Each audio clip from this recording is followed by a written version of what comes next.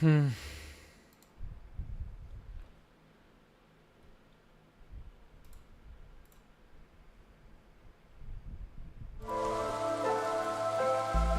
Hey everyone! Welcome back to the stream.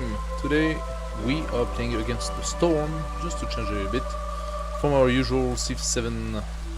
I had some idea for Civ 7, don't get me wrong, so we're gonna go back to it. It's just that I'm soon going to go on the holidays and I wanted to, you know, I have a lot on my mind, I have a lot of things to do, and so that's a game I really liked.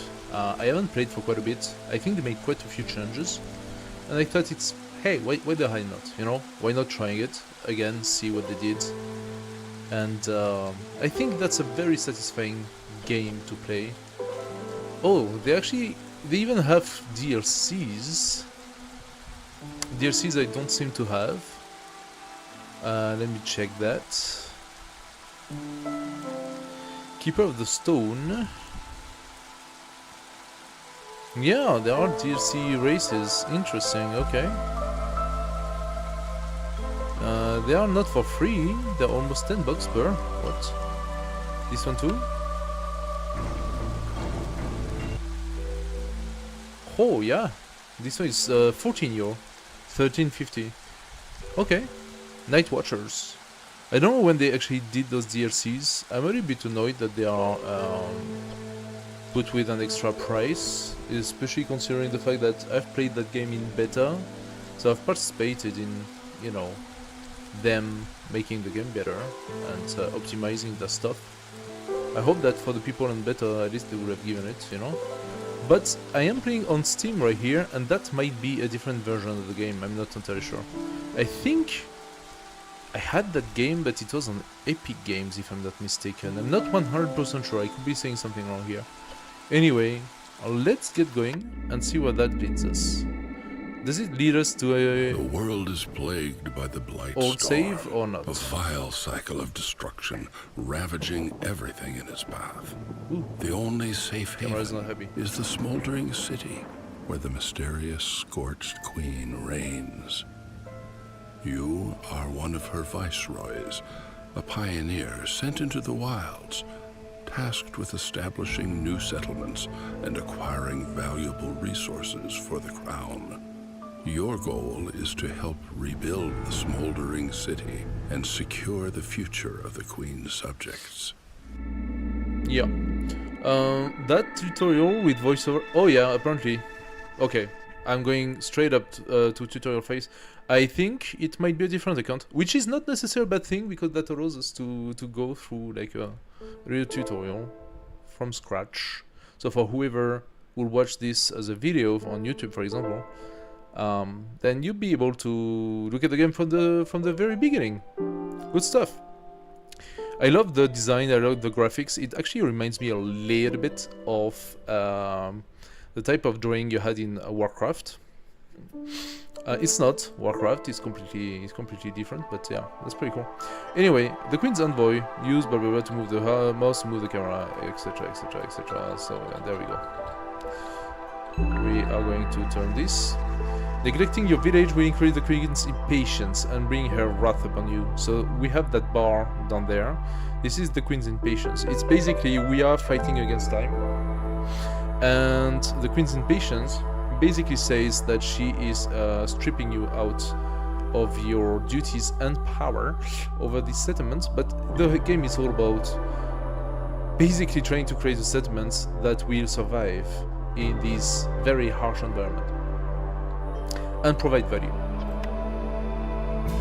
It's an interesting game where each map is renewable. You start a new settlement every single time. The maps are each different and will have their perks, and every single time you will have basically a set of difficulties or a set of conditions that will be slightly different, and you try to basically win the map, survive the map, by validating this reputation. So basically once you up the entire reputation, it sort of means that settlement is up and running thanks to you, and so you continue and you're tagged with another settlement.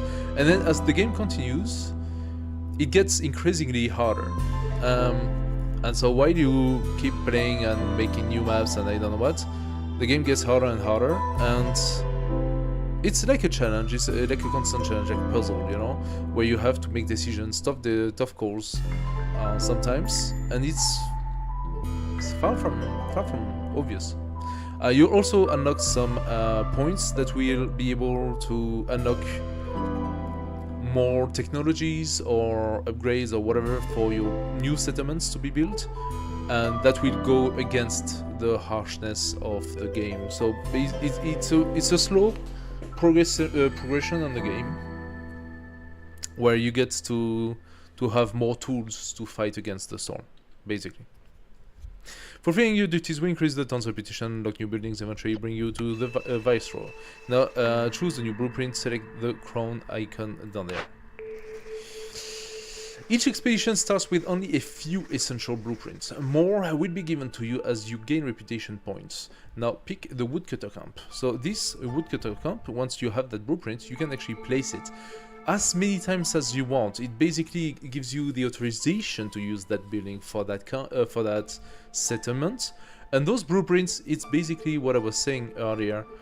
As you gain points, you unlock new technologies-ish, and those technologies is basically access to new blueprint, new buildings and stuff. Getting a lot of blueprints doesn't mean you're gonna win. It doesn't necessarily make things easier. You have to make choices. It's a little bit of a card game in that way. So right now we have the woodcutter camp. If you just put your cursor on it, you can have a detail on it. So starting point for woodcutters, going out into the wild to cut down trees. That's the root of the game. So it costs 2 of something. We have 19 of it. I think it is materials? 2 materials? I'm not sure. Anyway, press space to resume. There we go. We are resuming. And we are pausing the game. You have different level of speed. And you also have 3 phases of the game. Now the interface just popped. Okay, good stuff. We can see on the left that we actually... I'm going to take my message out. Give me a second.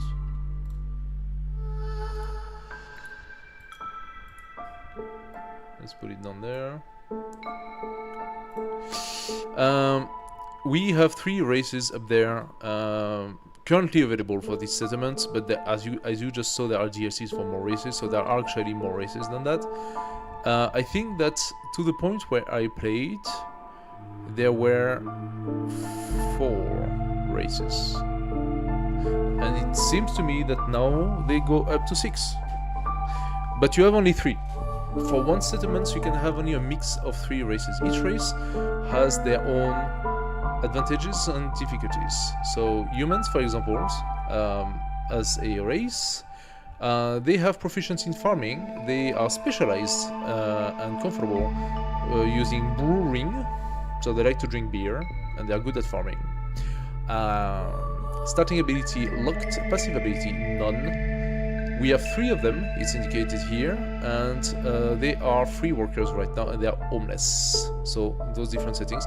Down there, 15 to 16 is their resolve. Their resolve is their happiness, sort of, and their resolve goes against having to live in very harsh environment. It's basically it's raining all the time. So it's if you had to make it simple, it's basically how the British go on their little Britain island over there, where it's all constantly raining, and they get resolved by going into the pub and drinking beer. That's basically how it works for them. They are getting resolved because they are drinking beer and because it's raining all the time, and so the weather's shit and they are not happy about it. Now we have beavers. The beavers are down there. They have their little cape here. They're very cute little beavers. Look at them. Isn't it marvelous? Isn't it cute? You don't actually get control over those guys. You just assign them to places. Those beavers are specialized in woodworking. Oh, surprise. Surprise. They're also comfortable in engineering. So they actually do provide a bonus in engineering. They gain happiness, sort of, when they are put into engineering positions, while those are getting happiness, sort of accumulating happiness when they're put into brewing position. The beavers, they do like to drink beer, just the same, so it's not just that. And then we got the lizards. Those guys are good at meat production. They like to produce meat. And they are comfortable gaining happiness when they are into a warmth position, so providing warmth or giving warmth. So here, for example, we already have a lizard that's been assigned to our small earth, and since the small earth is a specialization of warmth, it is giving a bonus of resolve to this worker. So this worker gains +5 to its resolve. Now this sort of accumulates. It's put together. Knowing that the lizards have a pretty bad negative when it comes to being cold and under the rain. So right now, it says they are very resilient, but their cold-blooded nature make them more dependent on fire than the other species. Yeah. So right now they have a fairly low resolve, but they don't need so much resolve to be into a higher tier, into like a more, hey, I'm happy, so I'm going to produce a lot sort of resolve. Okie dokie. So the earth is an important building. It provides warmth, and your worker needs it. So they will regularly come here and try to be warm when they are getting too cold by doing some work outside. I am immediately going to not allocate some of those resources. So the wood will be used as a fuel, but I'm going to take the oil as well as the sea marrow and as well as the coal out. They do provide longer values, but they're also very difficult to obtain. Unless you have the proper set of buildings, the ratio of burning coal compared to burning wood is really not good. Now, the ratio of burning wood is by essence not very good to begin with, but if you manage to get those buildings and you can produce those other resources, you gotta ask yourself if you want to use them to be burned in the earth or if you want to use them for other productions. Okay, that being said, let's resume. You can, by the way, you can change which worker will come here, and the earth is a little bit of a special building since it will provide a different kind of bonus. My neck is hurting. Anyway, Human's Firekeeper, for example, create a special link with the Citadel. Impatience grows slower. So the Queen's impatience is slower a little bit because it's a human that's basically in link with the city. The beaver, however, knows a lot about different burning techniques. The fuel consumption is reduced 20%. That could be really good if the wood production is bad. If you have really bad wood production, then having the wood burn 20% less or 20% slower is definitely a very nice bonus to have. And then, of course, the Human Firekeeper +1 to global resolve. That means by having a lizard taking care of the fire, everybody has +1 in their resolve. It's not too bad, especially at the beginning. So it depends entirely on which situation we are. We can decide to change which race to put as a firekeeper. And it does block one of my workers, so I do not have 9 workers available right now. I actually have only 8 available. Now the first thing we're gonna do, of course, is place some roads around. So I usually just go around and do a small reach around of those buildings. So now we have like a quick setup. They are immediately, all of them are available, so they are all going to create those small pavement. It's not even pavement, it's really a pathway. Having those roads is quite important. It makes things faster, right? Left mouse button or right button to collect and constrict, escape, yeah, to cancel. Okay, all is good. So I'm gonna let them finish that. All 8 of my workers are working right now, so it goes really fast. And when they're done working, as you can see, they come back to the warmth of the hearth. Now there is another thing. You can either see it up there, or you can see it if you click on the warehouse, but it's basically your resources. Now those resources are quite important, and you have different shortcuts-ish where you can keep an eye on your resource, The shortcut that's been allocated right now are fuel and exploration. If I click on it, I have my different fuel and also tools, because it's fuel and exploration for whatever the reason. Building material, I only have the parts. Okay, so they were parts, not material, they are parts. Okay, that's their name. And food, my different source of food. So we got some eggs, we got some meat, we got some veggies, some roots, and some mushrooms. Each of which can be assigned as a recipe to different buildings, but can also be eaten raw as it is. It's better, of course, to create recipes because they will provide you a gain and potentially some bonuses. The main warehouse just gives you an overview of the goods you have, and apparently you can also track, so I'm not entirely sure. Oh, it adds a... Okay, you can track one. Can you track more? Oh, okay, it adds another, a fourth. You cannot see it, it's behind, but it adds a fourth section here where you can track specific resources if you want to. That's not necessarily stupid. Now we have, okay, that's the warehouse, okay? We have different information. That's sort of our main building, this warehouse thingy.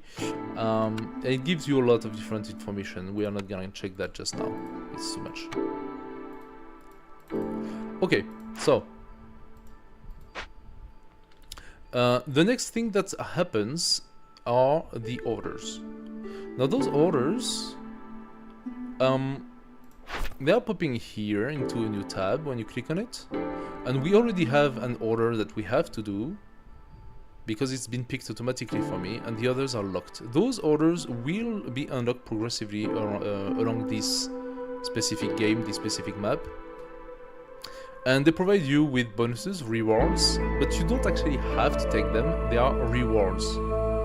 It makes your game faster or easier if you take the right one, if you pick the right one. Failing to do your orders, well, means that you locked other possibilities. Now you usually only have one choice out of two or one choice out of three, and you have to pick one in particular. You can also decide to not do your orders. You don't actually have to do them. They are orders. So this one order is, hey, if your settlement has 2 woodcutter camps and start producing at least 10 wood, then you get a reward. A group of beaver will come and join the settlements, and you also gain 35%. It's a cornerstone. This is like a fixed bonus. You're gonna have reinforced axes. Woodcutting is a lot easier. Woodcutters can produce 35% quicker. Now this is definitely a tutorial map, because you don't get to have like such incredible cornerstone straight from the get-go. But yeah, let's go and do it here. So we go into our building tab, and we have only one right now from the camps, and that's the woodcutter that we unlocked earlier. So we're gonna do one. They don't necessarily need to be immediately by the road. They can actually be put away from the road. They just indicate you where the loading is. And what you want to do is to use this area of the woodcutter to access a certain amount of wood. So for example, I'm gonna put a woodcutter, let's say, here, and now all the wood that's around it here is accessible. But here's the thing, those are camps. As you can see, they are like little traders, so you can move those camps, and you can move them to other places of the map and progressively open the map. I'm gonna put another woodcutter here. I got 2 woodcutters. Now they're gonna build them. They are going to use the parts that I have in my storage. So I had 19, I'm down to 15. Now those little guys are bringing the parts here, and they are starting to build those camps. It's all interactive, it's very nice. It's fairly fast as well, depends on which one, but as long as you actually have the resources, the building process is pretty fast. And now we have those 2 woodcutter camps. Now they are unassigned, and they also have their own interface. You can move it by clicking M. You can deactivate it. An inactivate production building will be ignored by holders, and all workers will immediately leave it. Assigning new workers will automatically reactivate the building. Each camp have 3 positions available for woodcutters, and they produce a certain type of good. Now that certain type of good is related to what's available on the map. So on this map, it's standard lush tree, and so it gives you basically wood, for sure, 100% sure you get wood, but you have also 15% chance of getting some, what is this, resin, okay, and you also have 10% chance on getting some plant fiber, and you got 5% chance of finding eggs in the trees. That means you're producing wood, but potentially your woodcutter will also bring in additional resource between those three resources here. So every time you find a resource, you need to look at what are the other potential resources you can find. Like here, for example, it's a small flax field right here, and that small flax field, which by the way is not unlimited, it has a certain amount of charges, 20 charge per tile apparently, and the field seems to contain 4 or 5 tiles, I would say 5 tiles of 20 charge each, so that's 100 total. You will find flax as the main material, but as you can see, there are also 25% chance to find some clay, I believe, and 20% chance to find some insects. If I'm not mistaken, those are insects. And here we have a field of moss broccoli, 15 charges per patch, and you also have 30% chance of finding some insects. And here, next to my camp that I've put here, there is actually a patch of clay. It's a clay node, small one. You get 20 charge per, of course, and you also have a chance to find, well, I'm not sure what that is. I think this is a mineral of sorts, and some roots maybe, when you harvest it. So yeah, the roots is one of our limitations. You can actually eat roots, right?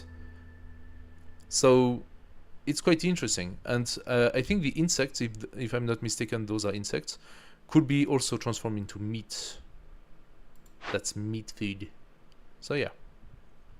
And then you have different options. I think those options are new things, or they had always been there but they were not available yet. I think those are news, definitely. I haven't played the game for a long time, so there are lots of things I don't know about the game anymore.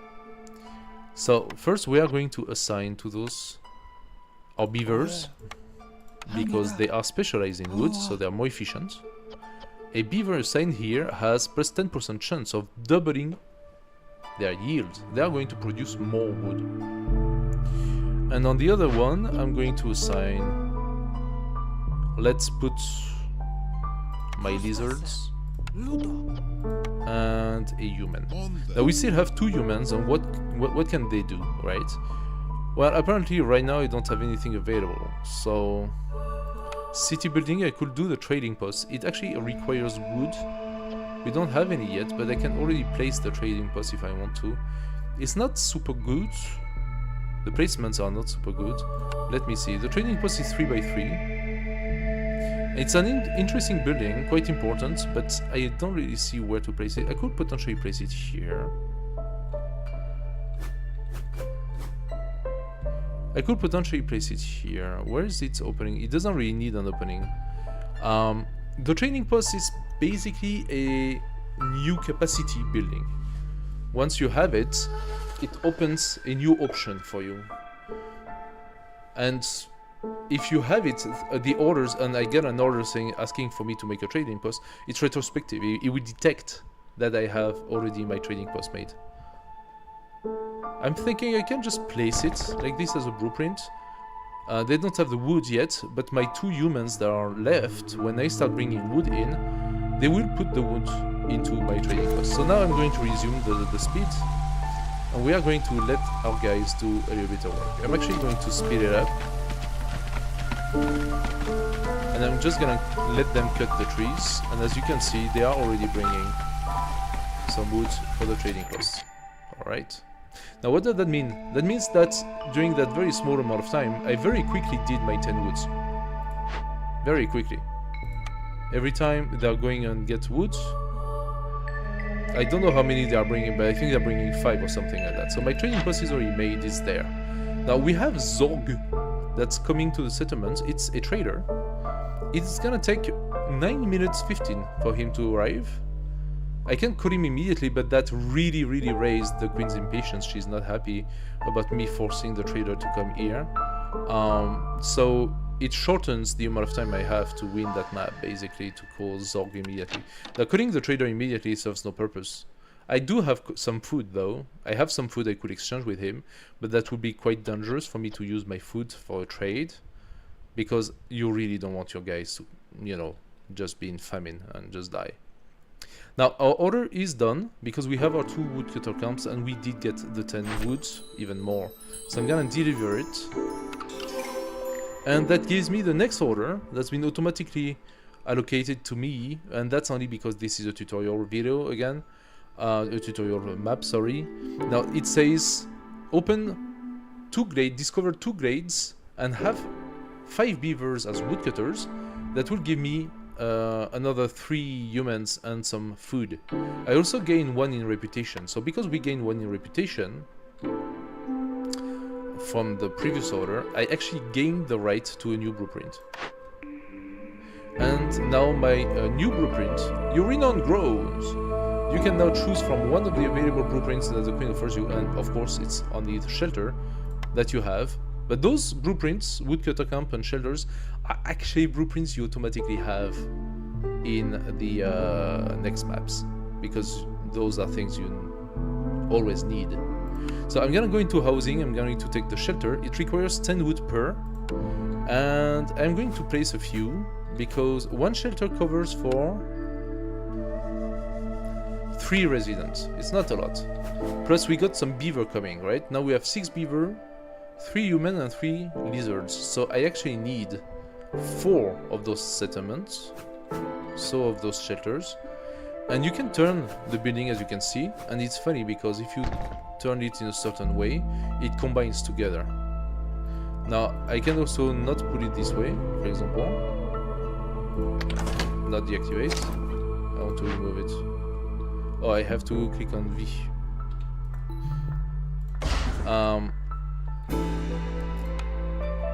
I can place my shelter in a way that combines with 4 shelters. So I'm gonna put it like this.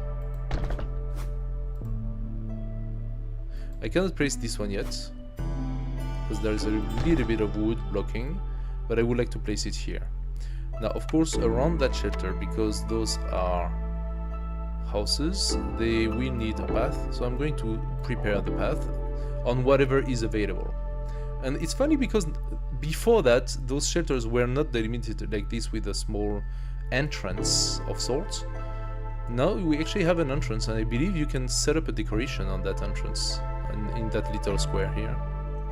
Anyway, another thing that's quite important, and you will really need to use it, is this button. Mark trees for harvesting, clear marked trees, so F and G. So I'm going to click on F, and now I have a new button with an array of effects, and I can click on R if I'm not mistaken. No, it's not R. Hold Control. No. Hold Shift for a smaller marker. Okay. Hold Control for what?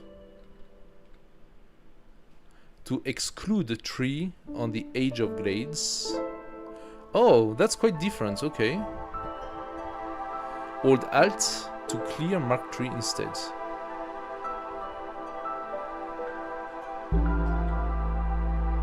So, I could say I want you to clear out those trees. I can hold Control, and holding Control clears up only the trees at the edge of the glade. Here, if I do not want to open that glade, then now those trees are unmarked. They are not going to be cut down. And Alt to, on the contrary, take away the assignment. Clear mark tree G, hold Shift for smaller marker.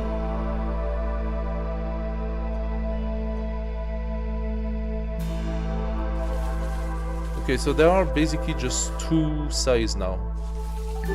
I'm not sure I like that better. It used to be just that you had different size of the circle. It seems to me that this size can only validate 1 tree at a time. So you have a little bit more control over which tree you want to mark. Yeah, okay. But it's slightly different. They refined it a little bit. So on the contrary, I am interested in opening the grade. So I'm going to take those trees out. That's going to open that grade. And I'm going to take those trees out. That's going to open that grade. Now we do have our beavers. So in the meantime, I'm going to unassign those guys and replace them by the beavers, because this is part of my mission. Now my beavers are all assigned in woodcutting. And now they have the wood coming in, so they are starting to create the shelters. And what we should see is that some of our workers are going to go into the shelter, so their resolve is going to grow up because they are not homeless anymore. There we are. The shelters are being built. We are still in need of another shelter. So I want you to please clear up those trees so I can put my my fourth shelter. We opened the glade, we had that little music, and that gives us the moment to pause for a few seconds, where we have this resume of the glade here, and this is temporary, it disappears. When you put your cursor on it, it tells you, oh, in this glade there is a flax field, small, only 2 actually of them, and a clay node, small as well, and only 2 of them. So they are here and here respectively. So new nodes of resources. But fields can, I mean, small of those small glades can contain a lot more than just resources. Now we unlock this one, and this one only has a flax field, 3 of them. That's all. That's all there is here.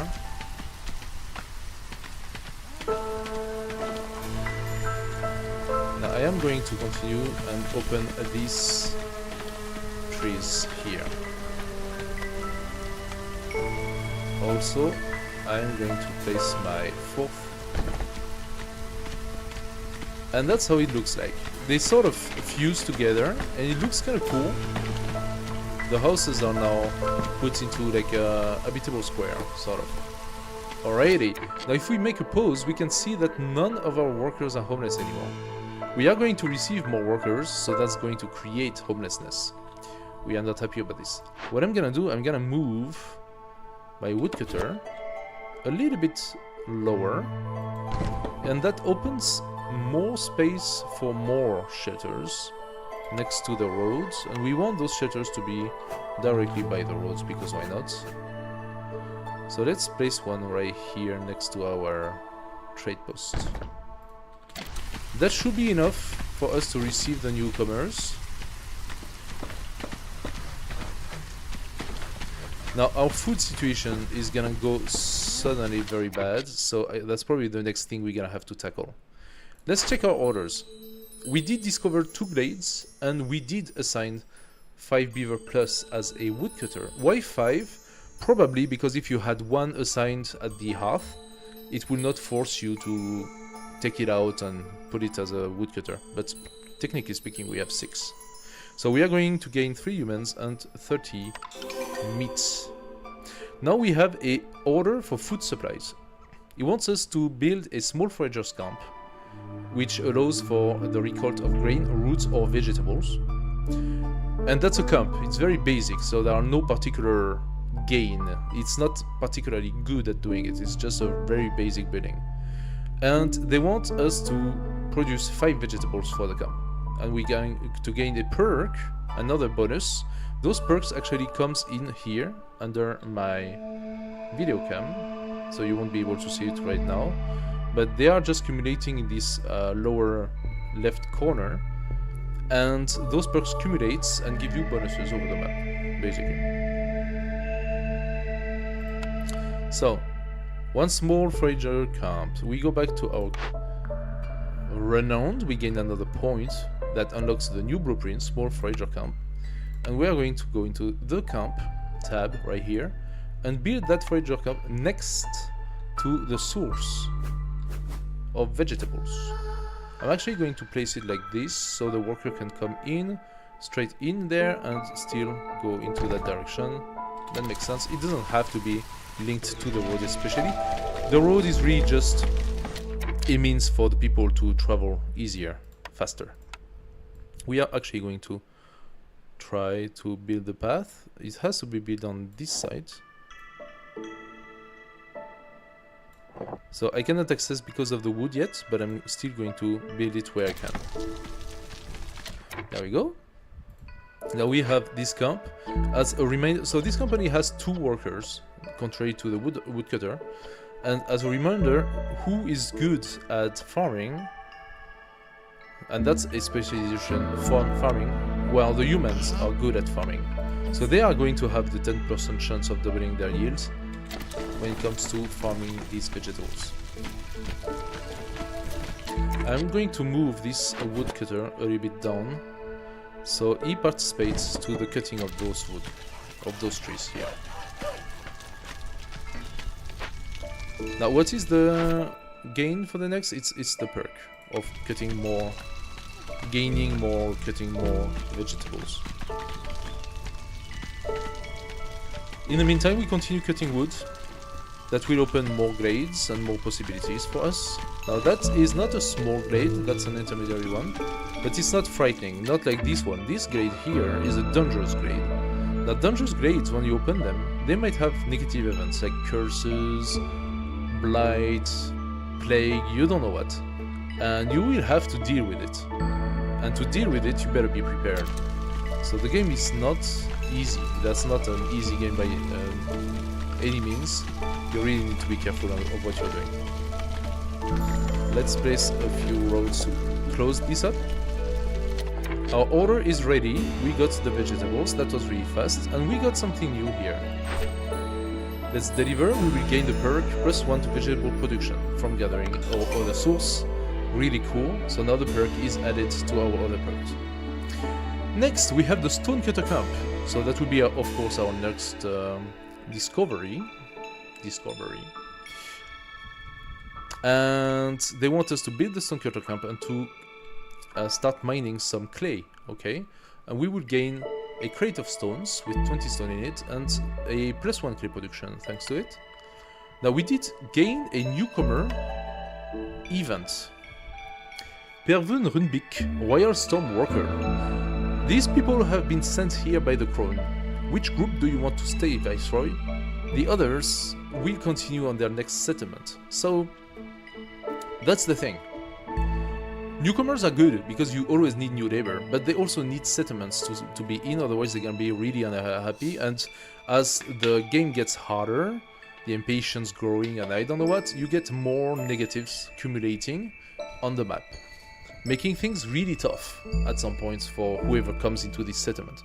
And that's why you need to also be able to counterbalance that with better resolve maker. So having a tavern, for example, a temple, or these sort of things where our workers can be happier. Now, at the current time, is offering you either to have a set of beaver and human or lizard and human, and also a small gift. So they will come with 10 grain, or they will come with 5 vegetables, 3 leather, and 3 stone. Doesn't really matter so much, to be fair. Doesn't really matter so much at this point in time. So I think I'm gonna take those. They have some food and a little bit of stuff. They're gonna arrive if they are not already here. They are already here, so they already arrived. So we have 2 homeless now. And 2 homeless means we need to build yet another shelter.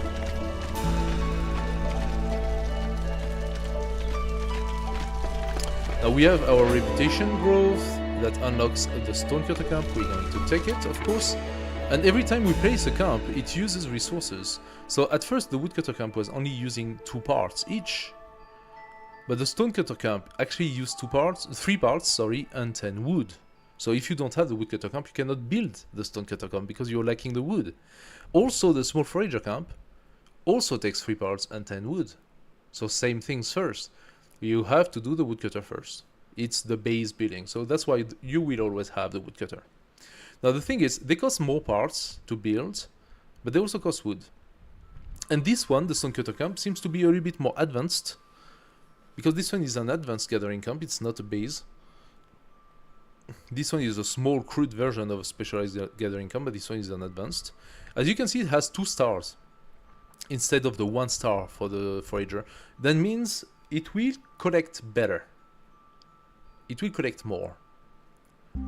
But it costs to get it. So we are going to place it here next to our clay. And it will start mining those clays. We also unlocked the glade below us. And what did we find here? Bleeding tooth mushroom, large. So we have those 2 patch of mushrooms, and those are big. So they produce a lot more mushrooms. The thing is, mushrooms are just gathering. So you just need to have a gathering camp, and they just come and take the mushrooms as a source of food. We have 2 of them, and we also have 2 large bushes for dewberry. So we're gonna have mushrooms and dewberry added to our food pool. Our food has been going down, by the way. We only have 12 mushrooms, 23 roots. They are eating the food progressively, our workers. And you always need to keep that in mind. They are eating the food. Eventually, you're gonna open a whole bunch of glades and realize you don't have food in them. Well, everything can be a source of food, eh? Like, there is a little bit of eggs in the trees. There are a few insects in those. But turns out, I'm not sure we have a means right now to... Can we consume those insects? Yeah, it's a common food source, so we can actually consume them. That means you really need to find them to be able to feed your population. But here's the thing. Those you don't find so often. It's 20% chance of finding when harvesting this flak, right? While here, it is a food source to begin with. So you're 100% sure to have food. Now we also found a rune of Herbalist Camp. A building destroyed by the storm. It can be rebuilt or salvaged. It's an Herbalist Camp. I think it will be interesting for us to try to rebuild. It's gonna cost us 10 wood and 2 parts to do so. It's a camp, so that's not really surprising. But we would gain a camp that can actually gather herbs, berries and mushrooms. So it can gather the resources we have here. That is definitely really positive for us. Now let's imagine we already have one and we don't need another. We can move the one we already have. Then we could salvage it. It's gonna cost us some wood and some clay to salvage. Weirdly enough, it costs resource to salvage, but basic resource. And we will gain 20 box of potteries and 25 bundle of plant fibers, which are resource maybe not that easy to get. While plant fibers, you will get it here on Flaxfield, but imagine you don't have any Flaxfield on your map. That would be a way for you to get plant fibers. And the box of pottery, well, that definitely seems to be an advanced resource. Something you will have to make with clay. And you will already have it as a resource. So, it is pretty good. But we don't need to do that just now. Right now we need to build a stonecutter camp and to harvest some clay. How many workers are available? I can see we have 3 lizards available as well as 5 humans available. Despite all of those buildings, we still have a lot of available workers. So who is good at gathering? Well, it turns out the stonecutter camp does not have a specialty. It's not a specialty camp. Anyone will be good at gathering. And then he asks you, hey, which recipe do you actually want to focus on? Well, here's the thing. If there was more than just a source of clay, let's say you had a source of stone here, or a source of sea marrow here, you could say, no, I want you to only gather clay, nothing else.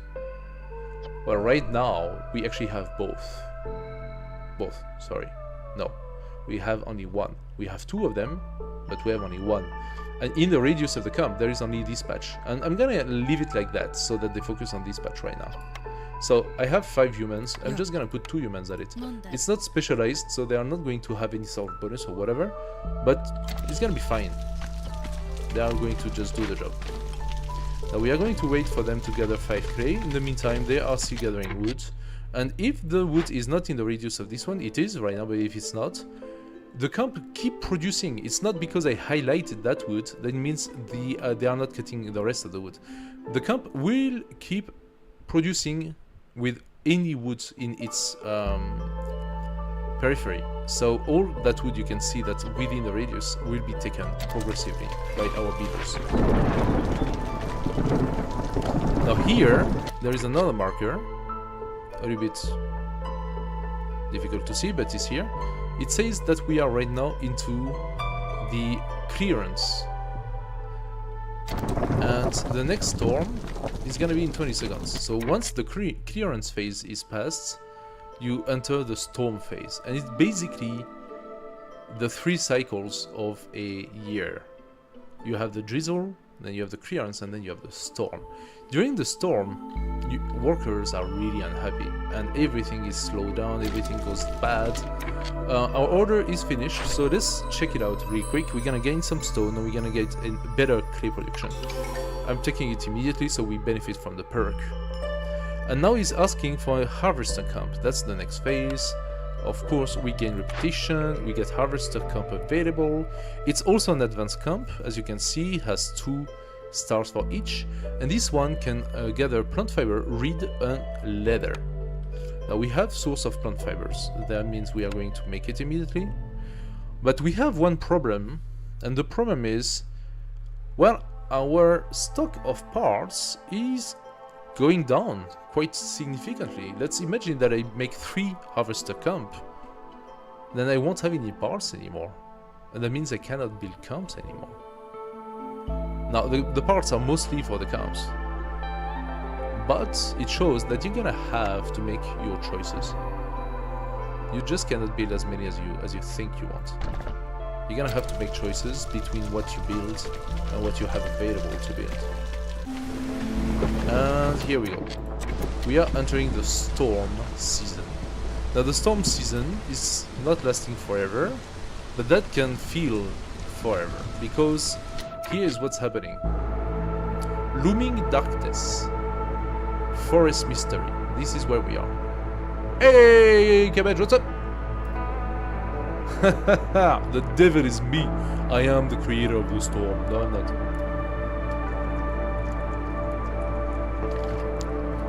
So we are into fighting against the storm. I don't know if you know the game, but that is a really cool game. During the storm, on this map we have this event happening, Looming Darkness. The rampaging storm stifles the spirit of all living creatures. An additional stack of this effect is added for every hostility level, -4 to global resolve. So all of our guys now have -4 to their resolve. It's not gonna bring them down to 0, so we are not going to lose resolve at the moment, because it's year 1.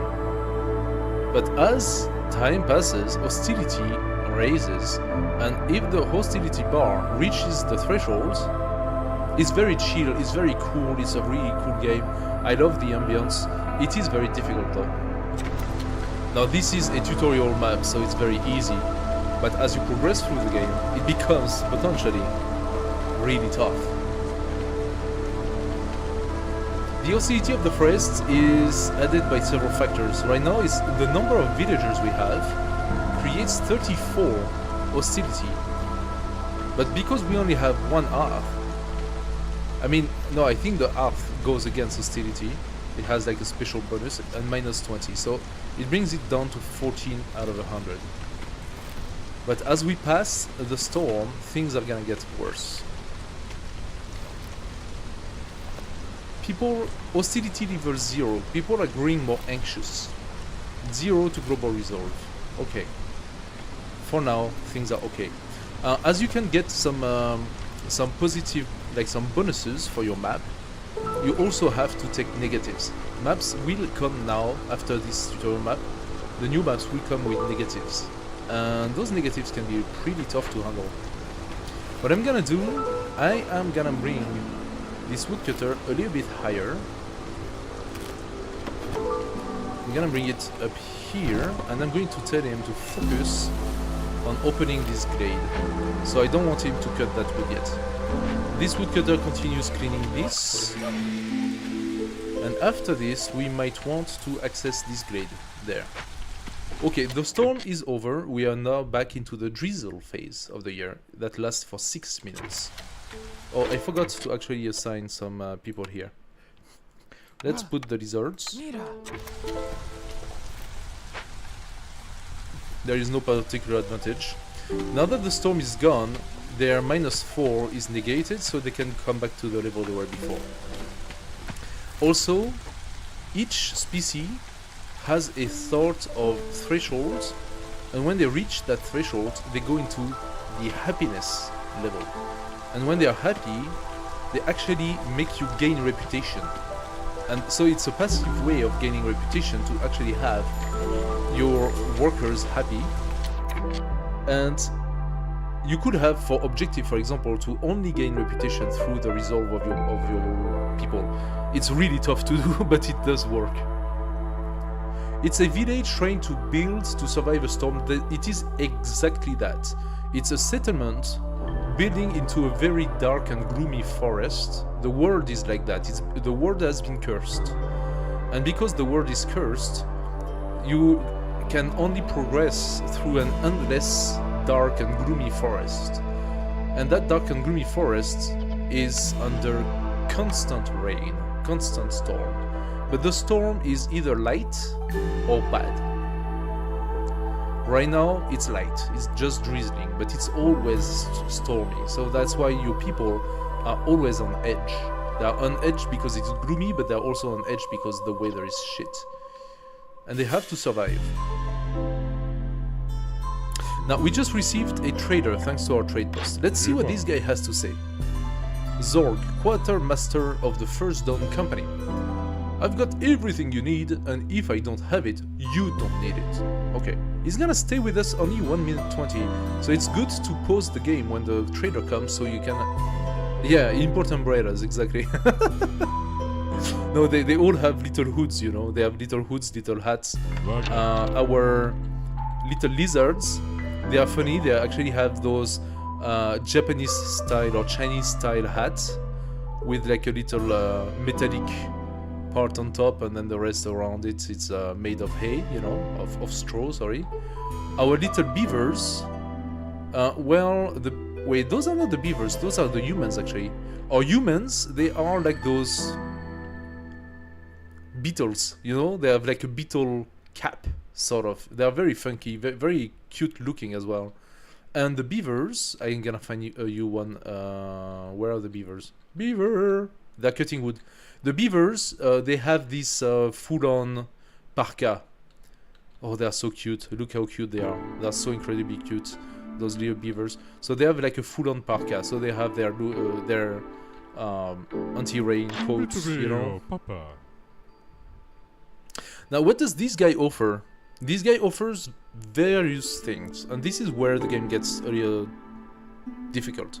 Yeah, they are covered. They are covered against the rain.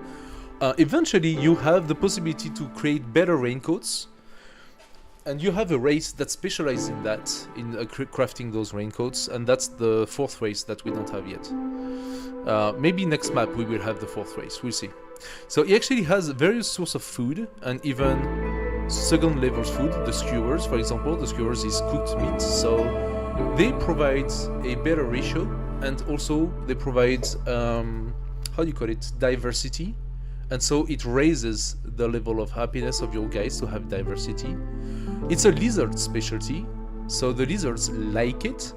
That means the lizards will gain a definite bonus in resolve if they have the possibility to eat skewers.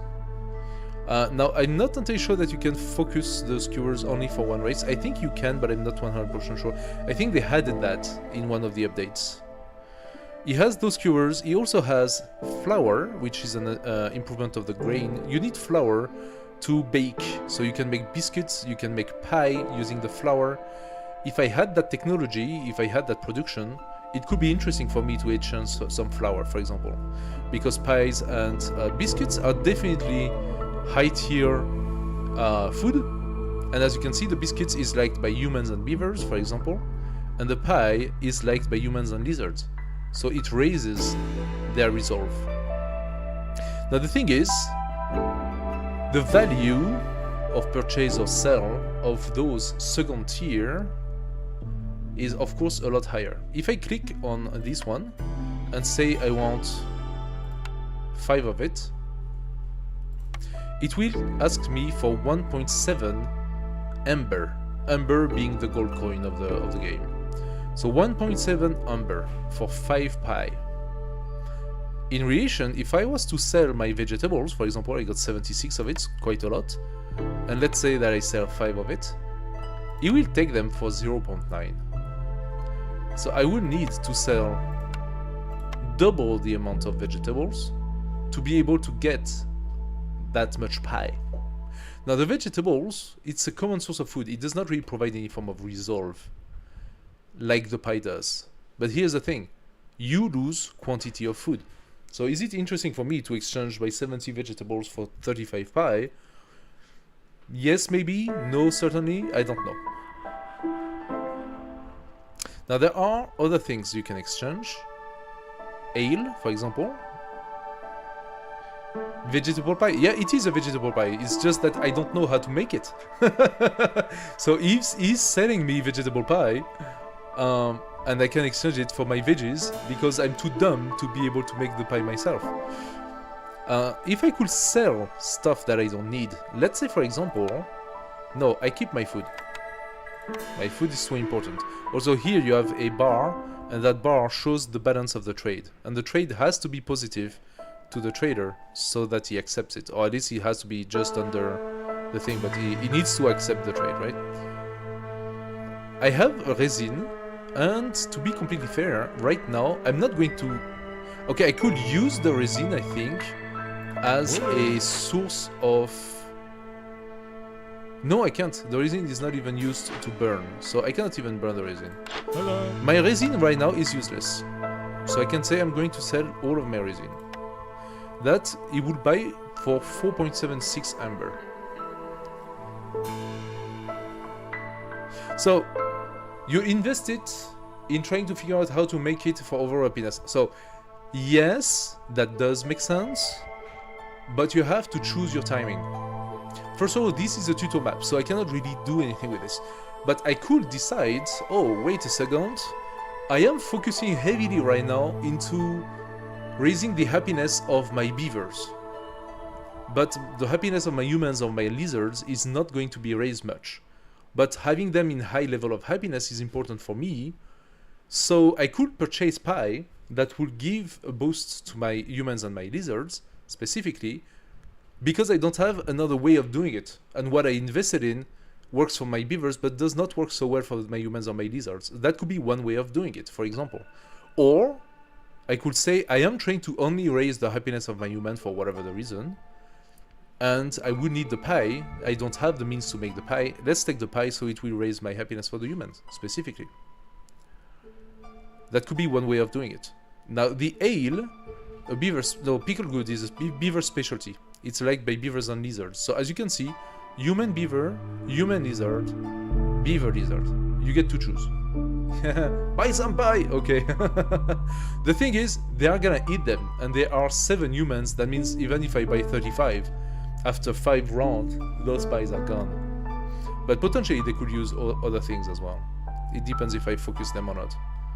I could decide, if I had stuff of good value, to purchase more common food instead, to make sure they don't go hungry. Alternatively, there is another thing that's quite important, and it comes here into this table here. And those are perks. Or blueprint. Usually they will come with one blueprint, unless you have a special perk that says that if you take a blueprint, it's replaced by another blueprint. Now, why is that important? Well, it's important because getting new blueprint could basically up your gameplay to a higher tier that you could not reach otherwise. Because every time you gain a reputation, you can get a new blueprint, but you have to choose which blueprint you want to take. Now this guy has the blueprint for the small farm. And if I purchase that blueprint for 15 amber, which is expensive, of course, I will be able to place a small farm in my settlement. So it is ultimately really, really, really good. Now to do that, I would need to sell a lot of stuff. If I was to sell all of my most important, okay, my tools is like the most expensive thing possible, I would have 60 amber. I would have the necessary to purchase the blueprint if I wanted to. Now the tool is it's a high tier object. So you start with 40, you need them to open stuff, you need them to repair stuff, you need them for many events. I don't think I'm gonna need them a lot for this tutorial, but it doesn't really matter. I don't really need to do any of that. Alternatively, I could purchase a perk out of him, that would be either rain-powered pottery wheel +2 to pottery production. That means if I have the means to produce pottery, this will make that every time I produce pottery, I produce +2. That can double things up. Or ale production. If I had the means to produce ale, I would get +2 ale as well. Now, I don't have the means to do neither ale nor pottery, so I don't care about any of those. Why is pottery important? Well, pottery, that can be an intermediary to get ale, because you need to put your ale in something, right? So if I can put ale into potteries, into jars, then I'll be able to drink my ale. If I don't have the jar, I actually cannot produce ale. So, yeah, there is that. What could I do? I could also just capitalize in getting amber. He has 40 amber, so I could sell him some stuff that are useless to me. I could get wrecked by wasting resources. Yes, sir. Absolutely. You can absolutely get wrecked by choosing the wrong path, making a bet on the wrong building, getting the wrong resource, choosing the wrong perk, and not getting what you hope to get. In this game, you cannot make guesses. If you make a guess, you will never get what you hoped for. That's almost systematic. And you lose the game because of bad choices. First bad choices, using all of your food as a bank for money. Thinking that's fine, I have plenty of food. No. No. Right now, we have plenty of food. What if the next few glades I open don't have any food? Then, yeah, get wrecked, as you said. I could use my clay. I have quite a lot of it and I don't think I'm going to use most of it. I'm gonna sell 20 clay. And I can definitely use my copper ore. So the copper ore needs to be used in a furnace in order to potentially be processed as ingots, and the ingots you'll be used in a tool maker to make tools.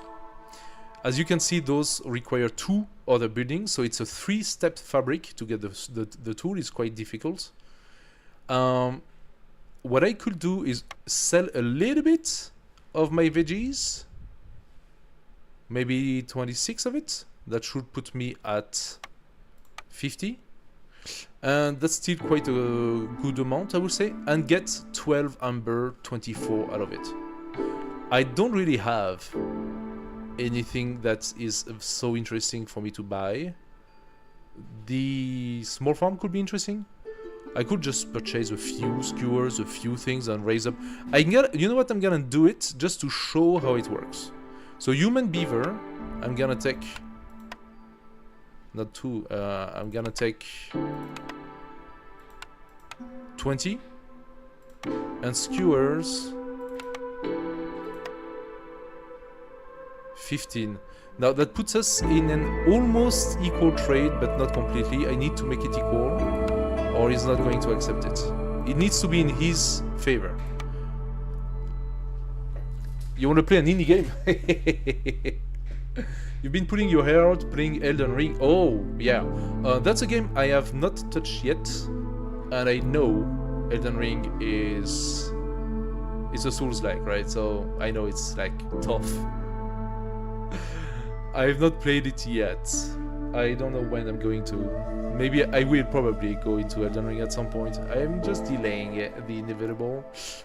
But yeah, Against the Storm is a really cool indie game. It has good length, good depth. I'm just a little bit disappointed because of the DLC and that you have to pay for the new races and stuff.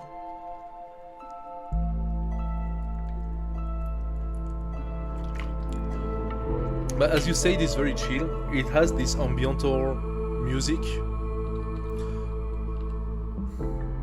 It makes it that it's very pleasant to play.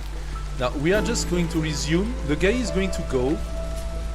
Now this 1 minute 30 that he has here, if I was missing just a little bit of amber to be able to purchase something really good, I could use that time to try to harvest it, put it into my warehouse, and come back to him and being like, hey, wait a second, I wanted to sell you 10 more for 1.80 amber, so you're gonna give me 2 amber, I'm going to sell you that. Oh, 250, sorry. I'm gonna sell him my copper, I don't care about the copper. And some meat just to make it, yeah, equal. And there you go, now I have the amber I need to purchase whatever it is I wanted to purchase, because those have to be purchased by amber.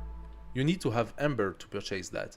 And you cannot produce amber, that's the thing. You cannot produce amber. You need to trade to get amber. Now the one thing we have purchased is this pie and stuff, right? So it should be interesting to look at the numbers here. They should probably go up soon, if they are not already going up. Yes, see, now the lizard is going up to 12. Before you could open this tab. I don't know why I cannot open that tab. Maybe it's something I need to unlock. Oh, we got the cornerstone. That's another game mechanic. So first, we validate our order. Is validated. +1 plant fiber production. Thank you very much. And next we have what? Oh, building blocks. I need to build the second tier of production, which is planks, bricks, and fabric. And if I produce 4 of each, I will be able to get the workstation upgrade, plus 50% to the amount of goods produced in the crude workstation. That also means that we get a reputation point that unlocks the crude workstation. The crude workstation is a second tier building, sort of. You can have it quite early, but to be fair, the planks, fabrics, and bricks and pipes are things that you need to build second tier buildings. So we're gonna do one right now. I'm going to put it next to the road, and we're gonna let the guys build. Now the crude workstation only has a star each. That's because it's a very inefficient building. You want to use it at the beginning when you need to create those plant fabric and stuff, because you don't have any other means to do so. But if you manage to get other buildings, such as the sawmill, for example, that will have 2 or eventually 3 stars in producing planks, that's because they don't produce fabric and bricks. They are specialized. And those specialized buildings are a lot more efficient. You lose a lot less wood to produce them. Every recipe uses a certain amount of material to produce a certain amount of material. Now, here's the interesting thing. You can use more than just one material to produce something. So you use wood for the wood planks, but you can use plant fiber to produce fabric, or you can use algae or reed.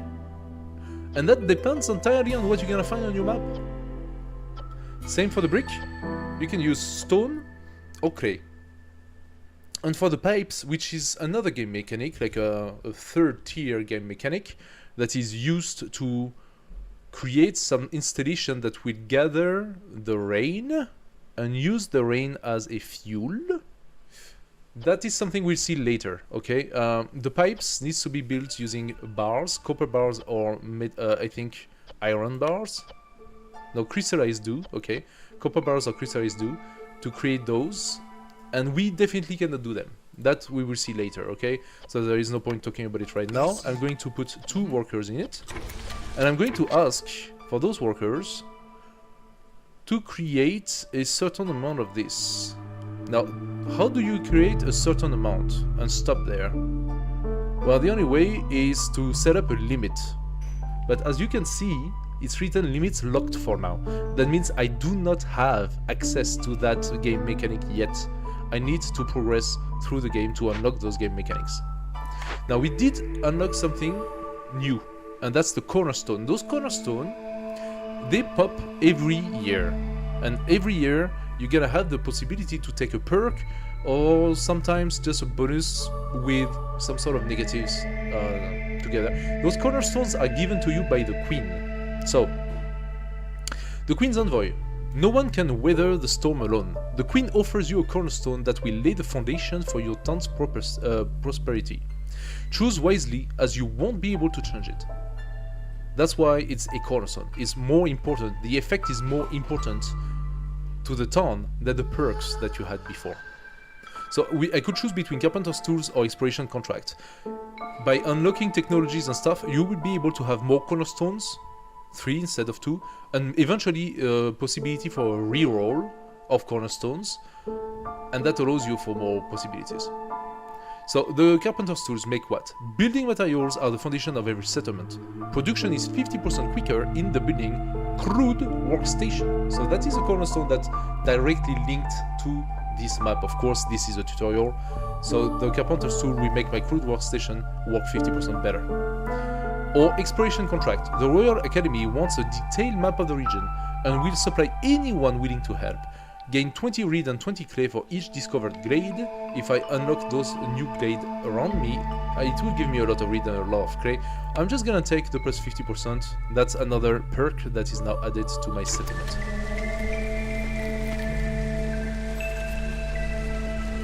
Hello YouTube, what's up? Okay, we have finished with the trees. Just this one tree is left. We can watch them work. They are very cute. Look at them.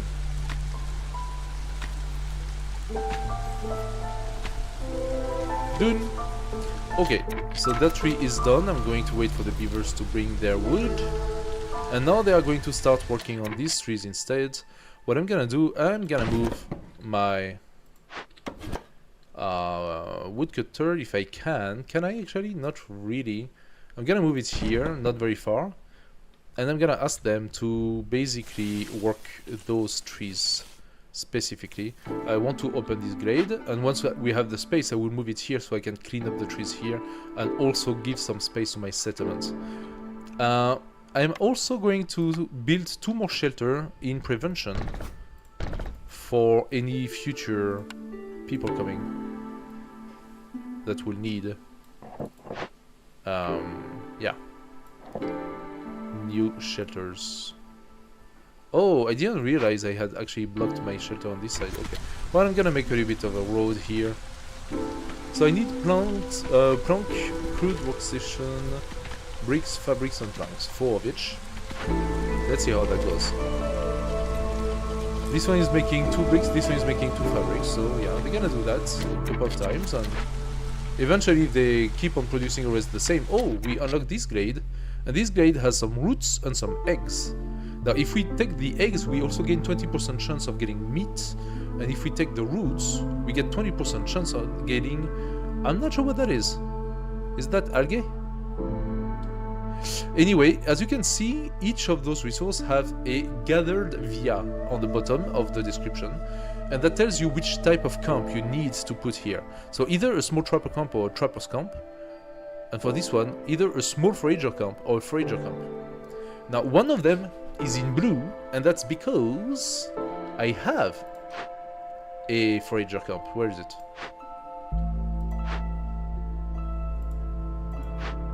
That's the one. The one that's actually taking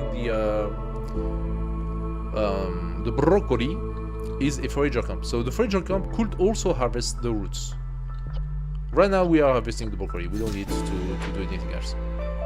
Each camp can do more than one thing. So if I actually unlock the herbalist, I will be able to forage those as well. I don't have so many workers available yet anymore, so I'm gonna keep it as it is. And I'm also going to accelerate a little bit. This is still the tutorial map, and I think we are going to have seen most of the game mechanic by now. So let's advance a little bit more. We are in a good state. To look at that, 24 resolve for my humans. Of course they are eating their pie, and that's not gonna last forever. I still have a few, but not so many. Once they are done eating their pie, their resolve will go down again.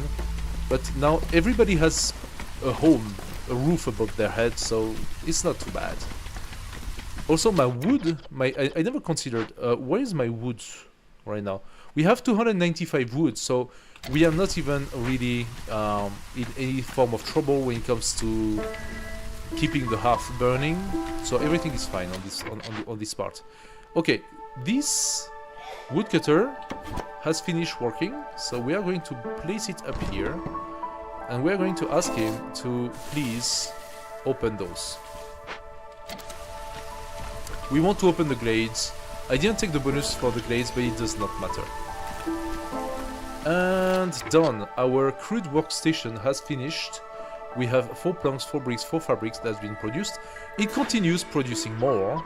So it is using my wood. And I could say, oh, I don't have a lot of wood. I need to stop producing wood.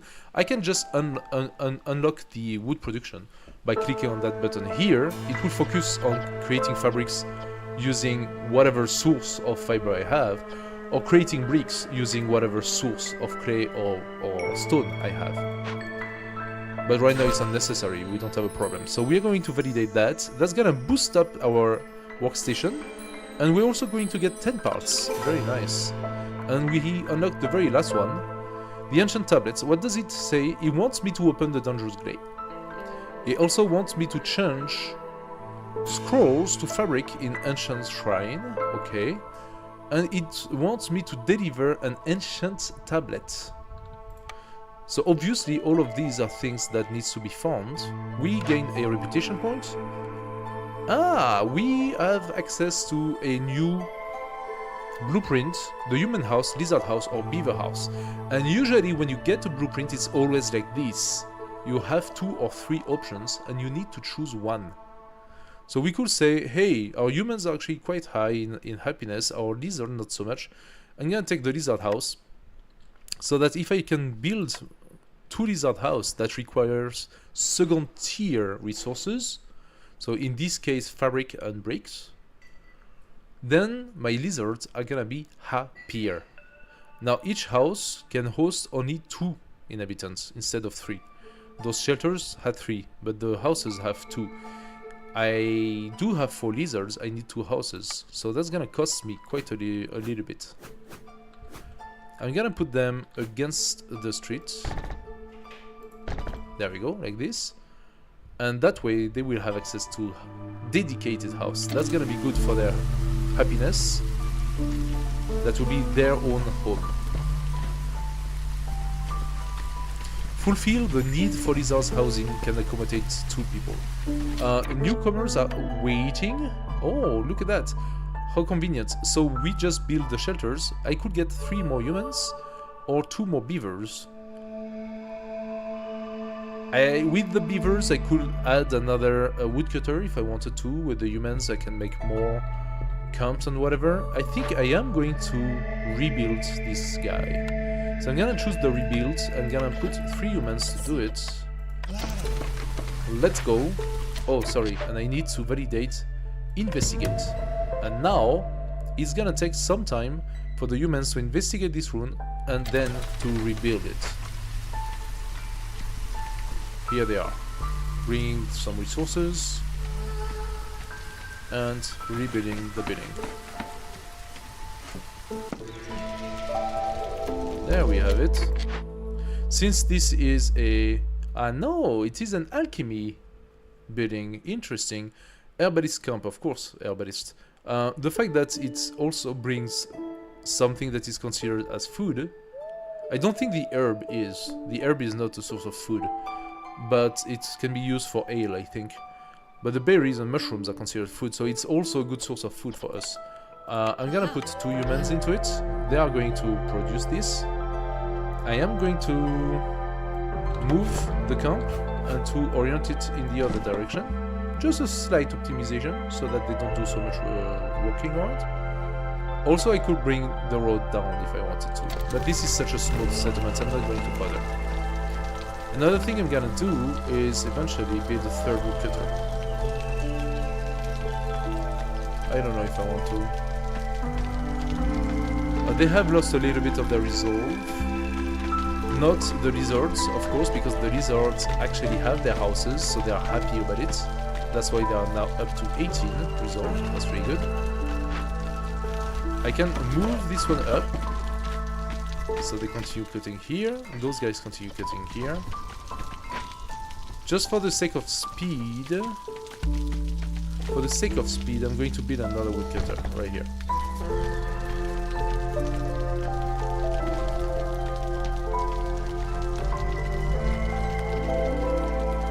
Okay, we unlock the glade.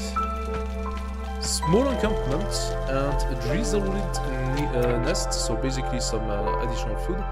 The small encampment, what does that do? It's a glade event, a destroyed camp in the wilderness. There are still survivors in the area. Specialized bonus, it is a forest proficiency. So forest proficiency as well as the alchemist proficiency we haven't found, so those are definitely from other races. As a matter of fact, I know that the alchemy proficiency or happiness is on the 4th race that I was talking about earlier, like this sort of elves or I don't know what. I think they are harpies. Weird. Anyway, I could decide to send some eggs to the citadel and we will gain 10 amber for that. That's a very, very good source of amber. Or we could decide to welcome new people by giving them some food, some veggies, and we will gain a human and a beaver. Especially Jason bonus, I am not so sure what that will do. Probably nothing. I'm thinking, why not the amber? Let's give them some eggs. We have the eggs. So I'm putting 2 humans into the task. They're gonna give the amber, and that's gonna be fine. They're gonna give the eggs, we're gonna receive the amber in exchange. We open this one, a big root node. Okay, that's fine as well. Small encampment is idle. Scout idle. Ah, I forgot to do something. I forgot to validate the investigate button. Thank you for the message, a little alert message that actually let me know I forgot something.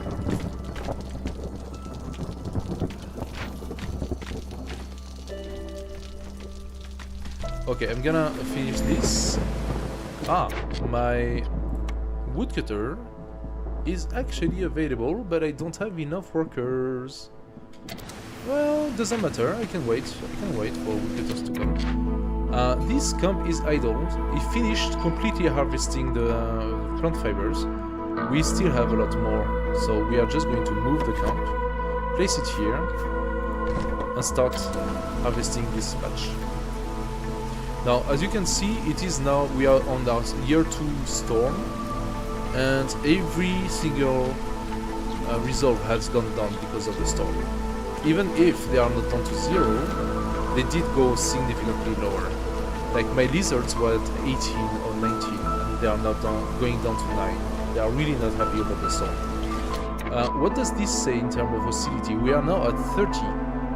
Because of the villagers, and because of difficulty, multiplier years. Right now the multiplier is very, very low, but it will go up. And when the difficulty multiplier goes up, thank you, it will make things a lot harder for us. Get some food.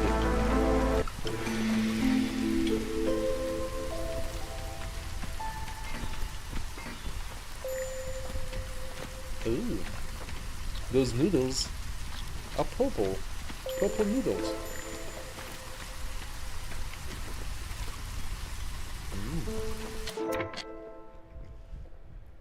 Delicious. Okay. So the year just passed. We are starting the drizzle of year 3, which means a new cornerstone for us. Egg delivery line or fiber delivery line. 15 eggs per minute or 15 plant fiber per minute, not affected by production bonuses. So it's a flat delivery. I think the eggs. Taking the food is good. If I had a heavy industry based on fibers, then maybe the fiber per minute would be nice, because then I would not have to struggle to find the fibers.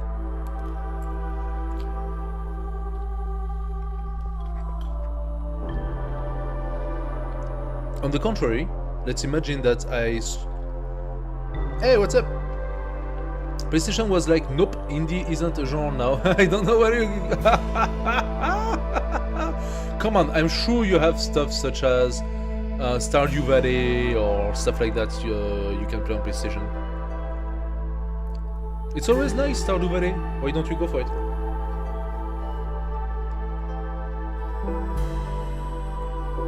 There is another game I'm sure you can have on PlayStation.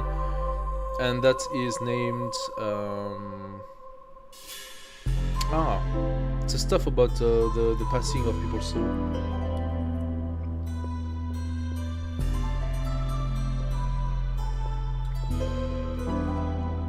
Yeah, you could play some Stardew. I'm sure you have it on PlayStation. Okay, we're opening this last glade here, and then we're gonna have to come on this side. But to be fair,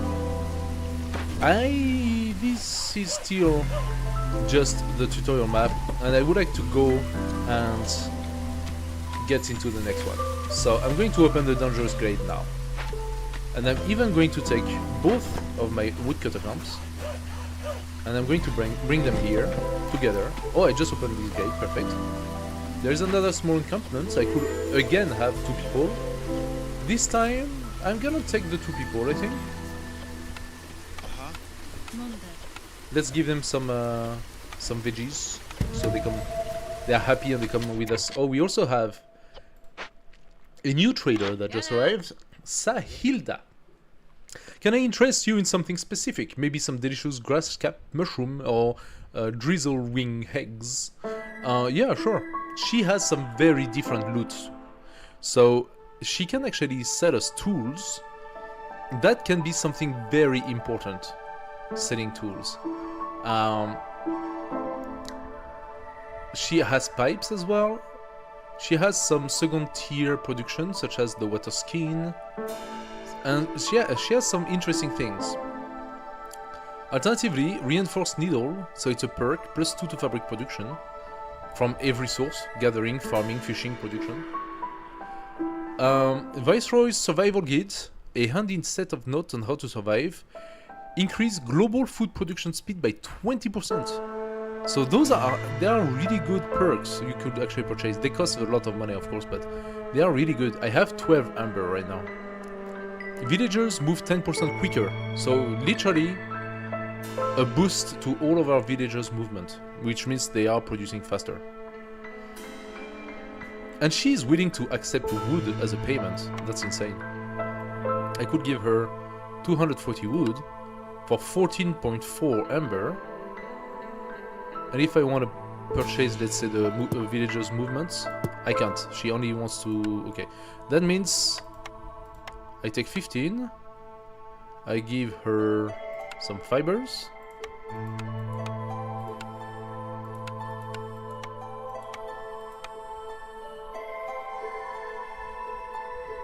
Oh, why is it 18? Oh, it was 18 to begin with? There we go. Now I have 27, I can purchase this. And that was automatically purchased, as you just saw. I clicked on the button and it was purchased. Now I have that perk as a new perk in my line of perks. And that's really cool. It's like a new bonus for my settlement. Now there is a button that I don't use often, and that is this button. Attack the trader. Now attacking the trader has a weird effect. It pisses off the queen, but you could get some resources from the trader for free, basically. And every other traders are gonna take a lot more time to come.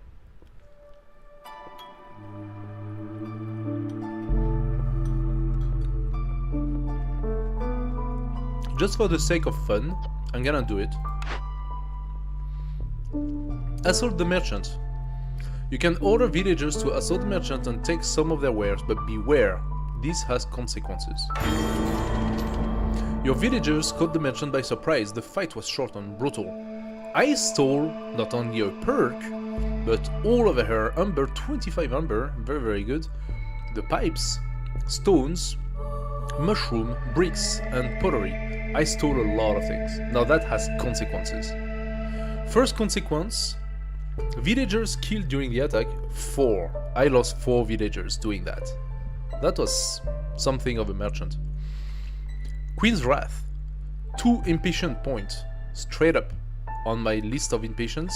That went up real good. Infamous Viceroy. Traders will avoid these settlements if possible and will arrive 50% slower. And finally, Bad reputation. News of your terrible deed has spread quickly.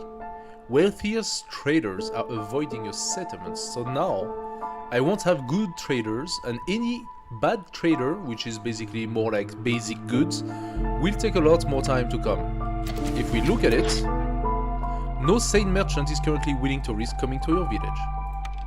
So I screwed up my trading posts doing that for an immediate gain. So immediate gain against long-term trading. In this settlement doesn't matter, I just wanted to show.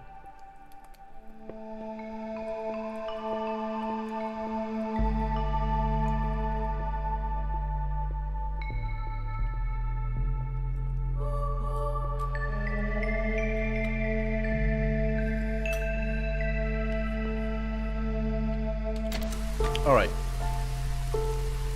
Let's finish with it. We have now both our woodcutters here. They are going to go through that wood much faster.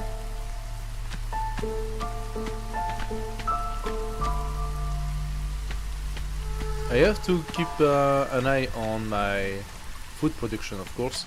Oh, true. I lost some workers. Yeah.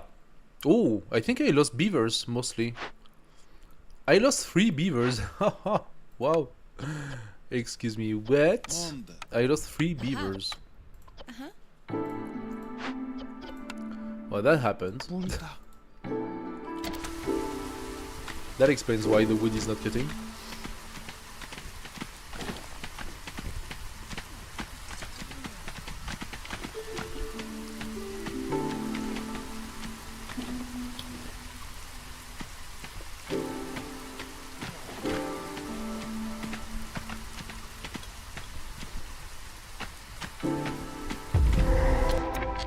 Okay, so we just opened the glade.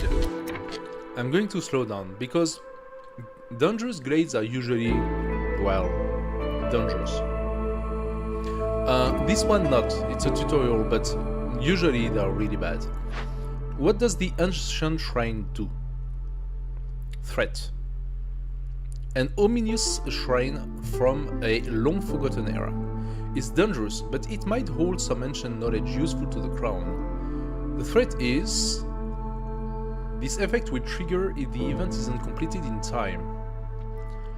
In 40 seconds, Curse of the Forefathers. Disturbing the ruins of the great civilization can have grave consequences. Kills 3 random villagers. And then it starts again. The ghosts are gonna come out and kill 3 of my villagers. So that sucks.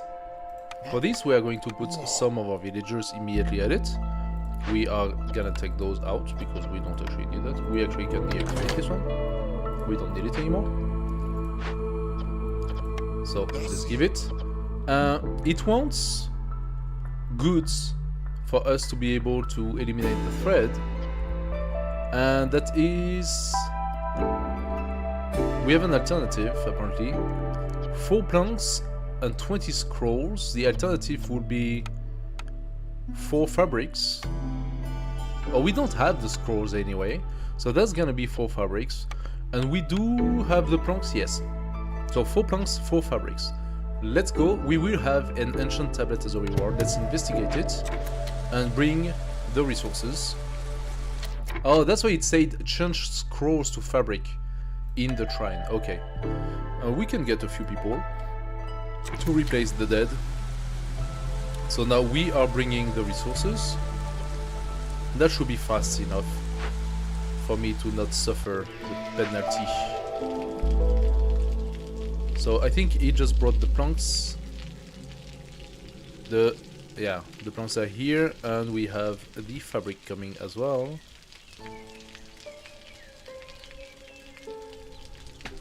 Am I missing some?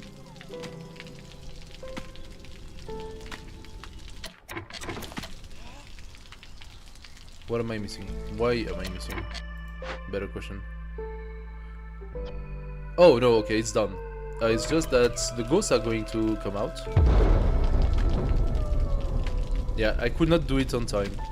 So the ghosts are coming out and they are going to kill people. Aww. Fortunately, I had some people as a rechange. And the timer came back, by the way. 5 minutes 30. But that's fine, because we can actually finish it. So we closed the temple. There we go. The shrine, we closed it. And we are bringing back the ancient tablet to our settlement. And close this map.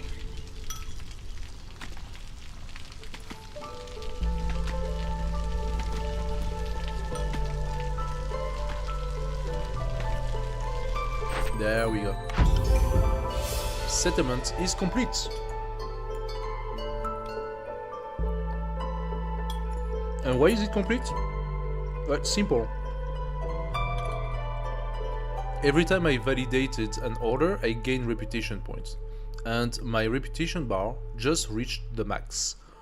When your reputation bar reaches the max, and that is in competition with the impatience of the queen reaching the max, then you validate the settlements. You could continue to play the settlements, but there is no real point to do so. It's just for the roll. Where I know it was the first map. Unlocked content, well, woodcutter, small foragers, stonecutter, everything that we just researched. Apparently the farm theme as well. Anyway, so we have unlocked all of this. Now we can play with it.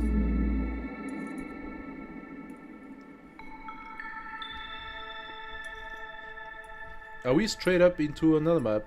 I thought we would go to the city first.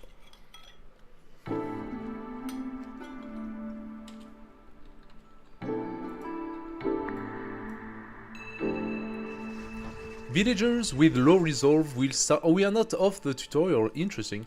Villagers with low resolve will start living, increasing the queen's impatience. Keeping resolve exceptionally high will grant passive reputation over time. And there is this little bar that will tell you when you manage to validate the reputation or not. Now we can finally see the detail on the workers. So each race has its own bonuses and own maluses. Satisfying your villagers' needs with complex food, homes and services will increase their resolve.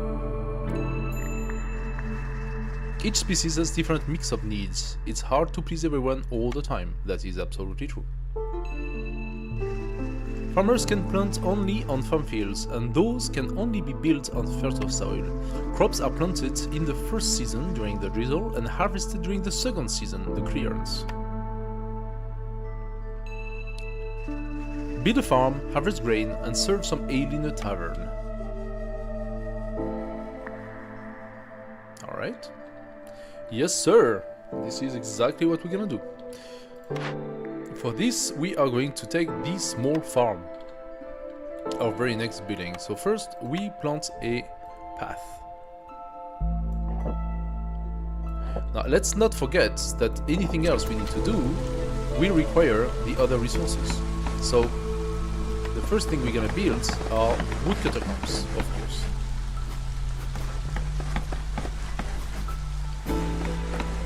And I see we have small patches here, and small patches are not dangerous.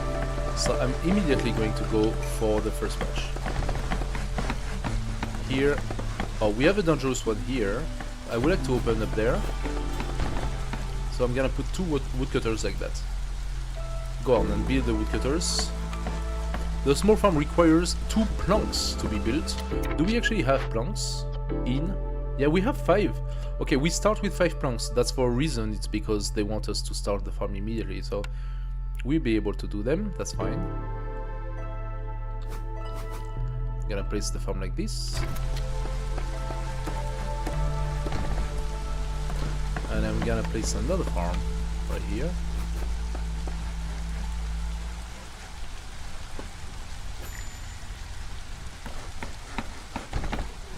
There we go. Do we have beavers? Yes, we do. So we are going to start with them. And I want you guys to clean up those trees in priority. And here we're gonna put our humans.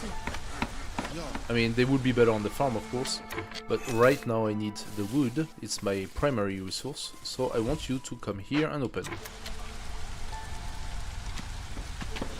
Okay, we have an order. Build a small farm and patch at least 6 farming fields. Okay, that is actually quite easy. For the fields, you need to click on the farm itself, and you have a special field, how do you call it, tab. You need to click on this to be able to place fields on this area. This is exactly what I'm gonna do. I'm gonna say, please make all of these fields for this farm. I have to do the same on this one. It's a smaller plantation, but that's fine. If you don't do that, the farm doesn't produce anything. So you have to know that you need to do that. Also, we are clearing up the wood a little bit around, so that's gonna be better. Okay, now I actually do need my woodcutters. So as soon as they come back, there is one that's back. You are a lizard. Okay, you are also a lizard. And now here I want my 2 farmers. We don't need to open the next farm just right now, actually, because we just don't have the humans for it. But we could very well get recipe panel. Oh, new panel opens. Interesting. We have a cornerstone. We haven't had yet newcomers, so for the moment, let's check the cornerstone. Farming tool, plus 50% to amount of good produce in the small farm, or barrel delivery line, 5 barrel per minute, not affected by production. That is actually very interesting. I don't know which one I want to do.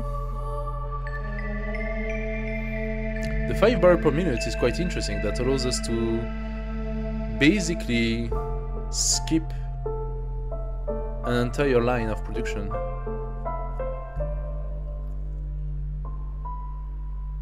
But I have a feeling food is gonna be a problem. At least right now, food is a problem, so we need those farms up and running. And that farm is going to produce 5 vegetable, 9 grain? No.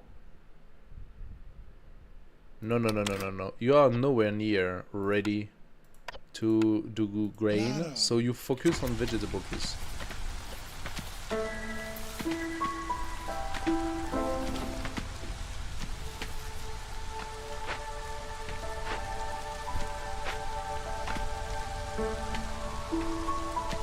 Alright, let's accelerate a little bit.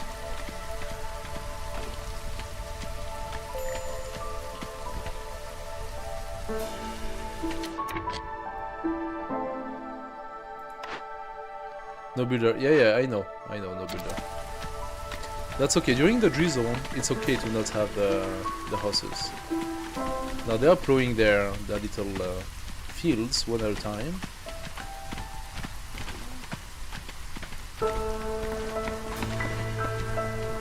And there we go. Our order is valid. We're gonna get 2 new person and 25 barrels anyway. Okay. Now what do they want? Woodcutter camp. Oh, they thought I would do the farm first and woodcutter camp after, huh? So woodcutter camps, they're already made, and they want 2 shelters. I'm going to do that immediately. Shelter. I did not have access to the shelter. Are you kidding me? There you go. 2 shelters. That's not enough, of course. I need more. I'm actually going to build more. I don't see the point in waiting. And I'm going to extend the road as well.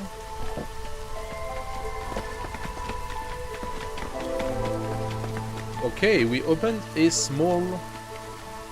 how do you call this already? Glade. With a small encampment in it, and we could get amber or get more people coming. What do we want to do? Do we want to expand quickly, or do we want the amber for trading? The amber for trading is kind of cool, but since we are still in tutorial, I'm going to go with the population actually. And I can do that immediately. So as you can see, the builder is actually preparing the fields much faster than the farmer himself. So before putting people into the farm, you should first ask the builder to prepare the field for them. We also found a source of snails. Slick shell broodmother. Okay, new glade. Another farm. Ha! Unfortunate, if I had known I would have placed my farm here. Would have been able to treat all of them. Or maybe I make a third one. And there is a small treasure. Now to open the small treasure, that's the thing. I could send to the citadel, and that will require for me to use 3 tools to access the treasure, and the citadel will reward me with 0.5 reputation and 10 amber. Or I could break the treasure open using stones or something else, apparently some weapon or some sea marrow. Break it open and it contains 60 food of different sorts. Okay, we actually do have people available. I'm gonna send this to the citadel using 3 of my tools. It is a little ballsy to do that because tools are really important, but once again I have a feeling that because we are still into the tutorial, it's doable for me to do that. More humans makes sense. We have yet another farm coming. Now the interesting part is that I can just decide to put 2 humans here, and for that farm, instead of being for food, I want now to specialize that farm into producing grain. I am also going to move this woodcutter a little bit, like this, so that we can clean up the wood around, like this. This woodcutter also finished, but it still has access, so please clean up this wood.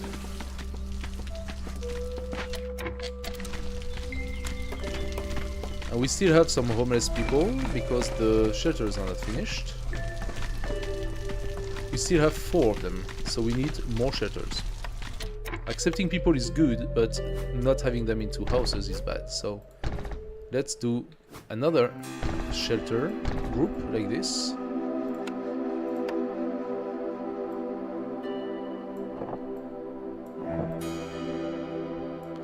Oh, he comes into the farm, but the farm is oriented this way, so that's fine. I'm gonna put another path, just for the sake. Can I move the farm? I can move the farm. Wait a second. If I moved the farm, I would not be able to do all of it. No, I'm not going to move it.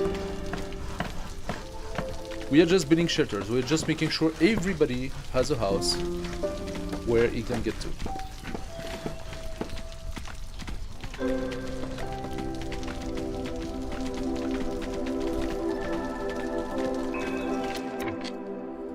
Me love?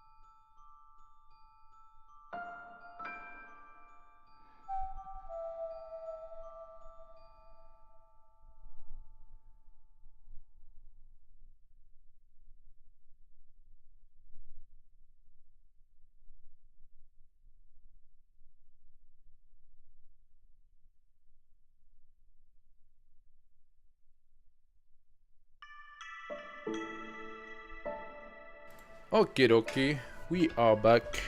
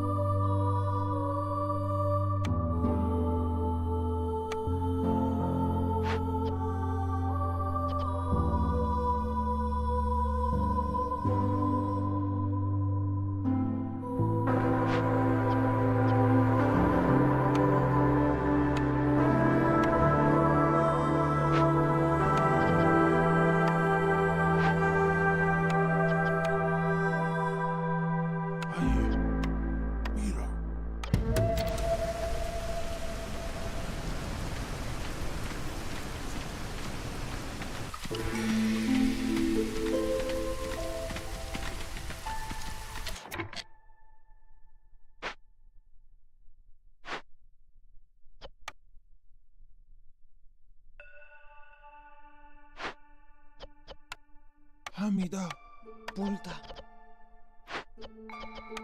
Voilà. Ludo.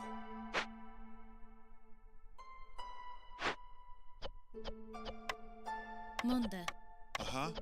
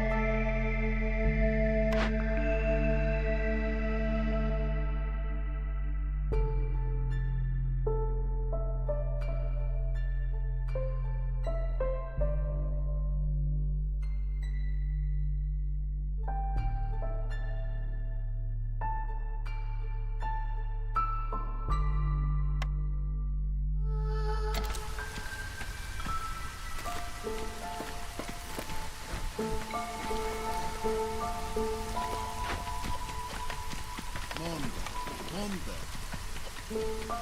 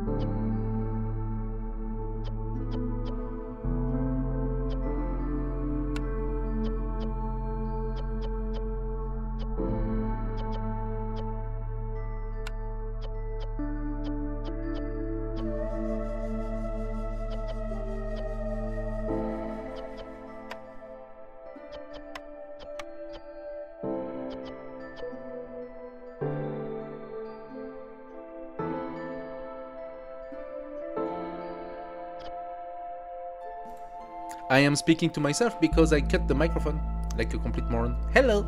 I cut the microphone. Why is the microphone cut? Weird. That explains why the game is the one making the noise and not me.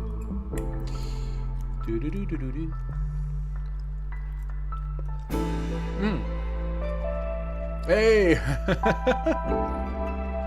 Thank you for letting me know. I cut the microphone because I was eating. I'm having dinner.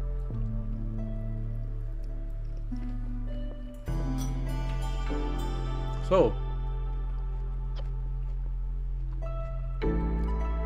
pack of crops. Okay, so there's another game mechanic here.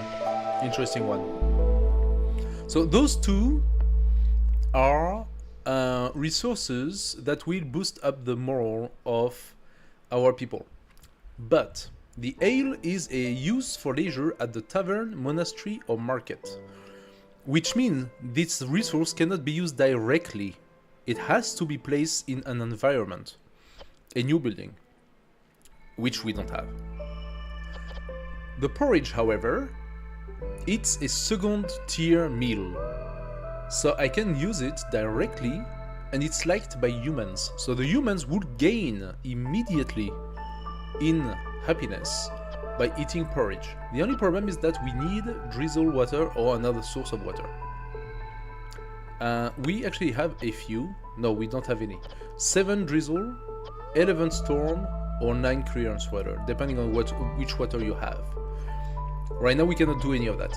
Also, alternatively, what you can do in the brewery, you can put... So the best production, if you look at the stars, the best production is the ale. It produces most ale, right?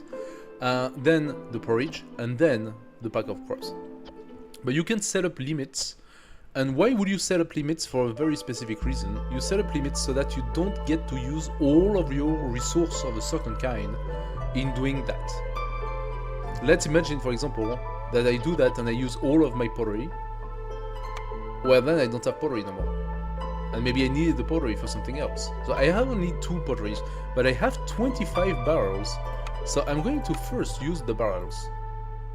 Once I'll be done with those 25 barrels that's been given to me, and also it only used 1 barrel when I use 2 pottery. Once I'm done with those 25 barrels, I will be able to switch back to pottery, which I am producing now in the smokehouse. Small numbers, but I am producing some. Once I reach 30 pottery, by the way, I stop producing because there is no point for me to have 100 pottery. So I spare my clay, but more importantly, I spare my wood. I don't want to use too much of my wood. I have a bit, 350, but I don't want to use all of it. At the moment, I have not yet built the trade post, which means I'm not exchanging anything. I don't think I'm gonna build the trade post in this map, because this is a very straightforward map. We have specific objectives. I'm going to focus on those objectives.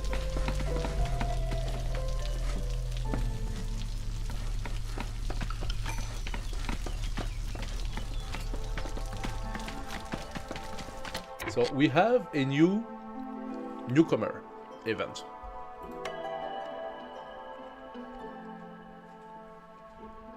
Now those guys, it's a group of 4 this time. These guys come with 2 copper bars and 10 roots. Now what do you do with that? Well, typically the copper bars could be used to build barrels. And the roots, as you saw it, could also be used to make ale. So the reason why they give that is sort of for the ale reason. But right now I think what I want is a little bit of each. Does that give me homeless? Yes, that gives me a homeless person. So that homeless person needs a shelter.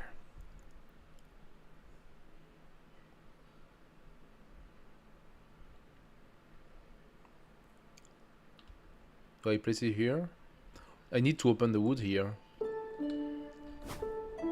I can also just place a shelter here next to the farm, so it makes actually a farming habitation. I still wanted to clear that up, so that's what's happening. Once they are done with this wood, I'm gonna bring this one on this side, and I'm going to open those. So my farm is ready, and I actually do have my 2 farmers. These farmers are going to produce... Do I have a lot of grain already? 40. It's not so much. So they are going to produce 50-50. I don't have a lot of fields, so they're gonna do a little bit of vegetable, but also a little bit of grain. This way they will participate to both the air production and also to the food production. And there is another farm here. I could, yeah, okay, I could specialize it, but it doesn't really matter. Here I can see, take another farm, put it here. I have the resources. I'm gonna bring, however, the road up to make things faster. I'm gonna move my woodcutter here, and we have another event. And just like the others, I'm going to use my tools. Send the lizards. I'm gonna use my tools and get the reputation.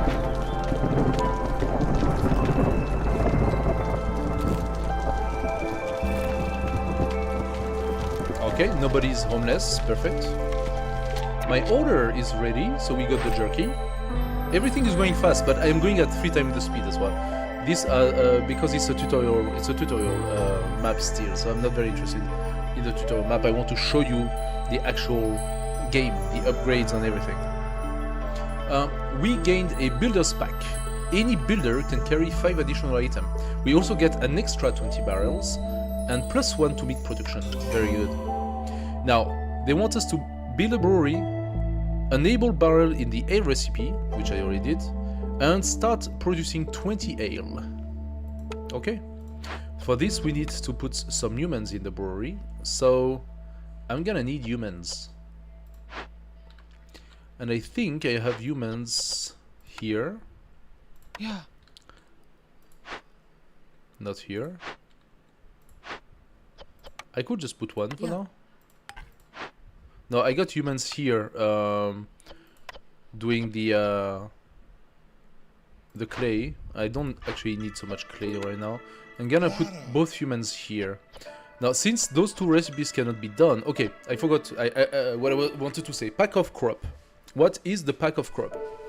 Now, some buildings have the capacity to create packs. Packs of crops, packs of building material, etc, etc. Those packs actually can be exchanged with the trader, or they can be sent on the map once the map is unlocked. Those packs, they can exchange for a lot of value. So for example, to make 3 pack, I need 5 of a resource. So a pack is less than the amount of resource, but look at the value on it. It's literally indicated on top. 1 amber per pack of crop. So this item can be exchanged for a lot of money.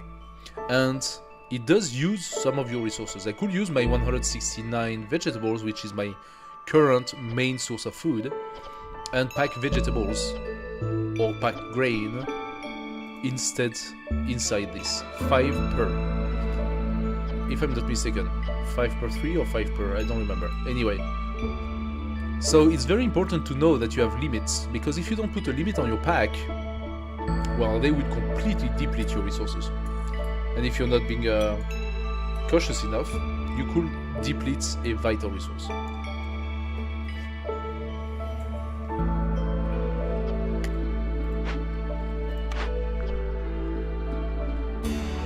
Okay, we upped our reputation one more time and unlocked the tavern. Now the tavern is a special, it's a city building.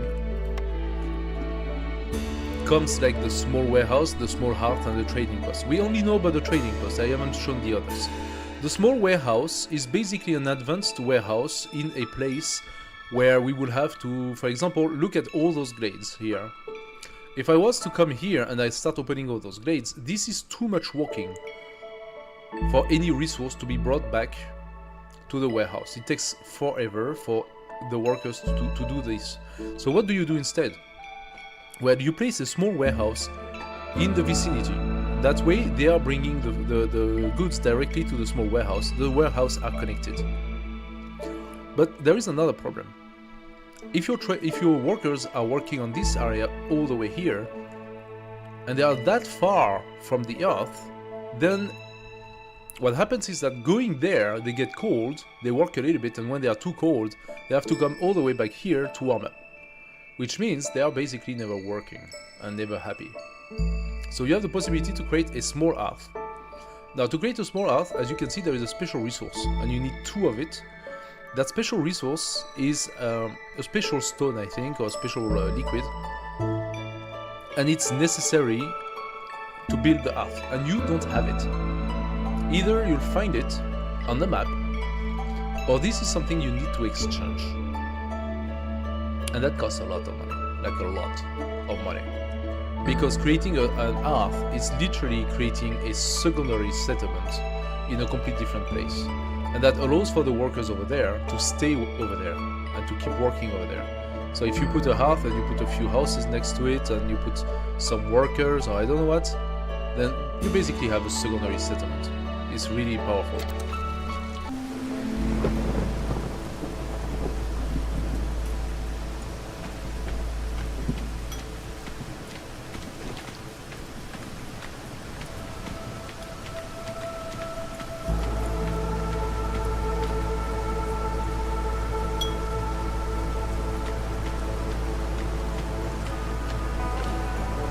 Now during the storm season, there isn't much you can do besides letting your guys do their job. The one thing that's really important, and the storm is just passed, I passed it really fast, but it actually takes almost 2 minutes. Everything goes down to a much lower level of happiness. And you could have some serious problem. Usually you lose a map because of the storm, of course. Now, did we finish with this? Yeah, it seems like we did. We're gonna have quite a lot of ember. We have currently 20 ember. That's gonna be 30 ember. That's a very fair amount of ember. Do we want to set up a trade post now? I don't know if I do. Okay. Interesting, new perks. We could get the nets, +2 to meat production from gathering, farming, fishing, and production. Okay. Or we could get cannibalism. Gain 40 meat every time a villager dies or leaves. Now we are starting to see some more complex perks. If you play on a map where you have a high risk of having villagers dying, or if your reputation is so low, if they are so unhappy that they start leaving the village, well, that gives you a booster of food, a boost of meats that potentially can save your village. Having an extra 40, you get 2 villagers leaving, an extra 80 food that could save your village, especially if they are leaving because they are in a famine. I'm gonna take the +2 because I don't need it right now. I'm actually on a pretty good state. We are almost done and we have very little impatience. I'm gonna move my woodcutter here and I'm going to ask him to open the glades here, here and here. And this woodcutter also finished. I'm gonna move him here and ask to open this and this glade. There we go. The one glade I don't want to open now is this one. That is a dangerous glade, and that is another dangerous glade. I probably will have to go through it. There is another one over there here, and another one over there. Yeah, those are pretty big woods already. You can see the map is a lot larger. And that's why it's quite important to have those mini warehouse, mini hearth, etc. Okay, so my order is finished. I produced the ale, which means people now have potentially access to ale, but not yet. Because now I have to build a tavern. And to fulfill 20 leisure, so 20 ale to my population. That's gonna go pretty fast. I just didn't have the tavern yet. The tavern cost 20 lumber, 4 bricks, and 8... what's the name of it already? I forgot. How do you call that? Anyway. Crows, whatever you want to call it. Also, as you can see, there is a radius around the hearth, and that is the radius to which the buildings are still covered by happiness. So I need to figure out a way for this guy to be within that radius. And the way to do that is to take this woodcutter and to tell him, nope, not yet. And to come here and to instead open this. Now, those are small grades, so I can definitely open them even more, like that. That's gonna give me a little bit of space. I need the space. Since this is going a little slow... oh, my lizards are almost passing their threshold. I'm gonna take the lizard house. That's actually going to be easy. I'm gonna take the lizard house. They want fabric and bricks. Do I have a mean to build fabric? I think I don't. Oh, yes, I do. I have the crude workstation. But what am I making fabric with? I don't actually have anything for the fabric. I got some roots here. Nope, that will not work. I need algae, reed, or plant fiber. Aha, I have flax over there, so plant fiber. I need to start producing that flax. For this, I will need a harvester camp. So I need that space, for sure. Let's go. I have 3 idle worker. Maybe what I could do right now is a new temporary woodcutter. So I'm gonna wait for them to build it.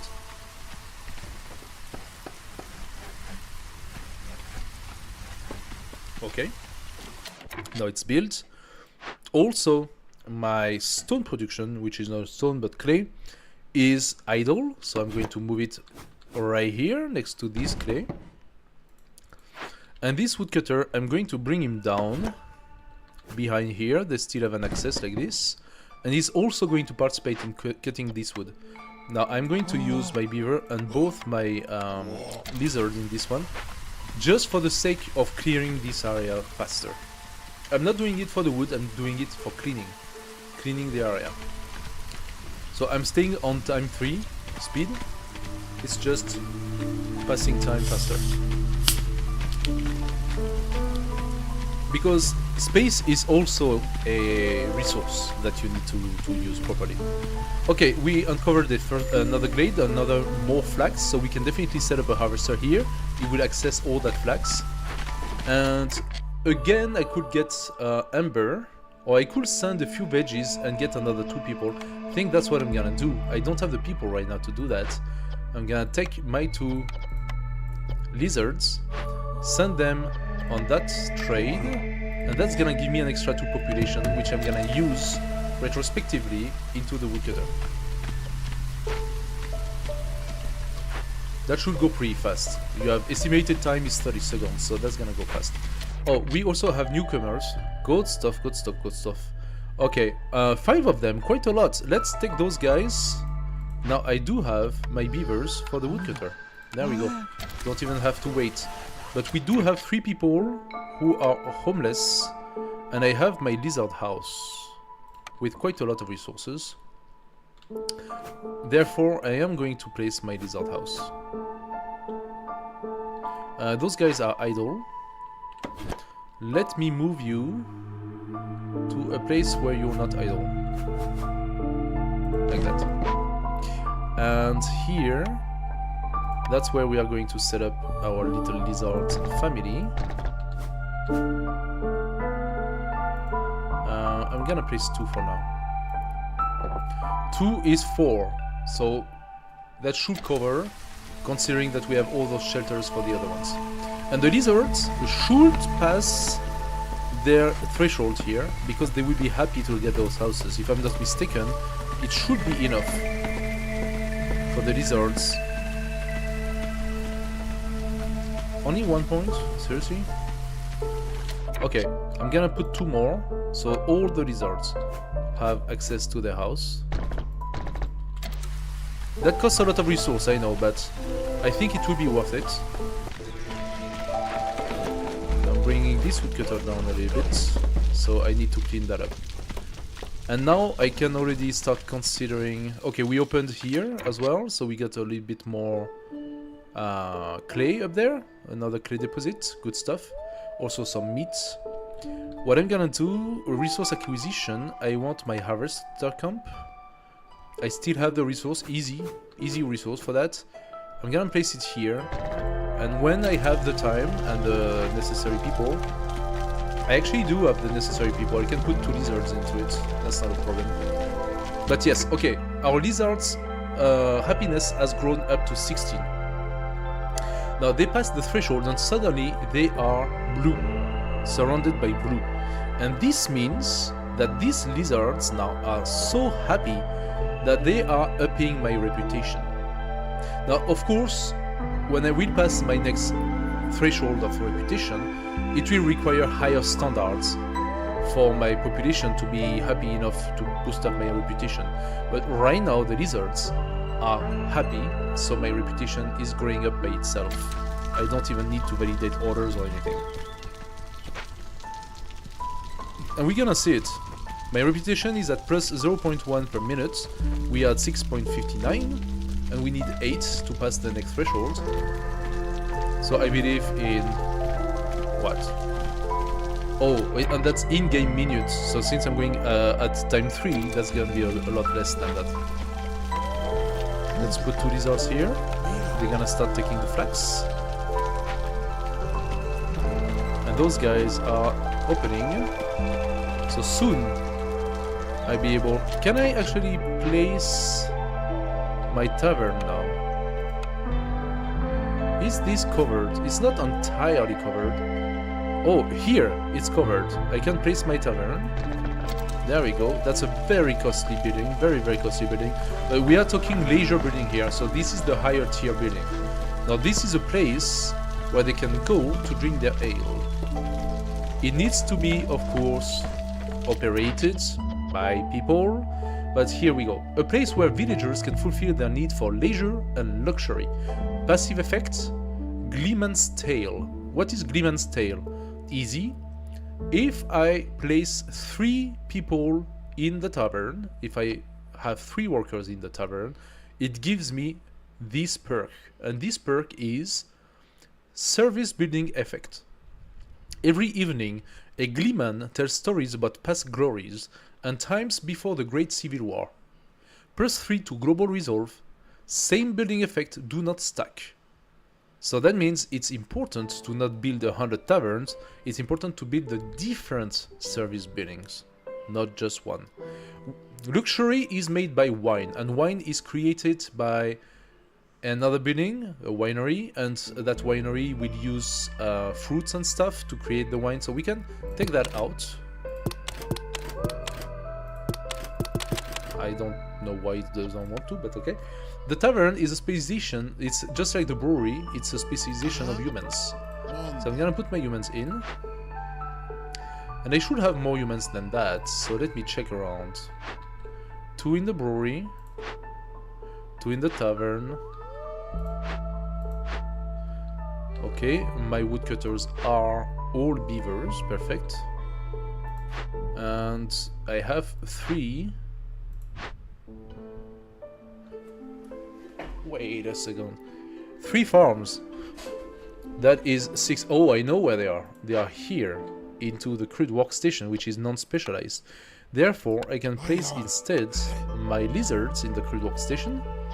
They will use the flax to make more fabric, the wood to make more planks, and I can use my stone. Do I want to use the stone for that? I can... Ah, yes, I don't have the technology to make stone path. So yeah, I can use my stone that I have in reserve to make more bricks. Here you go, make bricks. How much wood do I have? Am I 570? Okay, my wood situation is extremely good. I have 0 problem with that. I do not have any coal anymore, so I can just unlock that. And being at the wood. Also, there is one thing that is now unlocked, and that is the earth detail. So the earth, because it gives you the happiness, it gives you a lot more things. And those things have been implemented in new versions of the game. So, sacrifice.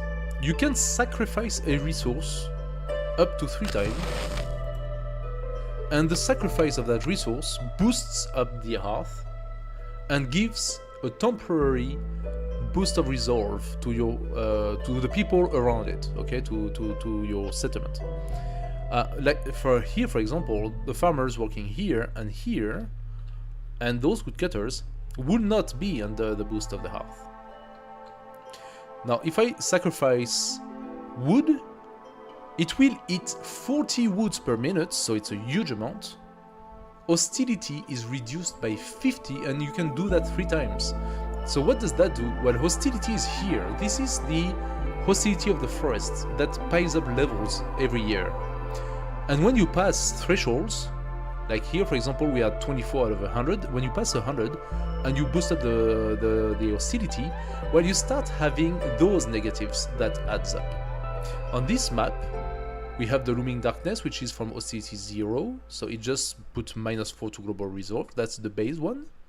But at hostility level 1, you get a regular storm, active during the storm from hostility 1, and it creates a danger. Homeless villagers have -10% chance of dying, 10% chance of dying every 60 seconds during the storm. And that's why it shows to prevent, you need to have at least housing fulfilled. If you have someone, and if this here is from like a standard map at the beginning, at number 1, you could have that very quickly. The settlement is doing really good. So the second map is actually a tutorial map as well. But now we actually have additional negatives and additional positives. Now there is another thing, that is the earth level. Now this level here, that's quite specific. It's based on the amount of population, and it also has an upgrade requirement. And the upgrade requirements for the next level of the hearth is to have 4 comfort decoration within the range. Now what are those? Those were added to the game decorations, and they are here, and they require resources to be built. So I can, for example, make a bench. Cost me 2 wood.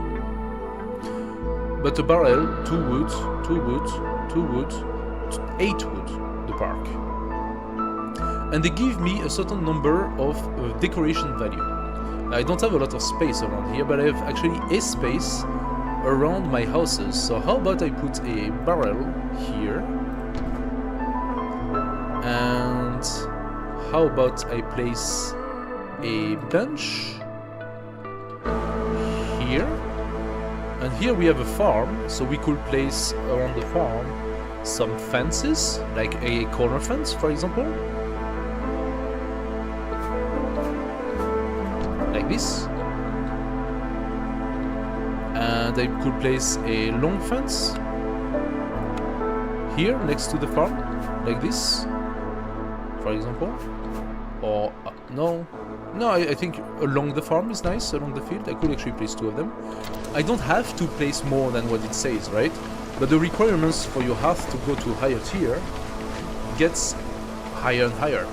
So right now we have the barrels, we have the fence, we have this little bench here, and we are placing the last fence. And there you have it. The hearth just upgraded. Now if I click on it, it tells me encampment level 1. Last level reached. More can be unlocked in the smoldering city. So this is all I can do on that map. I cannot do more than that at the moment. But doing so did boost up the hearth. And what did he do to me? Can be upgraded. So basically, gathered around the blazing fire, folks keep each other's spirits high. Global reserve is increased by 1, and the ancient earth resistance to corruption is increased by 150. Now, corruption is something, it's a game mechanic we haven't seen yet. So what we're gonna do first, we are going to validate this. We gave boost to our people, and our people are happy. The next level is keep human resolve above 25 for 30 seconds. Okay, for this we're gonna create some... What are we gonna do for that? That's a good question. Maybe I have access to the human house at some point? Let's bring in some more people. And okay, bringing more people during the storm is not the best idea ever, because we have now 4 people that are homeless. A makeshift post. Okay, so the makeshift post creates packs. that I was talking about earlier. Packs of crops, packs of provisions, and packs of building material. I can take it. It also kind of tells me, hey dude, you haven't done your trading post. Okay, I'm gonna make the trading post. I don't really care for it, but I'm gonna make it anyway. And now we also have the possibility to move our woodcutters. So I'm gonna move one here. I'm gonna move the other one back here. And now they're gonna do their job. Also, I have more humans. I have a solid amount of vegetables. What is my situation in terms of grain? I have a pretty solid amount of grain and my aid is going up. So I'm gonna let them do a little bit of both again. There you go. These guys are taking the flax. I mean, we have so many patches. It's like we can do a lot of farms. Oh, and a trader just arrived. Hello. Okay. She actually has access to the foragers camp. Grain, roots, and vegetables. Do we want the foragers camp? We could get the roots. Okay. Alternatively, she has ancient sewing techniques. +2 to coat production. Coat would be good if I could do the coats, but I do not have access to that technology. So, what I'm thinking is, since high society... Oh, I'm at 27. Oh, what am I talking about? It's done. It's done. There you go. What am I talking about? It's already finished. Alright, guys. So we just reached level 2 and we unlocked a few things. New citadel upgrades. Herbalist camp. Fishing hut. Mine. So the fishing hut is new. I don't know that one. The mine I know, of course. Flame amulets. This is a new cornerstone I don't know. And rich glades. Okay. And we got 10 food stockpile as a reward for us to place. So now we are opening again a new game mechanic. Welcome to the map. There we go. The world is a vast, ever-changing place. And at its heart lies the smoldering city. Enter the smoldering city and use the resources you gathered so far to buy the Obsidian Archive level 1 upgrade. And this is where the game becomes a little bit more interactive. My settlement, the tutorial level 1, is still here, it exists, it's here. And that settlement is interacting with the city. And my tutorial level 2 is right here, and it is also going to interact with the city now. Now when you open the city, you have this new interface. And this new interface is going to build progressively different things. Because we can buy upgrades, we have game histories, we have deeds, and we have something else. So let's see how things are going. Buy upgrades, and now we have here the upgrade tree. Now this upgrade tree is a actual real tree. You start with this one upgrade at the beginning, and then you need to play the game to unlock more upgrades, more perks, more resources, and again, more upgrades. We have 20 food stockpile that allows us for getting the very first one. Obsidian Archive level 1. Queen's Patience, base stat. You gain a permanent -2% to the speed at which the Queen's Impatience grows. So it gives you a little bit more time. Not a lot, a little bit. And you get Obsidian Archive, fundamental upgrade. A place where records about great viceroys are kept. Unlock the deeds. There we go. So I unlock the deeds and they are here. And the deeds are basically achievements. Achievements that you made through the game. Discover 10 grades, finish the first game after the tutorial, trade goods worth 50 amber, etc, etc, etc. Unlocking those deeds will give you experience points, which boosts up your level so you can unlock new upgrades, decorations, new decorations for the city, and basically, yeah, mostly that. The home is a new thing, and the home decoration is a new thing I don't know about. So we're gonna have a look at this. Let's go back to buying upgrades. We have another 10. So do I want to take the Monastery of the Vigilant Flame? It gives me Everlasting Flames. It's a base stat. You gain permanent 2% reduction to fuel consumption in the hearth. Okay, cool. We also unlock 2 bonuses. Clay and Stone Embarkation bonus. You gain a new embarkation bonus to choose from when starting a settlement, stone or clay. Now what is that?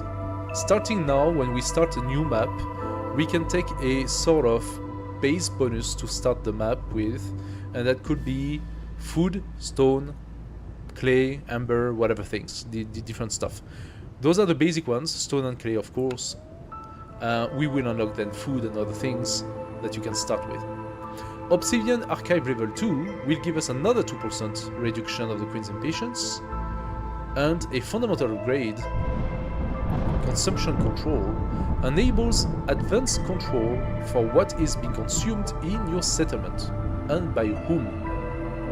Now that is something new. Let's take that. Let's exit this interface. So the archives are right here. A new building on the map, very cute. You cannot do anything with it, it's just that the map will be progressively populated by those buildings.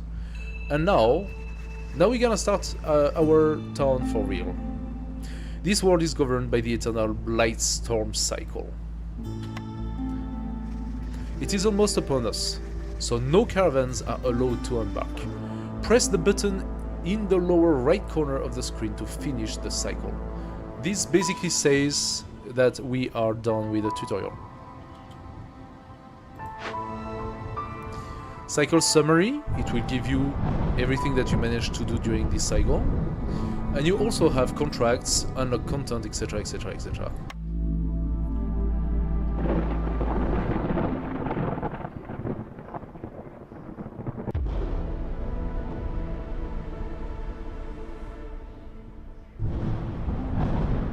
There you have it. So our poor tutorial settlements have been ravaged by the storm, and now we have to redo everything all over again. And it happens at every cycle. Now those cycles are basically, I would say, game tier. So we were at tutorial tier, and now the tutorial is over, we are entering the game. And then when you do a certain amount of maps, a certain amount of games, you pass to the next tier, the next difficulty. But since you have played successful maps in between, you will also have experience, you will also have upgrades, you will have more possibilities for your settlements, etc, etc. So it is all organic, it all evolves together organically.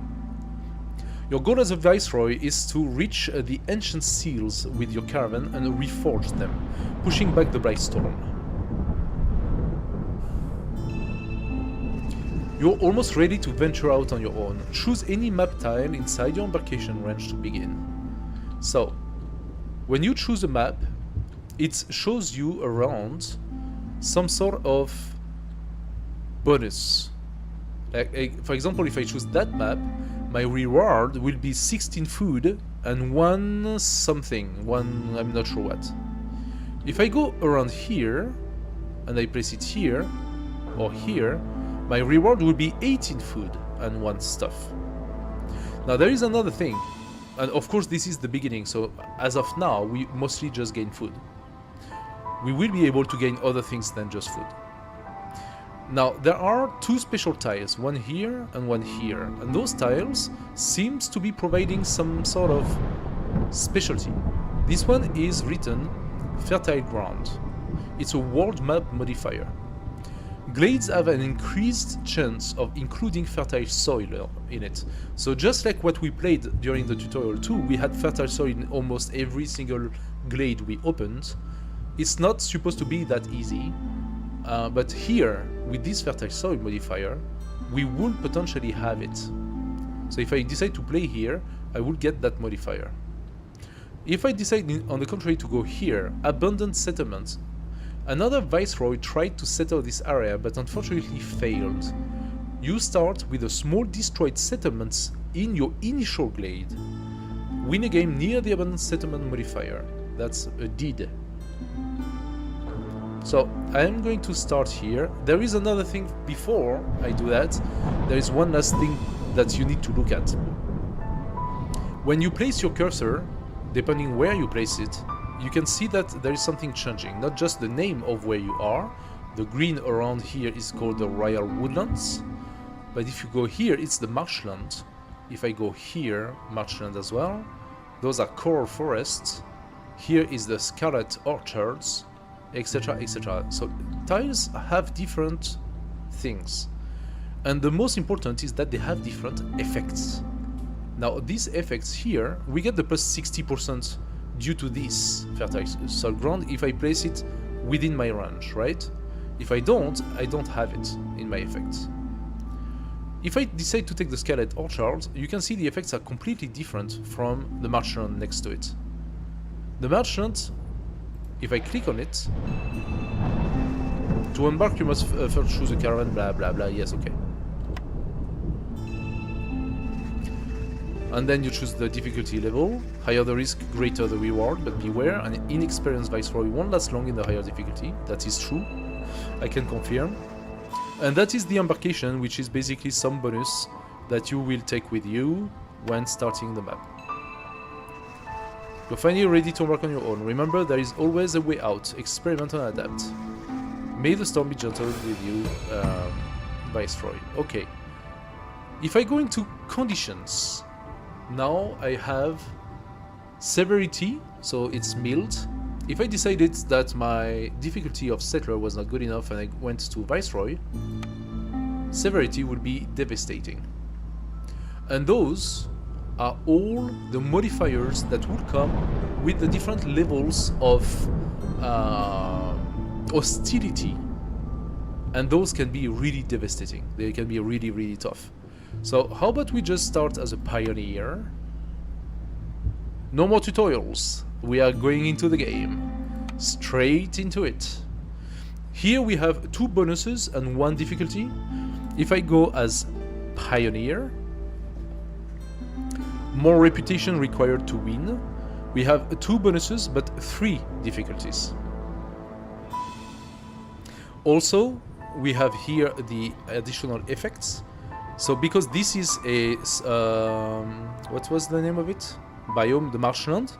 So the marshland are gathered paradise. Gathering speed is increased by 10% for every 2 workers assigned to gathering camps. Bonus does not affect the woodcutter, but any gathering after that is being boosted by 10% for every 2 workers. So let's go, Beaver Army the whole way. Actually, there are maps where harvesting the wood is the most important. Actually, giant organism, it's also a biome effect. The marshlands are home to enormous life form. Giant gathering nodes can be found in forbidden glades. Each glade will have a different node. The trees provide wood, fungus, and leather. And you can find natural resources. You can find eggs, meat, mushrooms, of course, leather, of course, since it's given by the tree, copper, stone, grain, algae, and potentially coal. So these are the resources you might find on that map. So already, what do we see? Well, we see that we don't have access to all the resources. But fortunately for us, most of the buildings are gathering more than 1 resource, so you will always have the means to get those resources. Okay, this map has a lot of mushrooms and leather, potentially with meat and eggs. That tells us that the lizards would be really happy with this map because they are meat eaters, right? So I could either choose to place 6 beavers, and we will start with paste. Smooth paste, no shoeing required, select by, I don't know.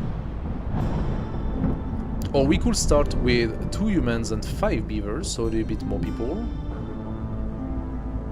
And we would get a little bit more like food of sorts, but also 20 stones in addition to the fabric. I wonder why this one is tougher than this one. Maybe getting the beaver is better? We are going to take our initial resource. The length is 14 in reputation and 14 in patience. And the reward will be 40 food and 2 seal fragments. Okay, so those are seal fragments. You saw at the beginning I had 18 or 16 food. But because I am on Pioneer and it's harder, it's gonna be 40 food. If I decided to go Viceroy, the reward will be 80 food and 4 seal fragments. Let's just do Pioneer for now. I'm not completely suicidal. And let's go. Alright, Beaver Army. You wanted the Beaver Army, you're gonna have it.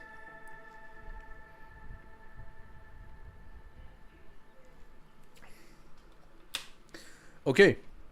So, we are starting with the effects of the biome, as I said before. And now, we get revealed what are the effects of the map. So, during the drizzle, we have 2 bonuses. Salty breeze. The salty air makes it easier to preserve food. Food production speed is increased by 80% during drizzle season. And that means I should have taken humans, because having a lot of farms means we will never have a problem of food, because the farms are harvesting. No, they're planting on drizzle, they're not harvesting. But the food production will be increased by 80%, so they will be planting a lot faster, harvesting a lot faster. Also, we have mushrooms after rain. +3 to mushroom production from gathering, farming, fishing, production when on drizzle. So after the storm, we get a lot of mushroom production. And that's pretty cool. I believe you can keep these beavers alive. Yeah, I believe so. We're gonna go full beaver and we're gonna make them super happy. So after the big storm, during the drizzle season, we will be piling up mushrooms. Now those now are the negatives, and those negatives apply when we are during storm. We should have been human army. Well, that's fine. We're gonna be beaver army. That should be okay. So we always have the looming darkness. That's always the standard -4 to global resolve. But once we pass level 1 hostility, we have fog. To prevent it, you need housing. If you don't have housing with everybody, the people who are not properly housed become exhausted. People with this effect move -40% slower. At level 2, humid climate. The humidity in the region is unbearable. Fuel consumption in the hearth is increased by 20% for each hostility level. And since this is hostility level 2, that means already 40%. And at 4, rotten rain. Sorry. The rain carries a strange rotten pollen with it. A blood flower will spawn somewhere in the settlement every 90 seconds. Now, blood flowers are things that are not good. So we're gonna try to do everything we can to not reach level 4 hostility. Now, the hostility, and already you can see we have a different setup now. Hostility is led by many different things. And one of the things is the number of lumberjack you have. For example, the forest is not happy to know that you're cutting it. It's a thinking forest. It's alive. It's alive. We're gonna do a little settlement in the middle here. But first, we build our roads. Also, and this is how the game changes completely. Now, every reputation levels gives you a choice. And you need to sort of set up your game based on those choices. Now, there is something that I see immediately, and that is extremely good. The kiln, as an early game building, gives something really, really precious. And that is the coal. The kiln is a very good coal producer, which means if I click on the little detail here, I can access my wiki. The kiln, I need 4 bricks to build it, so I will need to have my crude workstation and to build my bricks to be able to have my kiln. But here's the thing, not only is the kiln a brick maker as well, but here's the thing that gives it all the value. For 10 wood, or 4 algae, apparently, it gives you 5 coal.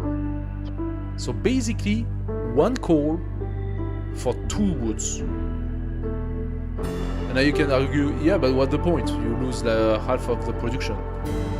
Well, the point is, when you click on Ancient Earth, and you check of the Ancient Earth capacity, the coal burns 1 per 50 seconds. 1 coal for 50 seconds. It's one of the most efficient source of heat. The wood burns 1 for 15 seconds. And that means that you need 3.5 wood for 1 coal. 3.5. Now with the kiln, I am reducing that down to 2. So just the kiln is almost giving me double the value on wood. So I'm obviously going to take it. Okay, next we have rain mill, bakery or provisioner. The provisioner is interesting. It produces flour, barrel and pack of provisions. Pack of provisions could be potentially interesting because we can make them using eggs and meat, and we are into an egg meat environment. Those packs, as I said, can be sold to the merchant for good value. So if you make those packs and you sell them to merchants, you have a lot of amber, and then you can purchase a lot of perks and a lot of bonuses. The bakery, now that is an interesting building.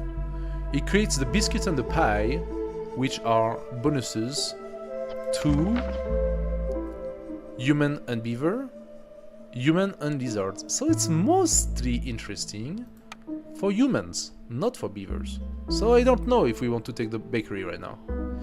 And then we have the rain mill. Now the rain mill is basically a better mill.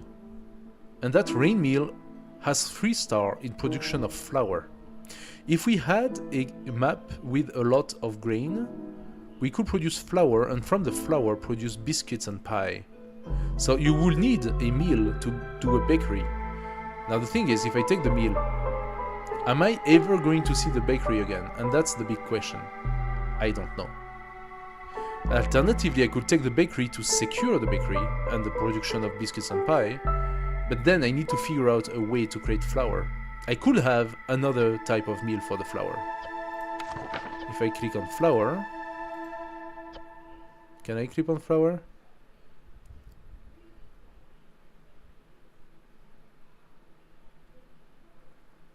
It would be good for me to be able to check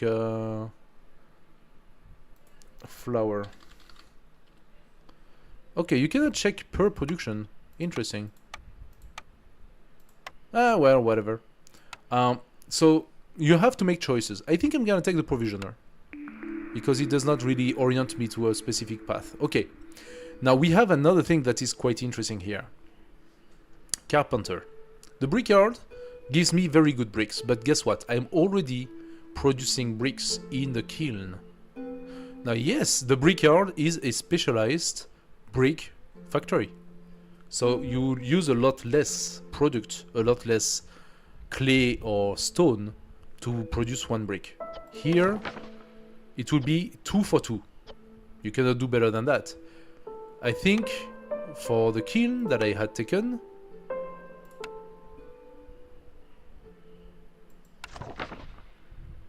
it is 2 for 4. So you literally reduce that consumption by half if you take the brickyard.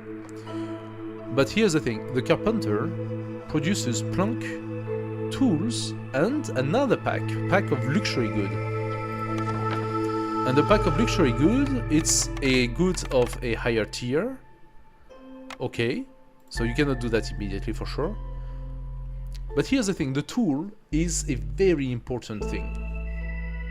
You only have the carpenter or the toolmaker who can do that. Actually, no, you can do more. The tool shop, sorry, tool shop. But apparently you can also do it in the fine smith. I have never seen that building before, so I think it's a high tier building. And you can do it in the carpenter, the smithy, or the tinkerer, but at level 2. And when it comes to the level 2 planks, which is 2 for 5, only the lumber mill, which is the specialized building for planks, is better. Otherwise, workshop, carpenter, or supplier also have it at level 2. Overall, it's a good average building. It's not specialized. The weaver will be specialized in fabric, so you'll be making a lot of fabric with this. And also you can make training gear, which is one of those high tier resource that I could use as a luxury good. But I don't have that, so...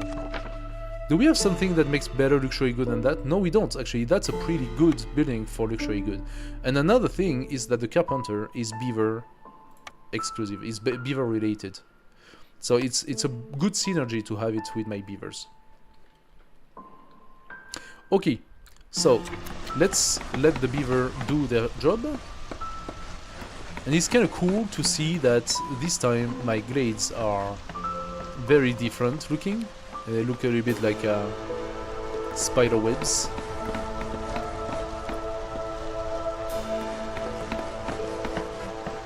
Okay, we already have some pack of mushrooms here. Carpenters, yes. And carpenters, if I check it... Can I not look at the detail of carpenter?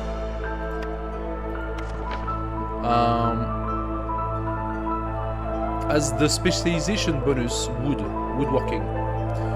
That means that because our beaver have the racial specialization woodwork, they have proficiency, so they will be 10% faster in their production. No, I say something wrong. They will have a chance to produce 50% more. That means that ultimately it will make the production of planks potentially even as good as the sawmill. Okay, so we are done with the roads. As always, we're gonna go here and do woodcutter. And we are going to start... Okay, we are starting with big angry glades next to us. Oh wow, look at those glades. All of them. And here we even have a forbidden glade. Yeah, looking scary. Look at this glade. Yeah, you don't want to go there. Not yet, at least. Okay. Dangerous glades are not that easy to deal with. So let's place a woodcutter here. And I'm going to tell him very specifically, you go and you take that wood. This wood specifically. And then we're gonna do another one down there. And you are going to open this glade and take that wood. There we go. Okay, also, do we have... Yes, we have 20... Okay, interesting. This time we are starting with 4 wildfire essence. And remember, you can create a secondary hearth using 2 of them. So that means for this map, I have potential to create 2 secondary hearths at 2 different places of the map. And since the map is pretty big, I could maybe put one here and then have some production happening here, and I could place another one maybe, I don't know, here and have some production happening there. Second, we have our cornerstone, and this is where we need to make some choices. So, value added tax. Specializing in a particular branch of commerce can bring a lot of profit. Pack of trade goods are worth 25% more when sold through trade routes or directly to traders. Packs of trade goods. Are those a specific pack? That's packs of luxury goods. In my kiln. Kiln. No, it's not the kiln. Which one was it?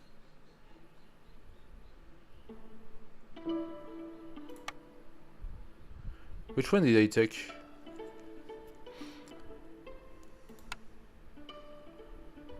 We can do pack of crops, pack of luxury goods. So is the pack of trade goods the third one?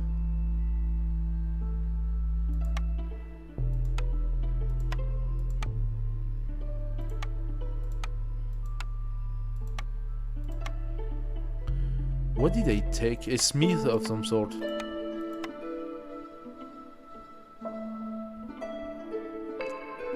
I don't even remember. That's the level of my brain capacity here.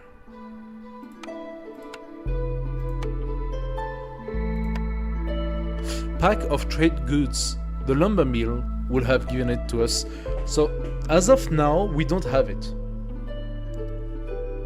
As of now, I don't have the means to create pack of trade goods. So taking that one would be a gamble. And I think that making gambles in this game is not a good idea. Let's check the other one. Fungal Guide. Ancient mushroom farming techniques are described within. Mushroom production increases by +1 every 25 times it's produced. Mushroom production. I'm gonna take that. We have mushrooms. So this is an absolute gain. I absolutely want that. Now, how are we going to take those mushrooms? We are going to use the forager camp. No. Herbalist camp, that's the one. Yeah, mushroom. We are in the mushroom game. We don't have the weed, we have the mushroom. So you have to choose. And sometimes you start with an interesting combo. For example, you need the stonecutter camp to take those stones, right? But the stonecutter camp also has the capacity to take sea marrow. And the sea marrow is used for burning, for example. Well, sometimes you start and you have clay pit and sea marrow next to it. And so you can immediately start harvesting 2 resources with only 1 camp. And that's pretty cool. Okay, let's put our beavers and get going with the wood. Next, we will do crude workstation.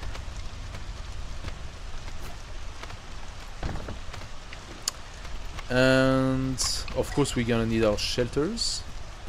The order just arrived. We are going to need the shelters, so I'm going to place my shelters where I want them. There we go. I am also going to place my decorations where I want them.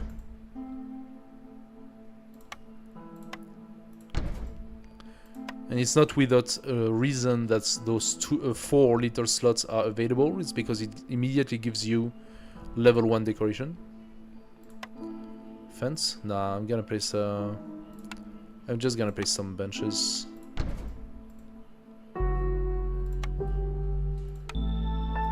There we go.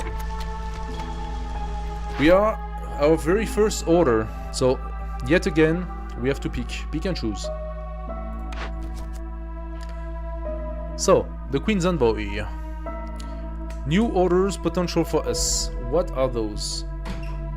First objective, complete any 1 grade event.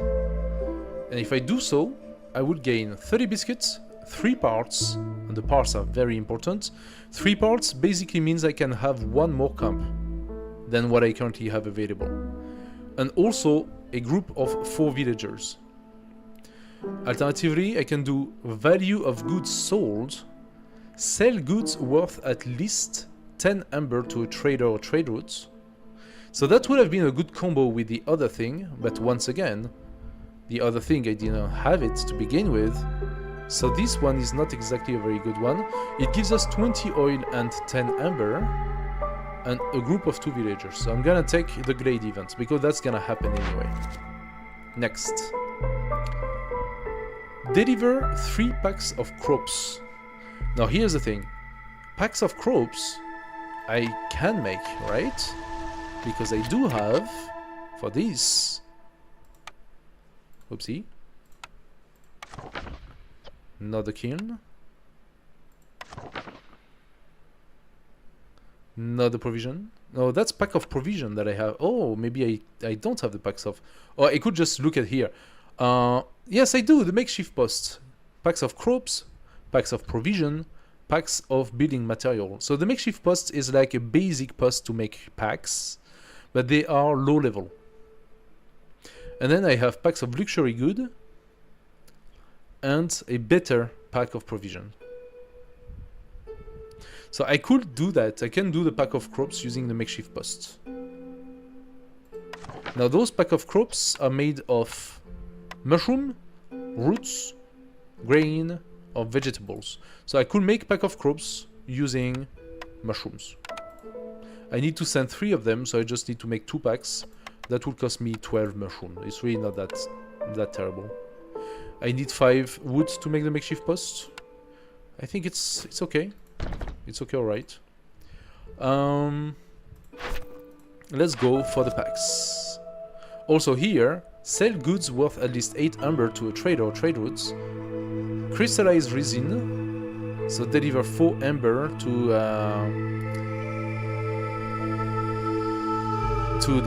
the citadel, right? And it gives us 6 tools, an extra 2 wildfire essence and 2 people. Now again, 2 wildfire essence is a hearth, so that will give us yet an extra hearth to play with. I don't know if I want to do that. I think I'm gonna go for the easier version. And finally, oh well, we have yet another one. Sell goods worth at least 12 amber to a trader or trade routes. Give 7 amber to the citadel, gives you 2, 6 and 2. So it's basically the same, but it's next year. Otherwise, I could deliver 35 storm water, and it will give me +1 to storm water production, 5 pipes, and a group of 2 villagers. But here's the thing. I do not have the means to do the... Can I do the water?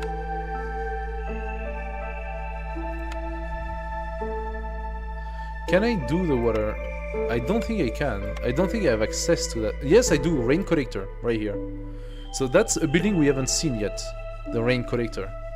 It can collect rainwater used for crafting and powering rain engines in production building. The type of collected rainwater depends on the season. Has a tank capacity of 50.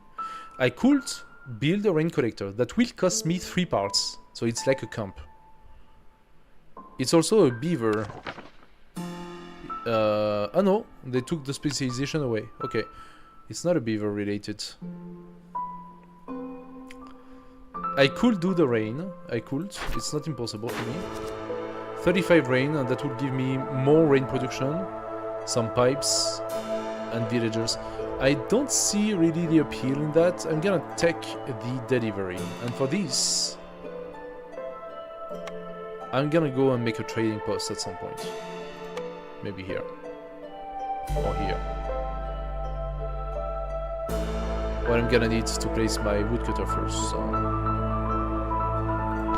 I can do that here. Like that. Okay. At the moment, I'm just going to, you know, cut some wood. That's what I do. Cut some wood, get some mushroom.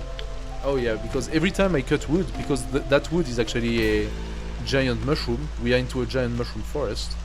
So every time I cut wood, I have 15% of mushroom production and 5% of leather.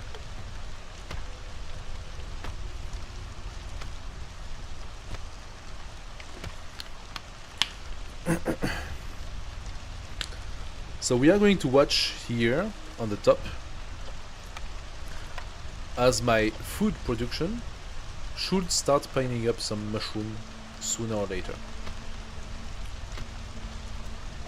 And we are in drizzle, so we have the bonus of +3 mushroom production.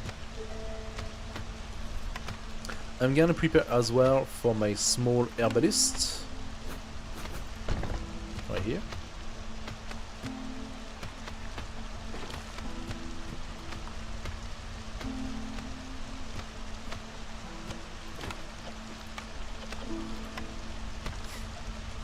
Okay. The hostility is already pretty high, contrary to the previous game, and the reason being that we have a 5 woodcutter, and now each woodcutter costs 12 hostility. So we are at 48. When I have my 6 beaver to put as a woodcutter, then we will already be at 60 out of 100. So hostility is gonna climb up.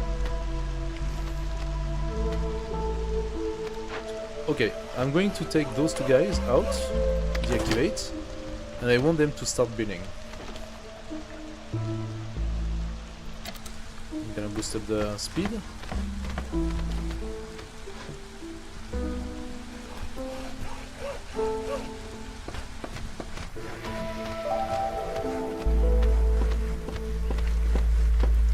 It is of course important to finish our houses before the storm.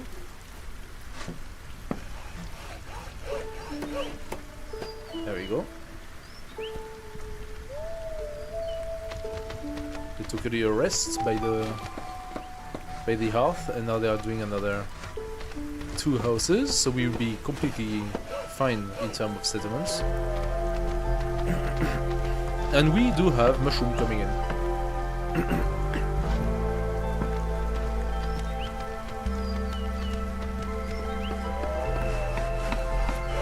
Now I'm boosting up my decoration up to 4.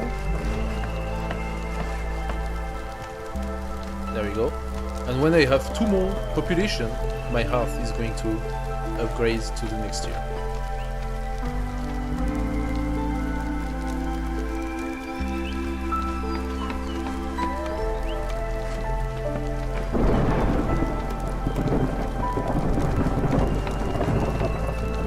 Okay, we got the trade post. She will arrive after the storm. And we opened our first glade. Let's check it out. Water stride malt. So that is some additional... Oh, what are those? Oh, those are the water stride malts. Weird. Big insects, yuck. Fertile soil. So we have fertile soil. And we have an obelisk. What does the obelisk do? A mystical stone monument. Unknown runes are carved all over the surface. Okay. I could make an offering. So I could offer incense, resin, oil, tea, or scrolls. I do not have the means to get resin this time. Resin would be a good offering. I don't have the means to have it. If I do that, I will gain the obelisk. Now the obelisk is aesthetic, so you can bring it into your hearth area. The symbols carved into this monumental stone bear an eerie resemblance to the forest uncorruption, decreases hostility by 10 points, increases the ancient hearth resistance by 100. Pretty cool, pretty cool. Alternatively, we can tear it down, sorry. I could for this use some clay or stone and 10 wood, and I would gain 25 Cimero. Okay. 20 fabric and 30 coal. Now that is actually more interesting to me than the other one. So we're gonna tear down that that obelisk. We're gonna finish the building, and we're gonna bring our guy back into producing a little bit more wood. Reason being that we are also producing food by producing wood.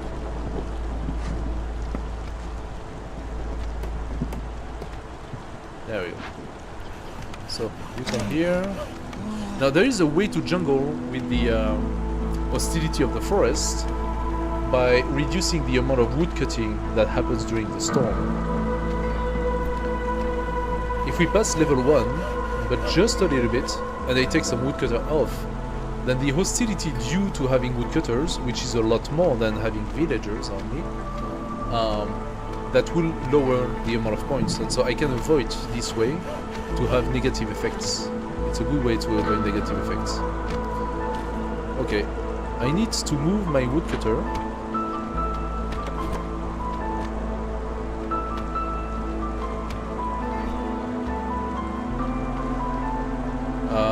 Here for now.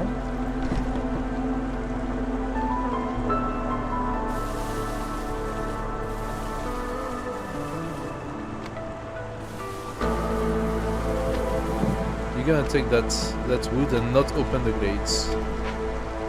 Okay, in this glade we found a lich broodmother, a swamp wheatfield, and a copper vein. Okay, cool stuff. So here you find the lich that are dead, and also a copper vein here for a mine.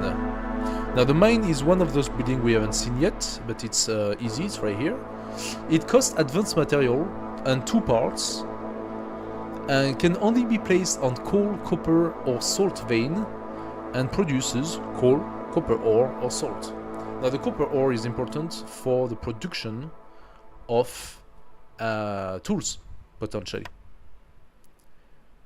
And we can do that in the carpenter. But in order to get tools, you need more than just copper. You need to have copper bars. So I will need to find a way to create copper bars out of copper, which I don't have yet.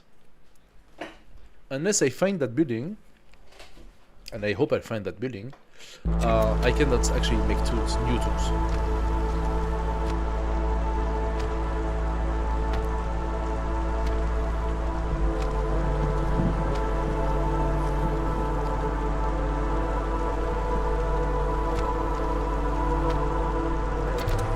Now let's pass the storm so that we can eventually recruit some new people.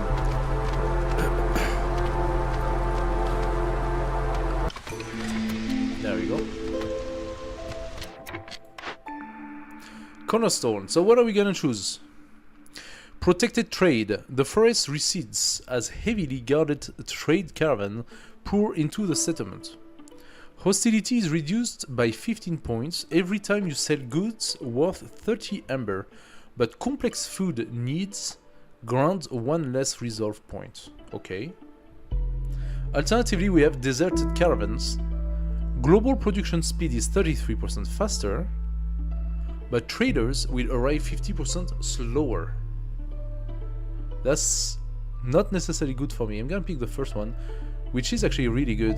Every time I sell goods worth 30 amber, I will reduce the hostility of the forests, and that's a sure way of keeping the hostility low. Okay, so now we can have a beaver and a human, or 2 beaver and a human. I'm gonna take the 2, of course.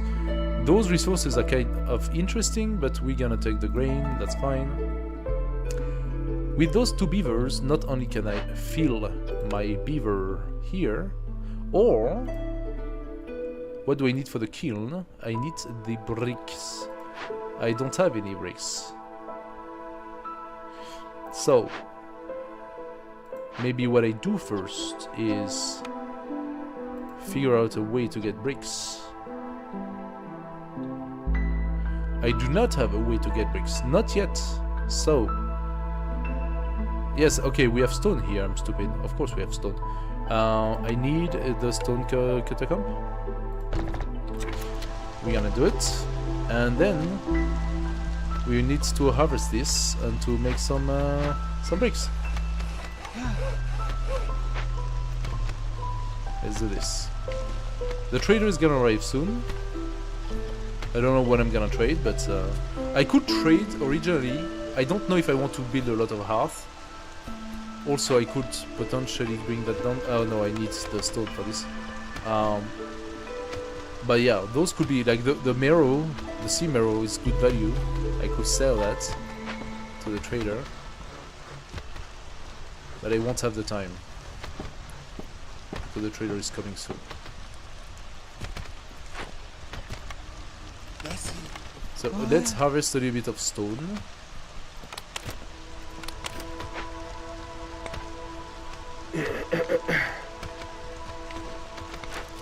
And by the way, our health level has climbed to a higher level.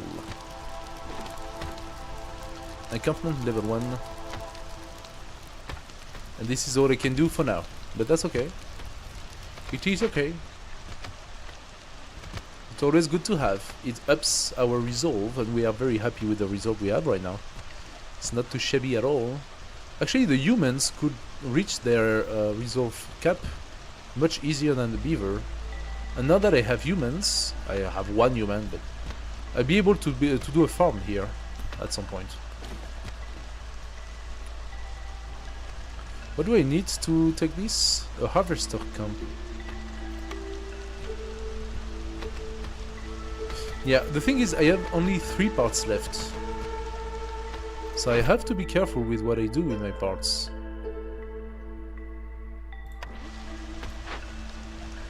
Okay, I could resolve that event now. And we have new orders, so let's check those orders. Grading time. Discover 2 grades at an interval of 210 seconds. Progress will reset if the time between discoveries exceeds the limit. That's not necessarily hard to do. Or fulfill your villagers' needs for coats 25 times. I have no idea how to do that. This one would give me actually 10 tools and 30 ale. That's really good. I'm gonna take that. Deliver 12 pack of building material, which is also doable. That will give me 3 beavers. A +3 to beaver resolve. That would be really good. And 2 parts. Alternatively, cut through the forest and discover 4 grades. This is almost an automated one. And you gain 10 amber, 10 tools, and 30 insects. Okay, I like the beaver better, even though it is harder to do. But that's fine. We are not opening grades right now. And I can make sure to open 2 grades at the same time. Okay, yeah, but those grades are kind of shit. Okay, this grade here, for example, I can open. And make sure to open it at the same time as, let's say, for example, this grade, because that's the closest. That is not necessarily hard to do. 30 seconds until she comes. We have now 28 fungus. We are eating our eggs. The beavers like eggs in the morning. Okay. How many of those stones do I have now? 9. It's not a lot, but it is enough. It is enough for me to resolve this event here. So that's exactly what I'm gonna do. Investigate. There are no negatives at tearing it down, so this is what I'm gonna do. And it's gonna take 1 minute. With a little bit of chance, I will have the resources while the trader is still here. And then I can actually exchange those 25 sea marrow. Let's see how long it takes. Ah yeah, that might be... That might not be... I have 1 minute and 10, yeah. That's complicated. Now, I can sell those. And they sell for 2.5 each. Or I can try to sell some other stuff like the leather. Don't really have use for leather right now, but I could potentially later. I don't have a lot of things I can exchange right now. Does she have anything of use for me? Besides the amber, I could take a small farm. Wait a second, do I need that? Don't I have access to small farms? I do not have access to small farms. Now that could be really interesting for me. Cost 15 though. How do I get 15?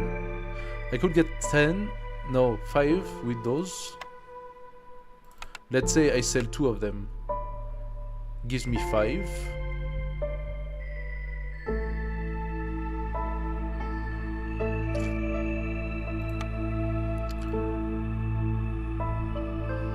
Can bring it up to 8 with a bit of wood.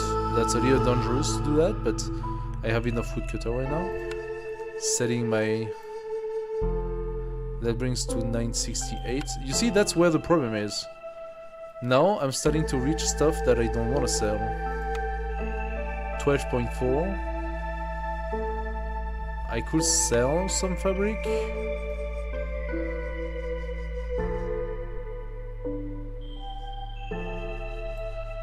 I could reach the 15 if I sacrifice all of that and get the farm for free. Or at 18, I could get yet another +1 mushroom production. And that means I would be starting to produce a lot of mushrooms.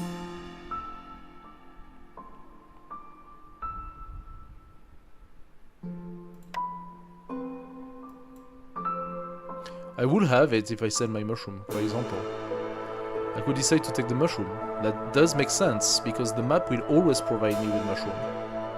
Gathering, farming, fishing. That gives me a lot of mushroom.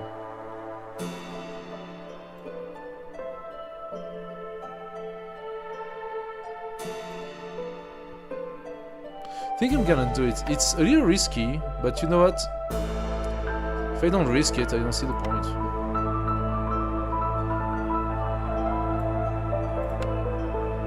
Oh, she sells me the ember at more than 1. Hahaha. I need 22.5 now.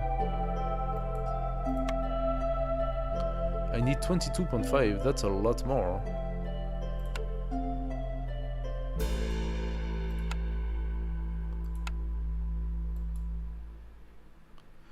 Oh wow. Now that is costly. That is very costly. That's everything I have. I will be down to 49 eggs to eat. It is dangerous. I'm gonna do it nonetheless, I think. It is dangerous, but I'm gonna do it. Yes. I'm taking the mushroom production +1 because it's gonna synergize. It's gonna synergize with a lot of other things. I can do my pack of crops using the mushroom after, and then I get the +1 pack of crops. I'm gonna have those parts. This great event is gonna get completed now, so I'm also gonna get 30 biscuits I could sell. Potentially I will be able to have... I don't know if I have time. No, I'm not gonna have time.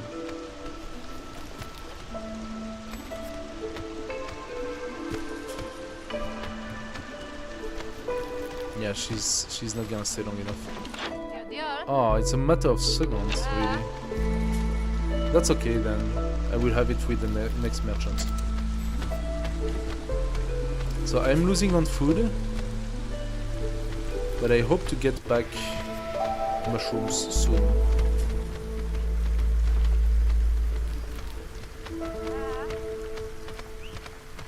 Yes, I got mushroom coming back.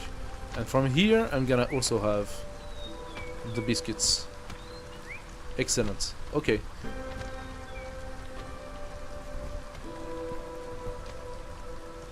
We also got the charcoal, which means that now we are not using wood anymore. We are down to charcoal. I'll be able to start using the kiln soon. For this, I will need the bricks. So I need to put the stone. And how many bricks do I need? 4. So I'm gonna need 2 times 6 stones. Okay, those guys are bringing back the marrow. I have to wait 10 minutes for the next merchant. And I'm already back at 11 mushrooms, so the mushroom production will now replace my lost food. And every time I cut a piece of wood, I get mushroom, potentially. I mean, the probability is still relatively low, it's 15%, but it still creates food.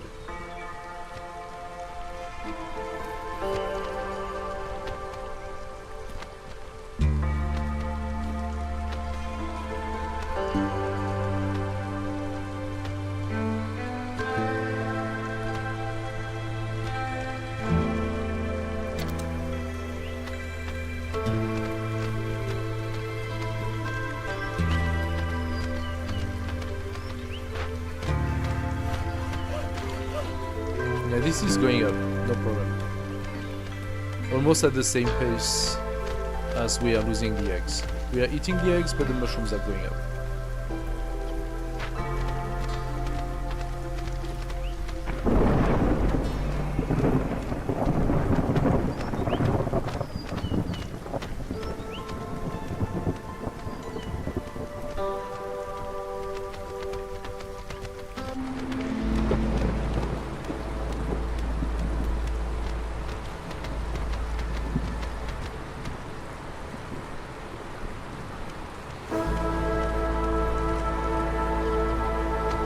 We're at 80, going down a little bit.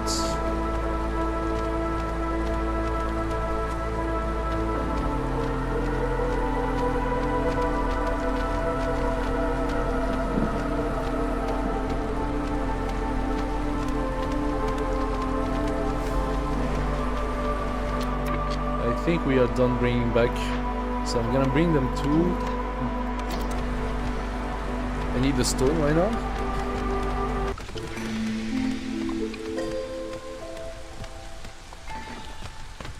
Yeah, we're at 80, no trouble. And now the mushroom production is gonna be much better.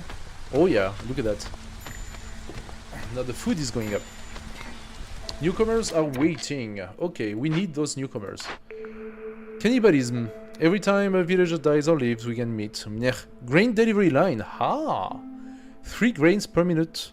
Not affected by production bonuses. I'm gonna take that. A delivery line is always a positive event. We could get some lizard and humans, or we could get some lizard and beavers. Let's take the lizard and humans, I suppose. Who operates the kiln? Probably the lizards.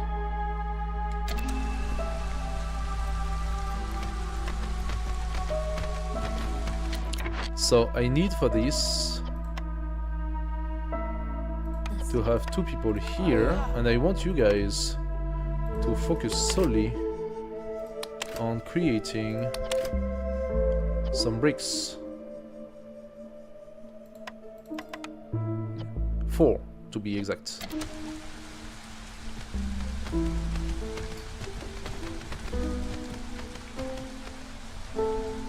Now we don't have a lot of stone, so as soon as that stone is done, we don't have bricks. We're gonna have to open the grades at some point. Our food production is getting up. Alright, we are getting our bricks. Good stuff. Now we can produce the kiln.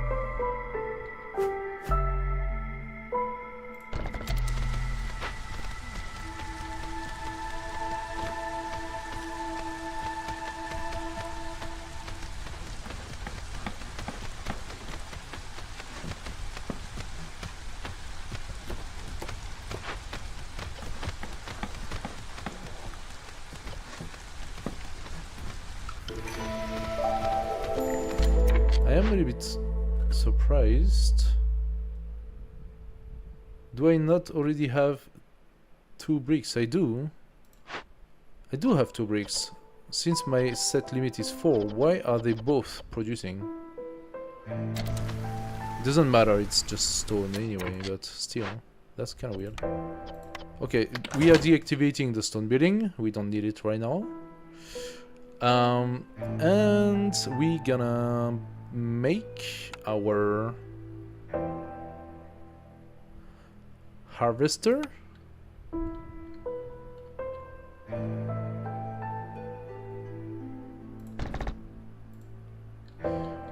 And also we're gonna do a little bit of path.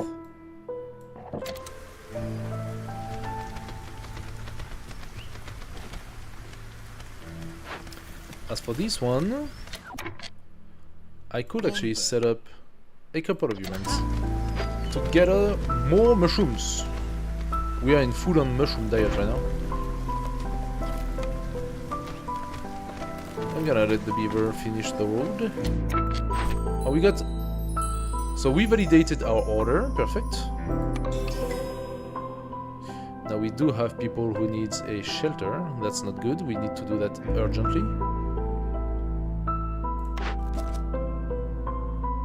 Glades, cut through the forest to discover 4 glades, easy. Or discover 2 glades, but deliver 2 ancient tablets. That is also doable. Glades are examined more carefully, gain 20 pottery every time you discover a new glade, and get back 2 wildfire essence, the one I sold. Otherwise 30 amber, 30 crystallized dew, which you can use for making tools. I think I'm gonna take that. That's much better. Have a temple and deliver 40 scrolls, or have your need for region fulfilled 60 times. Okay, I'm not gonna take that order yet. I have no idea how to do it. At this point, I cannot do it. However, we can choose a new building. So, we can choose the butcher, that will give us skewered jerky and oil.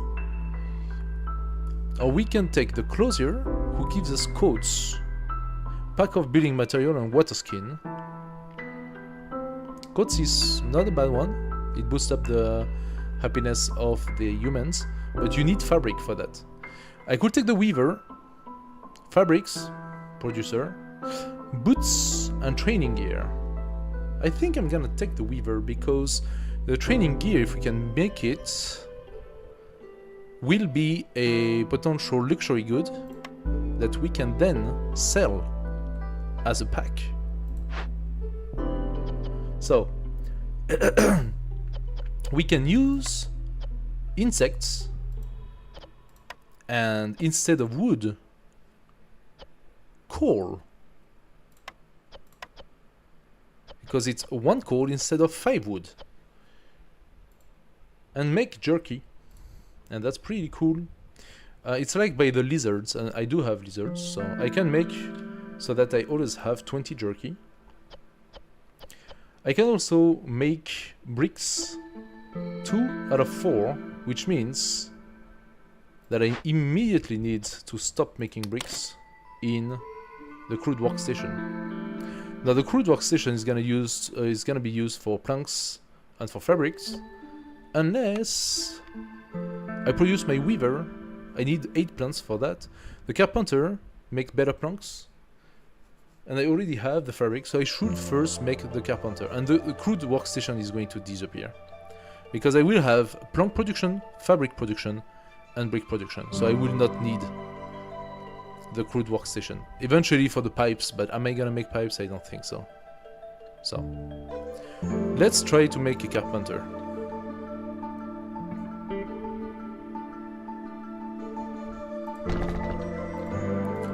I'm gonna move that guy away.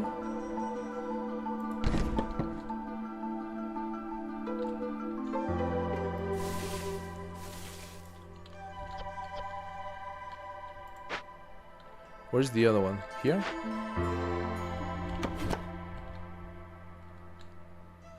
I have a lot more wood on this area that I can use.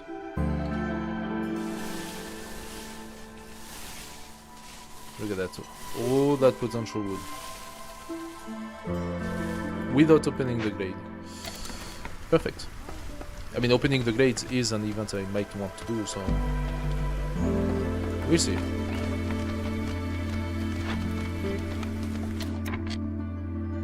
Let's have... oh, I want definitely to have the lizards in the kiln. How many lizards do I have? 3. Where's the third one? Here.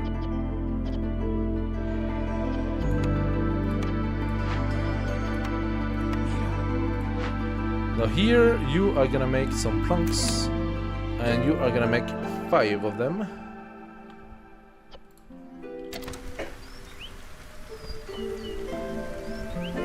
They are very costly, so as soon as I can, I will replace this crude workstation by my carpenter.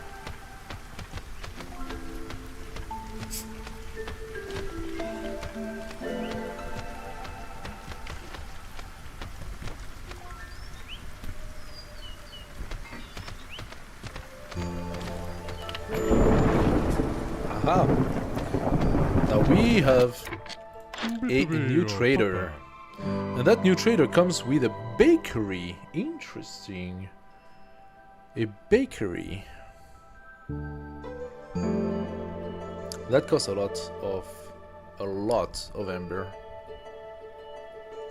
I was considering selling my sea marrow. I could sell my paste as well. What is this? A small paste, no showing required. React by I don't know. Oh, they might be for those races I don't have. Okay, then I'm gonna sell them, of course. 2.8, that doesn't really give much. The sea marrow, however, 10.5, nice. And the rest I need to keep. What I could use, however... No, I need to make some cells. So I'm going to exchange for Ember, I think.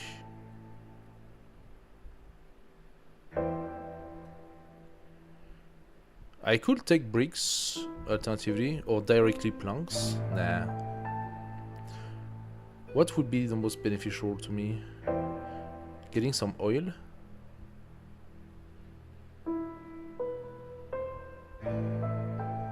Don't think I really need any of that right now.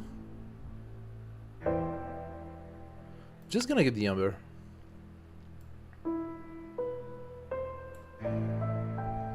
Ten amber and 2 oil. Let's do that. And we just validated a trade. So, 2 more persons, 2 more wildfire essence. We are sending the amber to the citadel. I sold goods worth 33 amber. Let's do that. Hello. And now, do I need... Oh, I cannot sell it to him. Okay, that's fine. I did get a reputation, so... Plantation. Use nearby farm fields to grow berries and plant fibers. That is not a bad idea, because I have a problem of lack of fibers. I think the plantation is a good pick here. I don't have fibers, and now I will be able to use them to make fibers.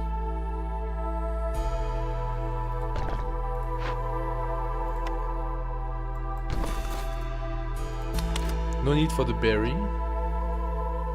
I can make it a fiber plantation. Sounds about right to me.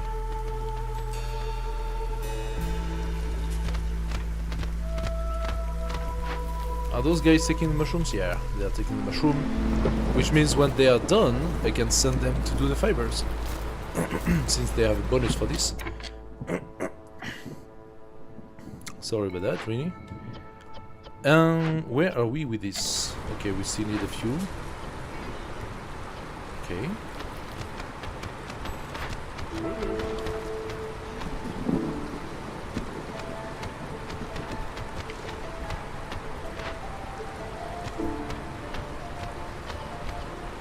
And I think I will be able to stop the crude work station completely.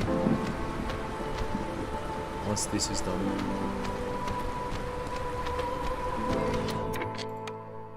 I'm gonna deactivate it. Because I do not believe that I need this crude work station anymore. I need to bring the plants back.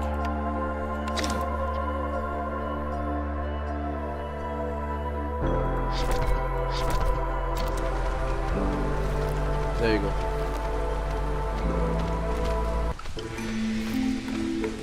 Nope. This is not what I want you to do.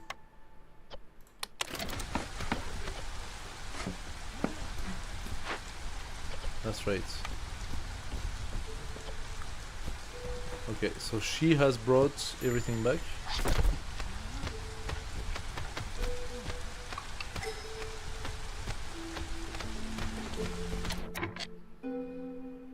I think so. And this is done. So yeah, crude workstation deactivates. You give me Hamida. 2 beaver, and now you will be making the planks. How much firewood do I have? 240, that's pretty good.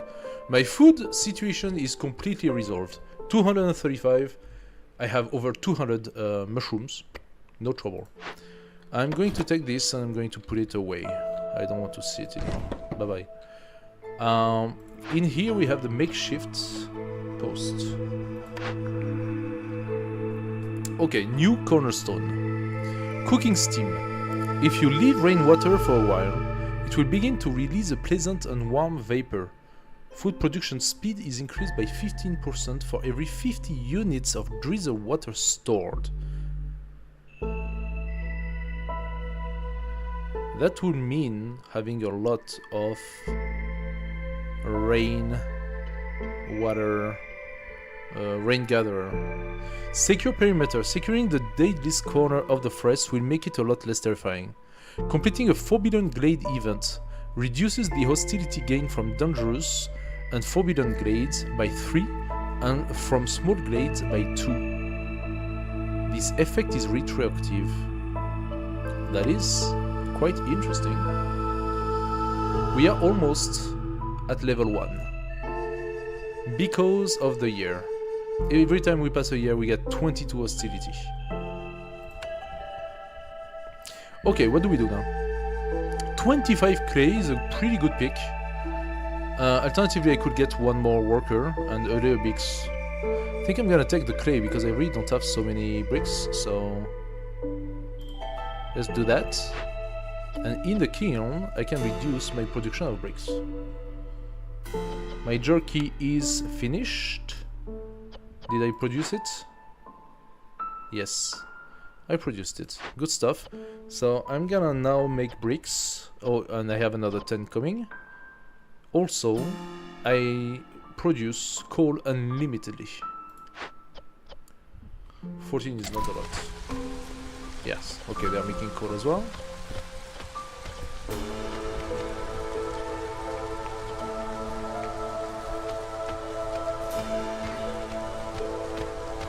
Alright. Which means we can now place our humans here.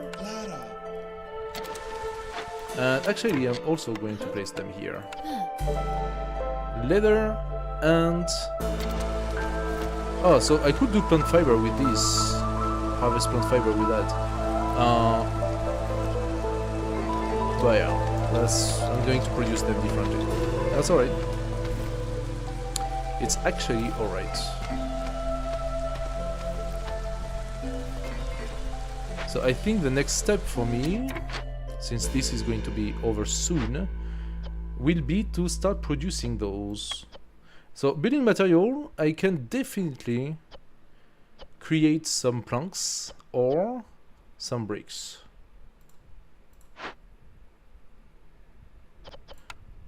Okay, my beaver situation here, I am making some planks, but I don't know how many I need. I'm immediately going to put those crystallized dew because I'm going to gain some. As for my pack of luxury good, I'm gonna choose the training gear, despite that I don't know how to make them. Which means I need to create my weaver now.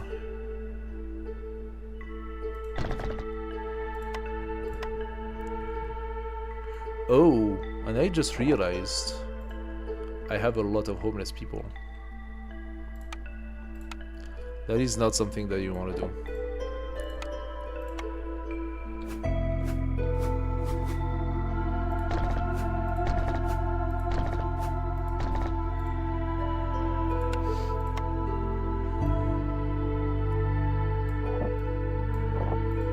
There we go.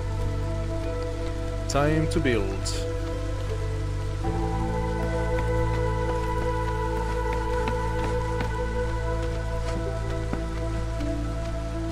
I still have time, that's alright.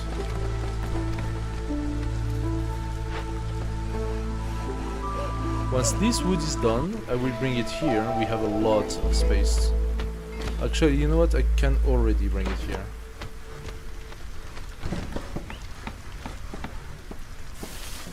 I have a lot of wood to take here. go. Still a few homeless. So let's continue.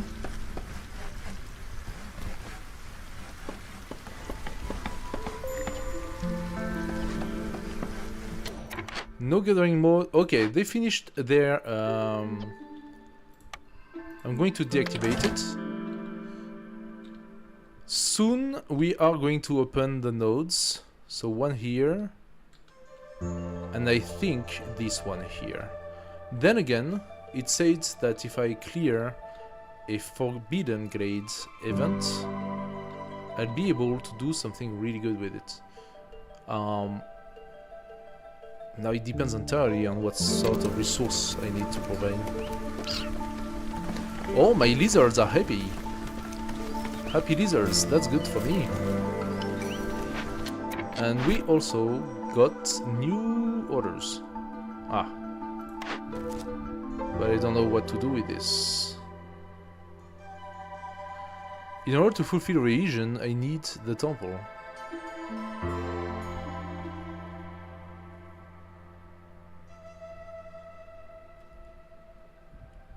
So that one makes no sense.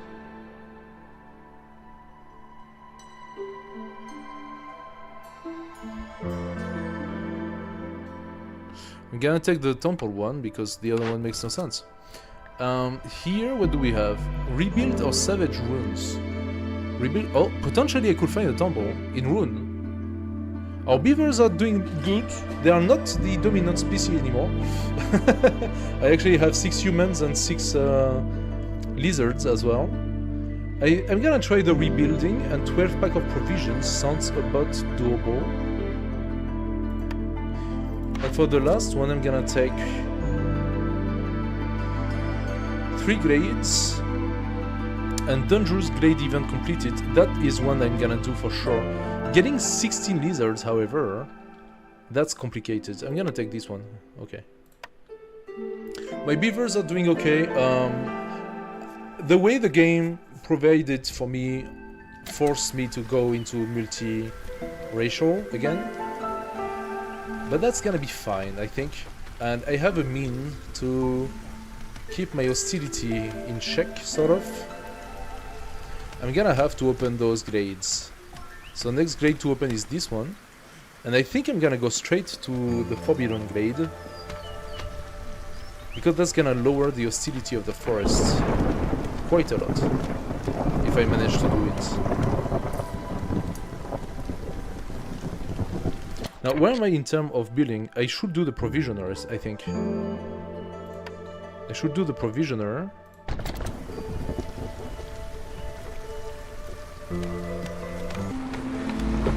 I do not have any city building ready because I need...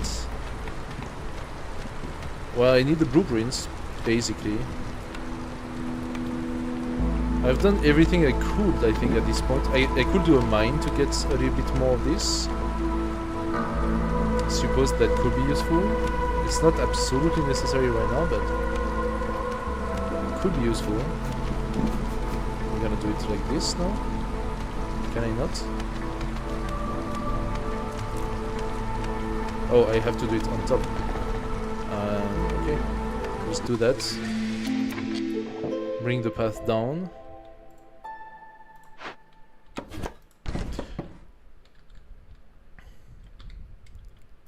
I'm gonna reduce that.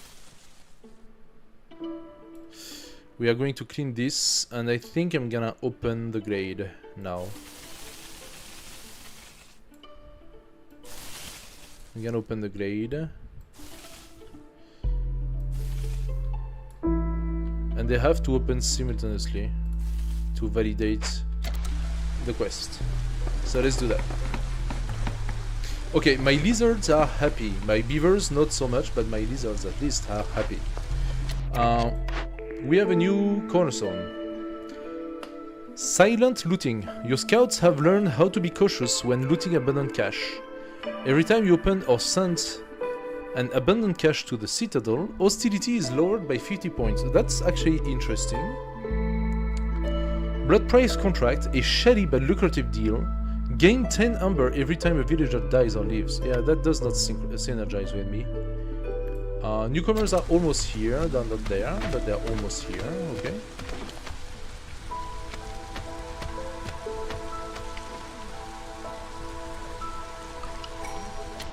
My newcomers are here. Let's take a nice chunk, which implies that I need again a new settlement, new housing.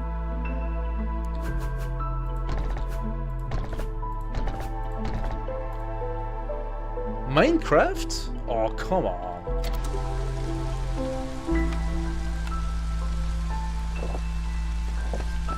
What are you gonna do on Minecraft? Are you going to dig a hole? Dig a hole. Alrighty. So what did we find here? Black treasure stag. An overgrown stone nod. So we got some stone, that's good. What about this stag? What do you want, stag? What's your thing? Staggy stag. How do I access the stag? A patron. Wait, what? Hey, I didn't have time to read. What's happening? Where is he going? Oh. What? Treasure stag hideout? Are you kidding me? Okay, so now I have to come here and open.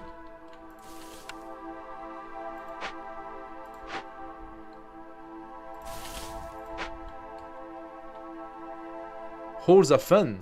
Well, that's one way of saying it.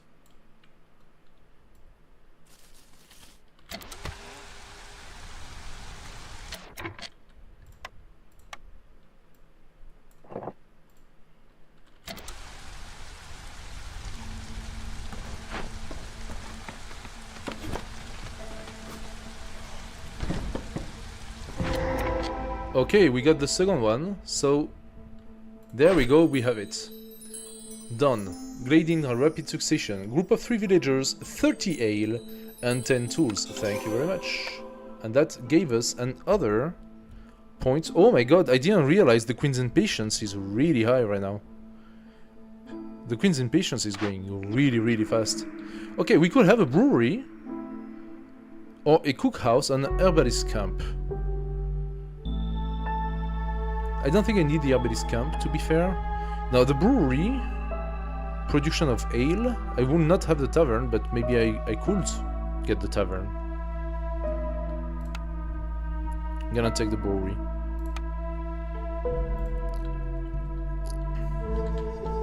What did I find here? Oh, a carpenter rune, a ancient shrine. Consequence, kill 5 random villagers if I don't resolve it. So I am going to... Oh, chest of ancient tablets. 3 ancient tablets. Now what does that do? I need to give... I could give 12 mushrooms. Rage of the Forest. The forest hostility is temporarily increased by 150 points. Active only when the corresponding glade event is being worked on. Now that will give us 3 tablets, 30 pie and 15 copper bars. Estimated time is 2 minutes. We are on drizzle, that's doable. So how does that link properly with this? Do we have any... We didn't take... Okay, here's the thing. We haven't taken any of those events that actually ask for tablets. There was one, but I passed it because I didn't know if we would be able to find tablets or not. So what I'm gonna do is sacrifice 8 of my tools because I think I will have the means to get new tools, and also I can take tools here as well for a nice chunk of ember. So we actually have 2 things, but it is a little dangerous because I need to know what sort of events we have here. So I could just go for the tablets and copper bars, because the copper bars will allow me for the crafting of tools as well. And that's temporarily. Yeah, okay. I'm sending 2 humans there to validate the loot. And I can easily rebuild another carpenter, but that makes no sense. I have a carpenter. So instead, I'm going to salvage. I need stone for that. That will give me 30 leather and 10 fabric. It's not that great. And I can assign 1 human for that. Oh, we opened 2 very nice nodes of mushrooms. So what I'm gonna do, I'm gonna take my woodcutter, I'm gonna bring it here, and I'm gonna ask him to please cut that wood here. I don't want any of that wood anymore.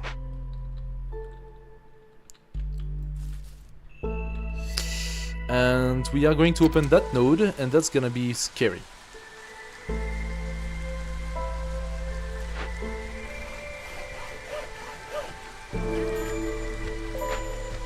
Trader arrived, Sahilda. Sahilda, what do you offer? The beaver need alcohol, build the tavern. Yeah, I will. If I can, I will. I need to find the tavern. If I can find the tavern, I will build the tavern. An advanced gathering camp, forager's camp. Yes.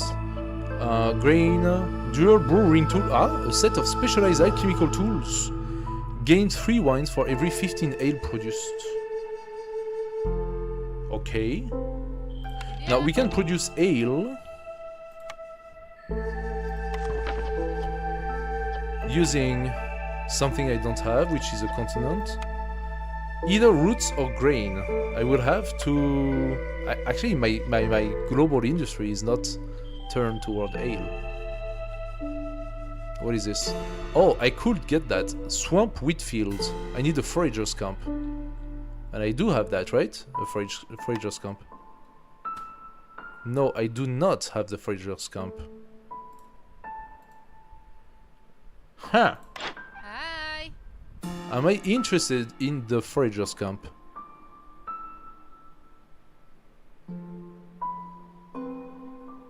$19 amber. It's not for free, yeah? What can I sell? I can sell some stuff. I could sell quite a bit of leather. We're talking 19 though. I can do 8 with my leather. I can do quite a bit of mushroom, of course. Oh, what? Okay, the mushrooms are selling. So I'm not gonna use all my leather. I'm going to sell 40, I think.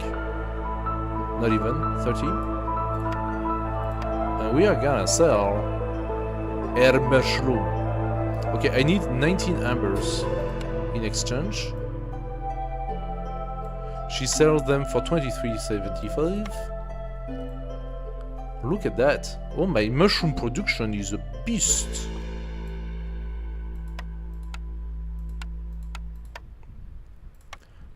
That's the mushroom production for you. Oh, yay. Okay, we got a forager camp. Done.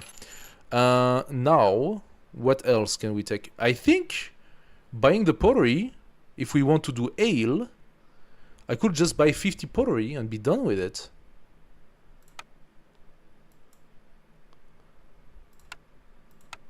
Look at that. This is insane. She buys the mushroom at such a good price. It's so little, but I got so many. Yeah. There you go. Now I have 50 pottery. I could even take the water skins. How much are those? Another 12. You know what? I'm gonna do it. I'm gonna have ale for forever. Doesn't even cost me so much. And I still have 100 mushroom. And I'm creating mushroom like crazy. Oh yeah! Now that's something. +1 to grain production, 19 amber again. Okay, now that's starting to get a little hard.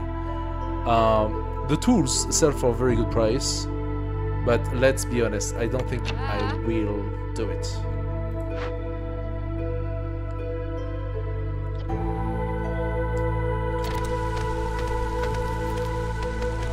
Okay, the drizzle is passing though. I need this to go. And this is almost open. Come on. I need you. Oh wow. So the hostility started already. Okay, yes, the hostility started, but now we are going down. We are going down. Good stuff. Okay, this is opening now. Done. Okay. We just found a very, very bad thing. So, Forbidden Glade. Overgrown stone node. 4 times 20. Dead Leviathan. Oh, this guy. 999 charge of food. I have never seen this one before. Look at that guy. Wow.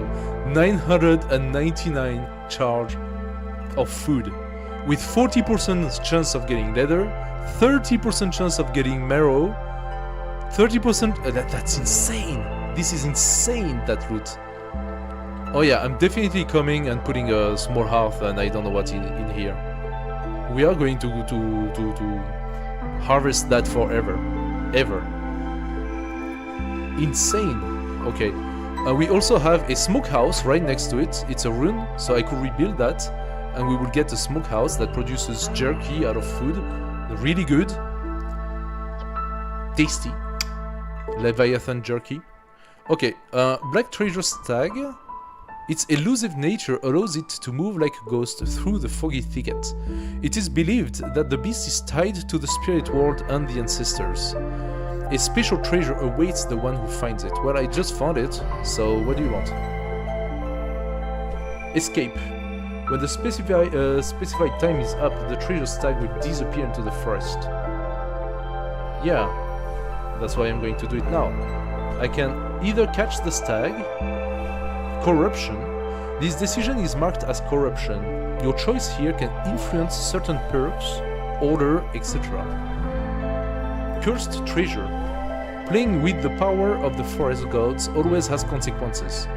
Gain 2 or 3 random epic cornerstones, but 1 random cornerstone in your possession will be destroyed. Oh. Okay, that is quite interesting. Or we can release, and that's an empathy choice. In return for letting it go, the Black Treasure Stag offers you 1 random legendary cornerstone. Okay, we can try the release, fine. Gift of Gratitude. The treasure stag vanishes into the mist, leaving you with a gift as gratitude for your empathy. Family Gratitude. Relatives of your villagers send gifts for treating their family members well.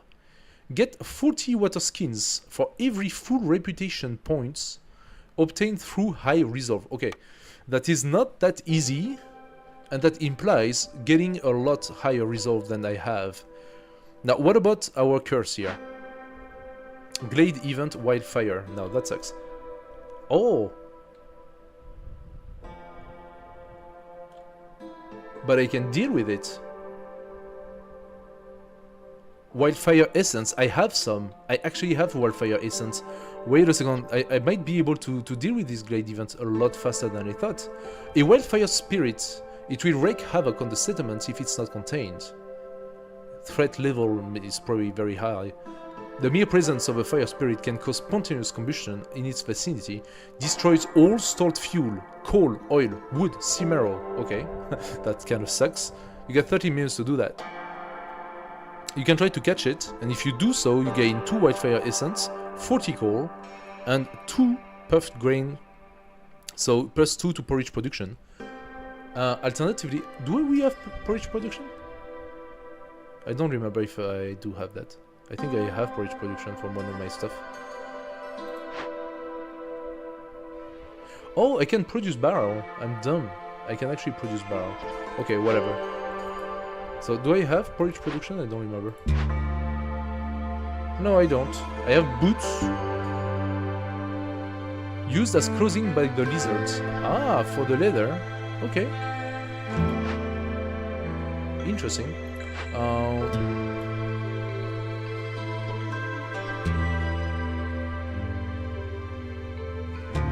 Wait, what?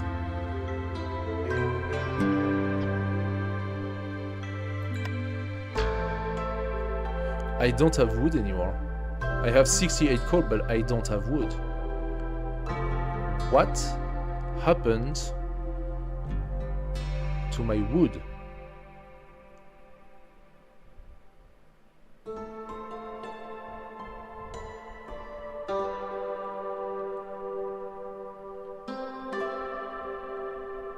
Did opening that glade destroy my entire pile of wood? Because if that's the case, I lost hundreds and hundreds of wood.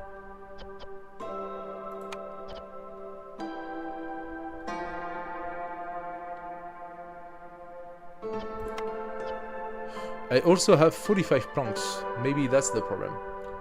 Maybe the carpenter could stop using all my woods to create planks. Yeah? How about you do that? Yeah. Instead, you are going to start using the planks and not the wood, as well as some copper bars, and make some tools. And those guys I don't have yet. How do you make them? You use copper bars, stones, or crystallized dew,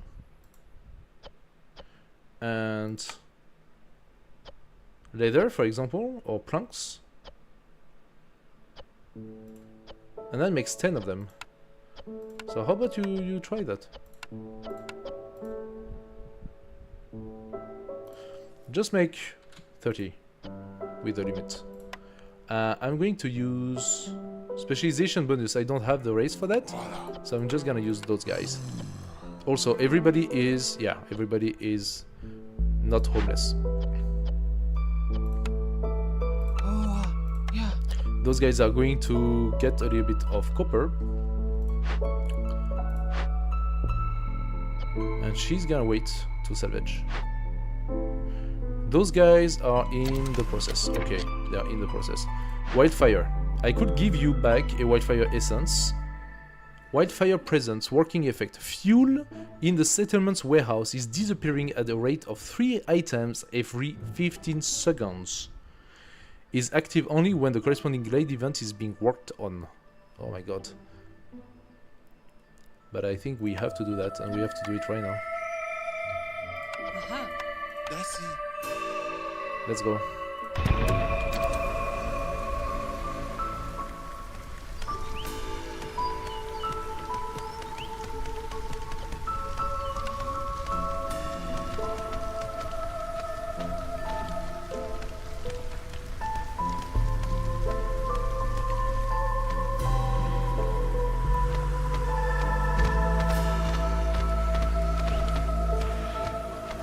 Okay, this is going. Ultimately, that's gonna be a great glade, but right now it's frightening. Oopla.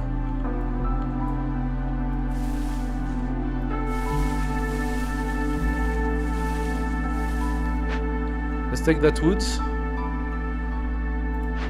I'm also going to place some guys to take the stone. I'm not building some more, so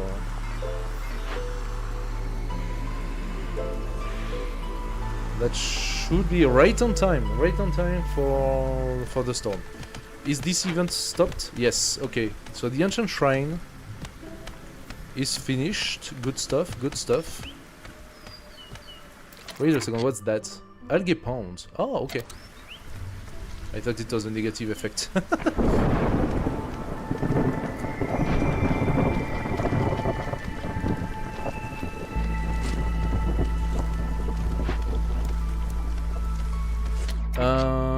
Yeah, you are making boots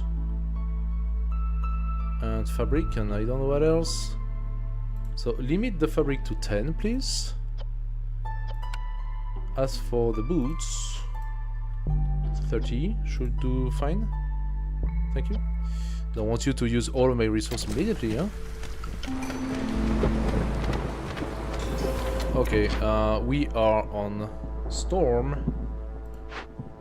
And yes, we did the wildfire event. How beautiful. So we are now at 1 of difficulty, and that implies the fog. But no one is affected by the fog right now.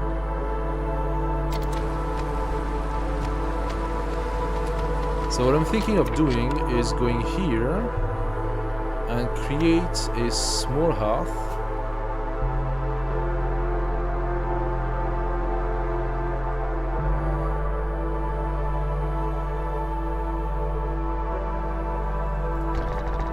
as well as a small warehouse.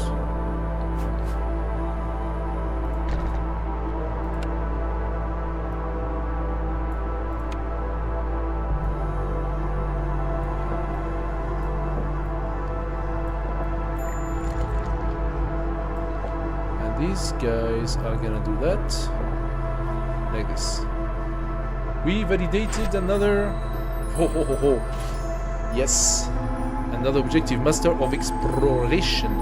25 amber, 10 parts, and +1 in crystallized growth. 2 more orders are open. Deliver 15 packs of building material as well as 20 packs of crops. That will give me 4 wildfire, +2 in production of biscuits, 24 toolbox, or need for jerky, skewer, and pickle good fulfilled. I do not have the means to do that. I have the jerky now, but I don't have the other two. So let's go for the packs. And the last one, finally. Okay, deliver 25 packs of trade goods and 20 packs of luxury goods. I do not think that my makeshift post can make for the trade goods. It does not. It does the building material, but not the trade goods. So I still do not have the means to send trade goods. What about this? The smokehouse. Makes incense, pottery, or jerky. Okay, we will have a source of pottery eventually. Of course, we will rebuild that. Just sending a lizard to do it. We could break open the cache to get a lot of these resources. Or we would have had the pack of skewers, but well, that's not enough. We will still need a pick-up good, so instead I'm gonna send to the Citadel. That's cost me 12 tools. Out of how many I have? 20?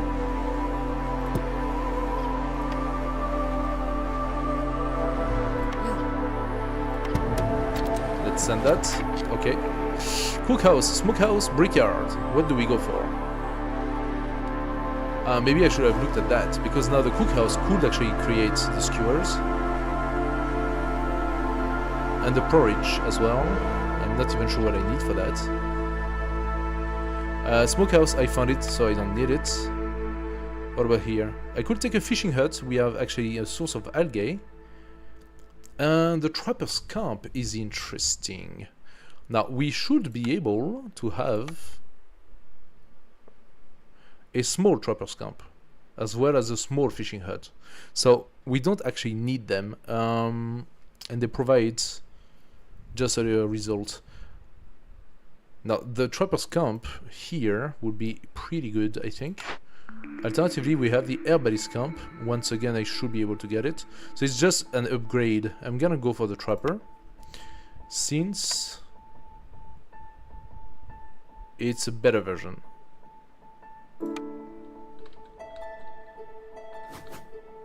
There we go.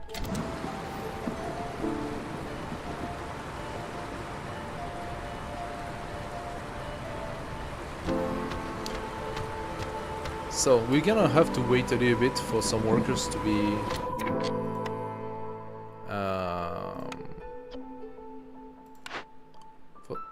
the carpenter is idle. Yes, I know it's idle. Are you not rebuilding? Oh no, we are not rebuilding that. We are salvaging. And you cannot right now because you don't have the stone, and you don't have the stone because it's being used. Right? Yeah.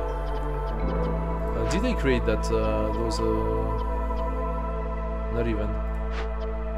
I am creating some of them. Okay. I don't have stone anymore. Am I using stone for something else? I am building a nice amount of tools. Not using that at the moment, but the algae... Wait a second. No, I don't have algae. Fish. Do I have fish in this? No, but I have herbs. Too bad I cannot use the algae for that, but I could use the herbs. I could also use the meat from the Leviathan to make pack of provision.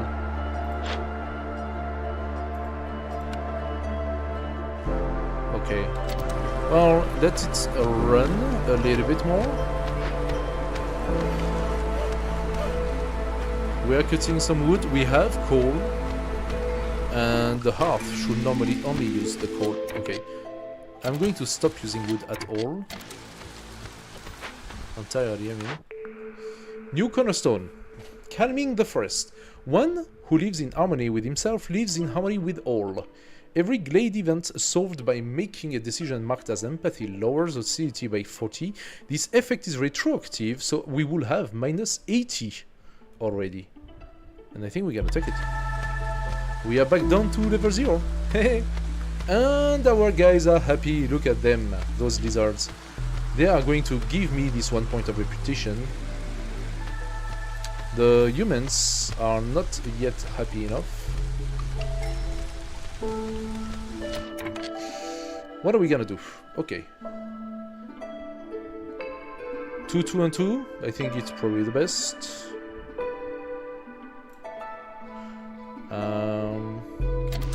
Oh, look at that. I have enough settlement for everyone. Perfect. Perfect, perfect. Now they're gonna come here and they're gonna build this entire place. Here I want a lizard and only coal. Thank you.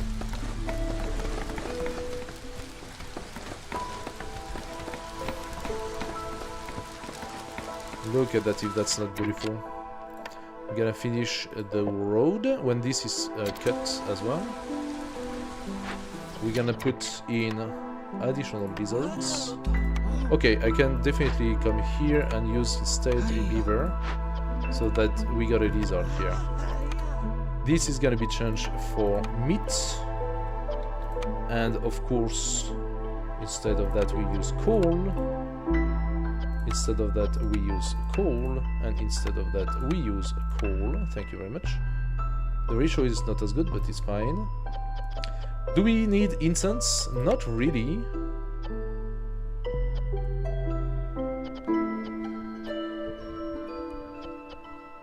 I got some salt and I have no idea where it comes from. So why not making some incense? As for the pottery, it's gonna ask for clay. Okay, that's a lot of lizards for something that's very unsure. Also here, let's put it at 40 jerky. And for the clay, you don't make any if I still have 20 clay, 20 potteries. Alright, let's go. I am sending that, so this is being done. Is this being deconstructed? No, not yet. Alright. You're gonna start doing your job. And here we are going to... so we could take some jerky, pies and barrels. That would definitely boost up our happiness. We could also send to the Citadel, and I think that's what I'm gonna do.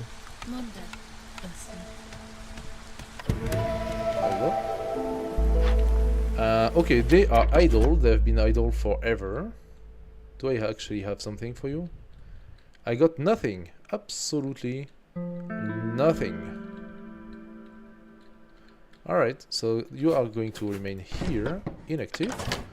As for you, what do you get? Mushrooms. You are coming here.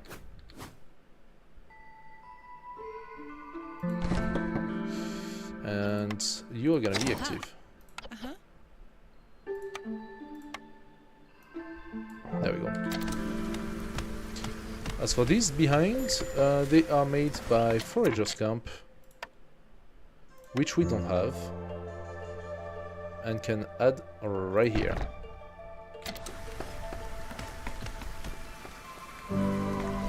Okay, I want this to be here. We're gonna clean up this wood.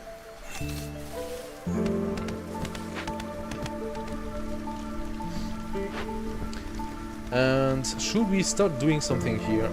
Doing some flour is not exactly beneficial to us because we want to make ale. So I'm gonna deactivate that. And the barrel is also not easy to use right now. I'm gonna wait for that. I'm gonna wait. I have the cookhouse, skewers, biscuits and porridge. Let's place it, but I don't know when using it. I'm gonna place it, and I'm also going to go for the fishing hut.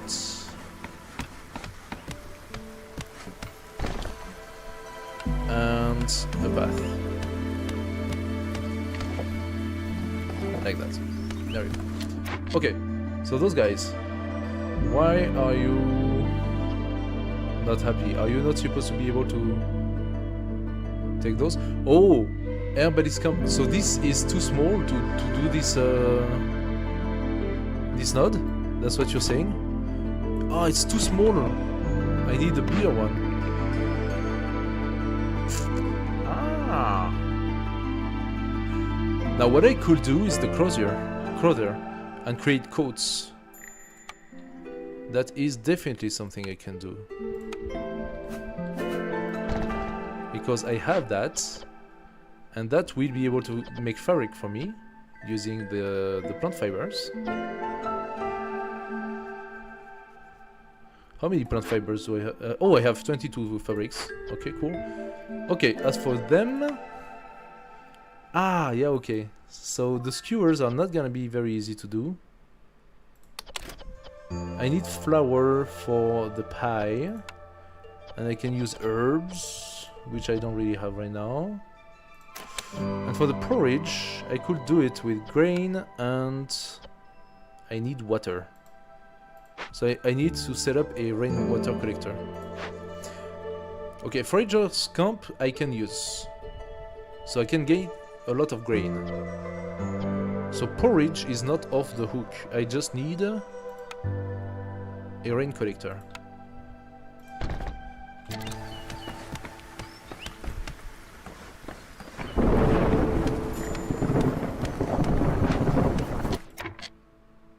Yeah. Let's place 2 farmers. And we got Yeah. also a trader. And we have quite a lot of ember for you. We can sell ancient tablets, or do we want to keep them?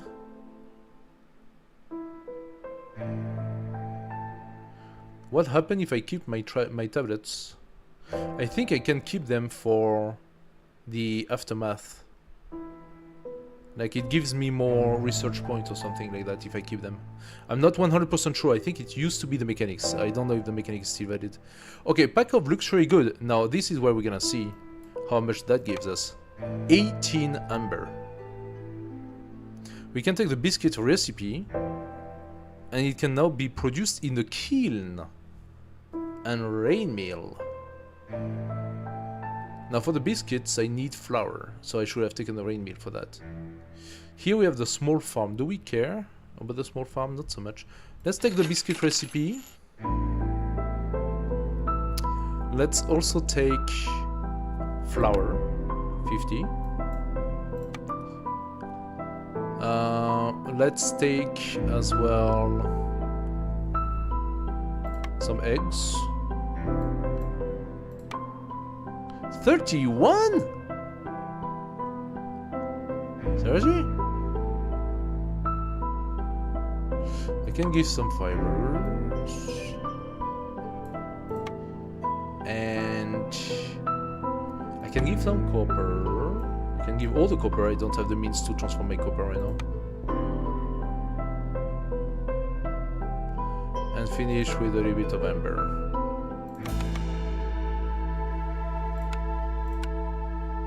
Okay. You give me another pottery? Yeah. That was really expensive, dude. Really expensive. So now my kiln, right here, has the recipe for biscuits. Didn't I already have the recipe for biscuits? Like in the cookhouse? I had the recipe for biscuits. I bought it with no reason. So now I have the recipe for biscuits in 2 different places. Okay, this recipe for biscuits is level 2, so it asks for 6 flour and 3 of something to give me 10. The recipe for biscuits here is level 3. It asks for 6 flowers and 2 of something to give me 10. And I can use, actually, my eggs. Which means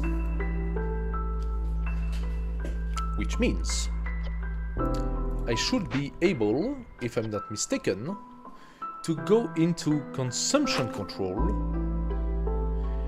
and to take the eggs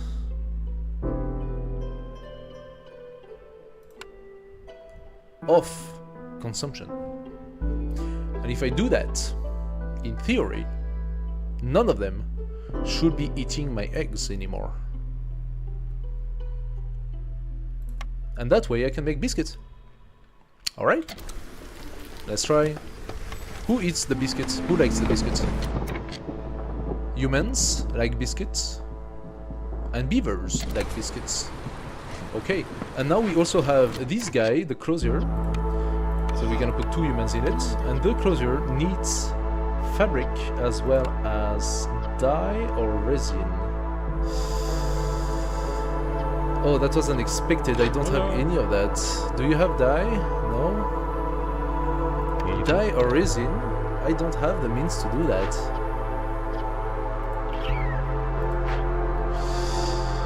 Ay. That's okay. That's new. I had no idea about that. I had no idea. I could make pack of building materials, but that would be really, really dumb. I have almost no lumber anymore.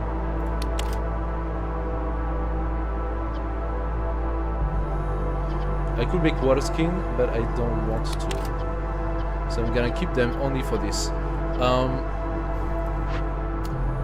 Why don't I have any lumber anymore? Because I am using it in another fabrication. I am using it at the carpenter to make tools. And at the weaver to make training gears. That's why. So carpenter, you keep on making planks, please. That's your job. Make planks. Why don't I have any wood at all? What am I using so much wood for? Oh my god. Yeah, okay, I'm of course I'm transforming the wood on the coal. So all of my wood is going into coal right now. Aye. Okay. So I think what I need to do is a 3rd wood cutter, I mean.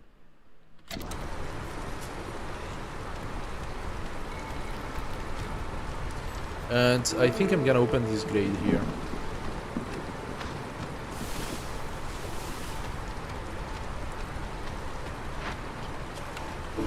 Beaver? Don't I have more beavers? Ah, the fish. Fishy. So let's put a 2 humans. Oh wait, I also need to do that. I'm gonna miss. I'm gonna be short of labor. Makeshift post. Pack of crops. Where do I do my pack of crops? In the makeshift. I'm gonna make it with this. And I need to make 3. So that's what you're gonna do. At the moment. A pack of building material, absolutely not. You do not use the planks. Eventually you'd use raw copper to make. Do I still produce copper? I think I still produce copper, no? Oh, am I done with the copper? Wait. Wait a second, I think I'm done with the copper.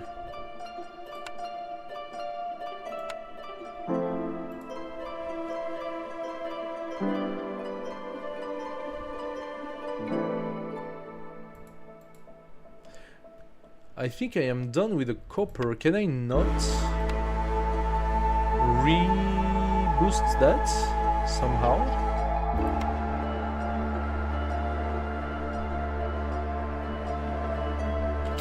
I'm gonna wait and see if they'll do something.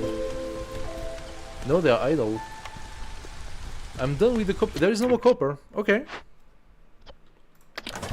There is no more copper. So those guys are idle, and I'm going to put them where?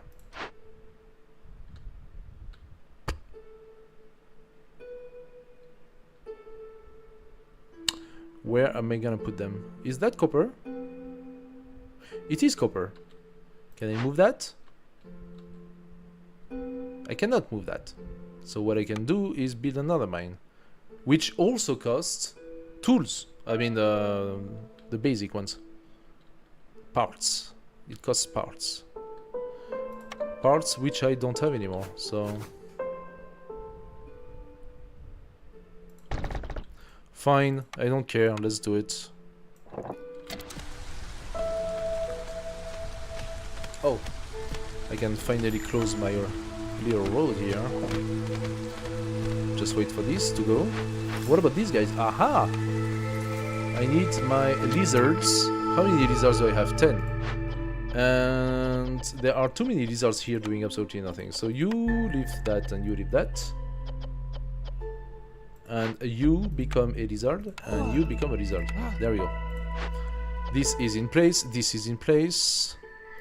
Let's bring the wood worker-ish here. And I would like this to go.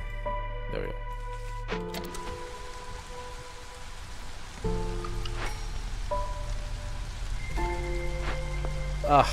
So not being able to move that that mine is a little bit of a burden. Okay, we have holy moly, 6 humans, 2 lizards, and 1 beaver, or 3 beaver, 2 humans, 1 lizard. This one would actually give us some clothes. This one will give us 60 herbs, which I don't really care for.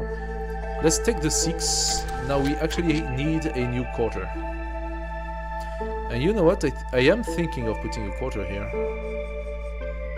I would need a proper place, but I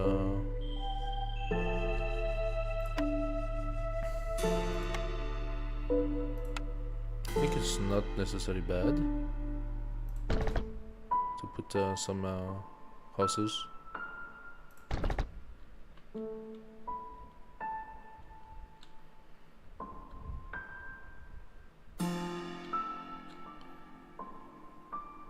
I have the space, so I can place them like that as well.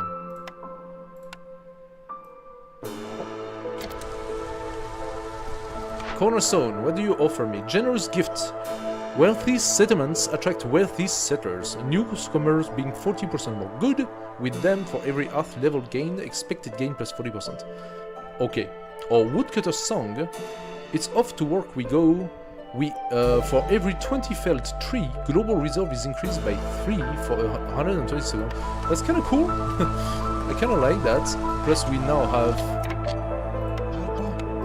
our woodcutters.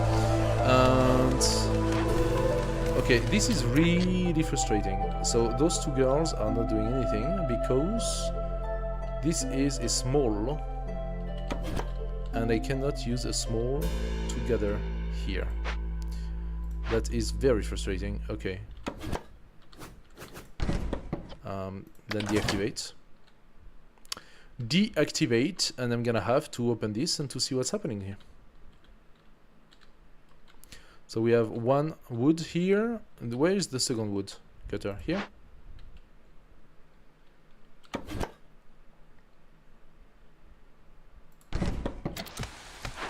Okay, beavers, you are gonna go here. Maybe some sneaky as well. And I'm gonna put 2 girls here for the rain.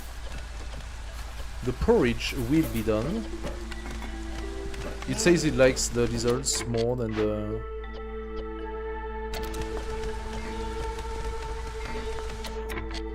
Okay, I can replace you. That's okay. If you want lizards, I give you lizards. That's alright. There we go. Am I doing those? not really. I think I am producing those pack of crops, and we're gonna also validate the glades soon. So all of this is good. Still need a few houses done. Done. Okay, perfect. One more. Those are being built. Stonecutter camp. Can I use you in any place? No, eh? Oh yes, I can. I actually can. Right here.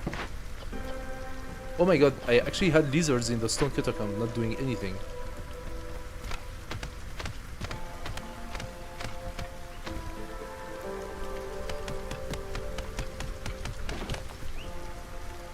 Right next to the warehouse. Perfect. Okay, this is done. Oh, we got some food here. Yeah, but this guy is like an infinite amount of an infinite source of food. And what I could do is change my carpenter from these guys to these guys, because now I actually have a source of crystallized dew, and that is cool. How many of those tools do I have?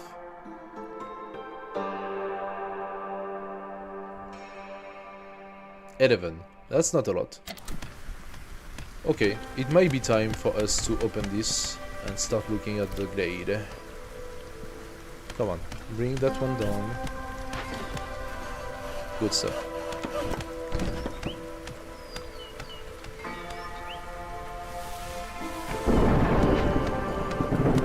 So, the Queensland patience is getting a little high. And our lizard species is not happy anymore, I don't know why. I need to figure out this so that I could have the raincoats.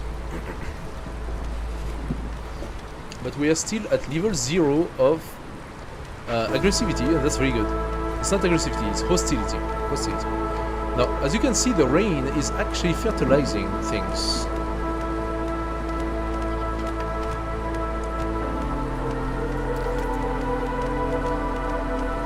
I wonder what I can do with this algae. I can use it instead of the fiber to make fabric. Scale. Oh, I could use scale to make those boots. That's kind of cool. Now I do have the boots, which means those guys should be happy. Ah, that was opened. Okay. All right. We have a rain spirit totem, dangerous. A totem built by the fishmen. It seems to have affected the weather, making the rain heavier. In 13 minutes, flooding. Though it may be primitive, fishman magic can be very effective. Destroys all roads in the settlement. Curse of weakness, villagers move 30% slower. We could perform the ritual by giving incense, and I actually have the incense, funny enough. I actually do have the incense, so I can do it. We get 150 hostility during the work, and then it basically performs the ritual. We gain harmony out of it. The ritual was completed, decrease hostility by 50, constants 4D recreation of this type. Kinda cool, so we can bring the totem in the settlement. Alternatively, I could burn it down using coal, for example, and we would get another 2 ancient tablets and 30 bundle of scrolls. Wait a second, that's not necessarily a bad idea. Again, I'm not entirely sure about the ancient tablets, if I can keep them for after as a bonus. I don't remember. Keeping the totem for myself or validating.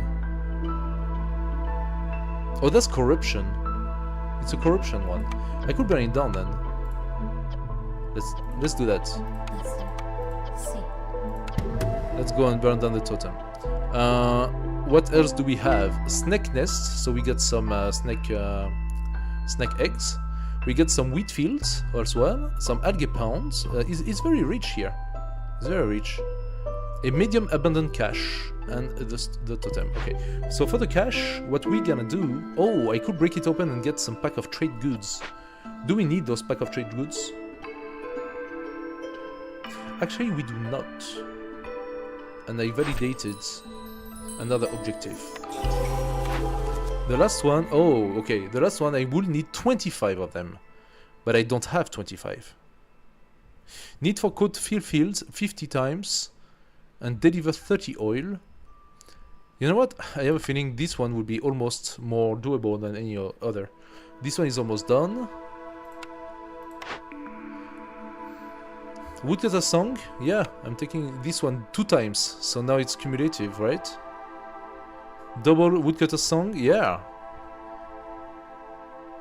Global resolve increased by 3. That should boost everything up.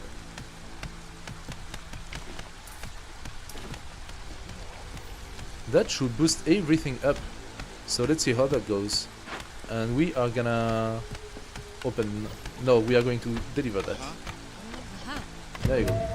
Bit more influence, that we get another point. Woodcutter. You're doing your job. Good stuff. Other woodcutter. You know what? Other woodcutter, you are also gonna come here. And I also want to clean up that. Newcomers are waiting. Oh, look at that. We can get some parts. I'm gonna take it for the parts. I'm going to validate the order. Even more parts. And we validate a new point of reputation. Tavern. Who? Oh, wait a second. Okay, the temple is something we are requested. And delivering 40 scrolls, we are actually gonna get 30. This is almost done, but I need the tavern if I want to be able to give the ale.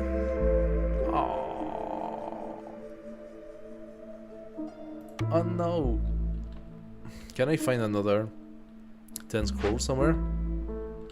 I could potentially buy them to a merchant if they have some. Ay ay ay ay ay ay ay. Ay ay ay ay ay ay ay ay. I got the brewery.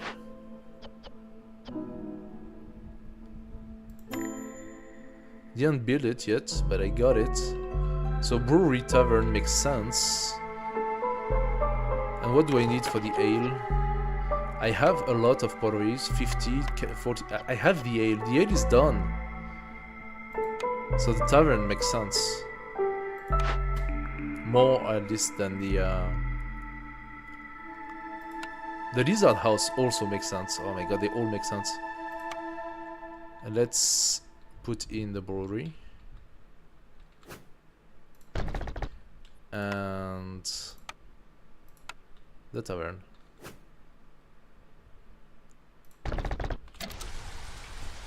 Aye. Okay, we also need another 2 shelters. Can put one next to the tavern. There we go. Blablas. What do you have? She has scales. I have a lot of ember. Oh, we're gonna take another fungal growth because, you know, mushroom is life in this game. We can take a plus 20% woodcutter move, yes. 25% all manuscript fuel consumption in heart decreased, yes. I'm going to use a lot of ember. Oh yeah. And look at that, pack of luxury good. Do I actually need to give them building material? Building material. I don't, so we can sell that.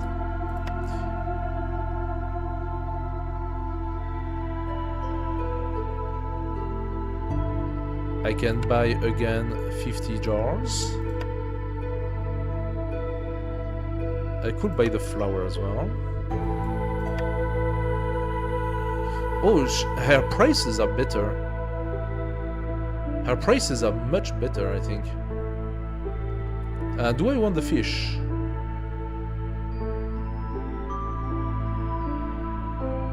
I don't think I do. I have a feeling I am short on bricks. So I am gonna buy some bricks.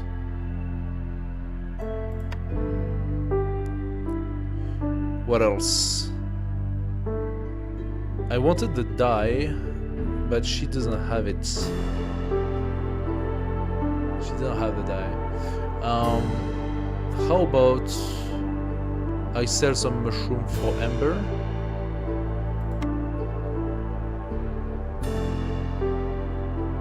Let's see how many. Maybe like 200 or something.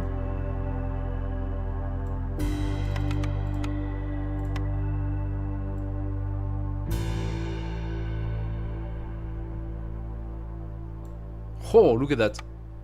Perfect. Yes. Nice, Yeah. nice. Excellent.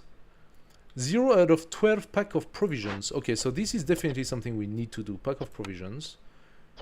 And I can do them using the eggs or using the meat. I need 12. So I'm gonna put a guy. And he's gonna start doing that. I don't need those.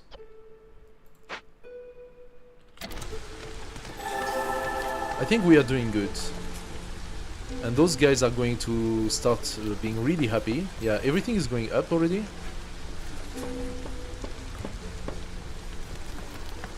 Now we have the brewery. For this we put humans.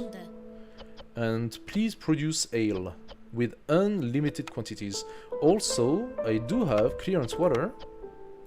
Oh, but wait a second. Porridge number 2. And here, porridge number 1. Ah, the porridge is not as good here. So you're gonna stop doing that. You finish what you're doing, but you stop us after that. Oh, I'm using the insects right now to do the skewers. Now, how interesting is that? I'm actually using insects and stuff to do skewers that I didn't even know I had. Does she have Yeah. insect and stuff? She has vegetables. And I am finding insects somehow.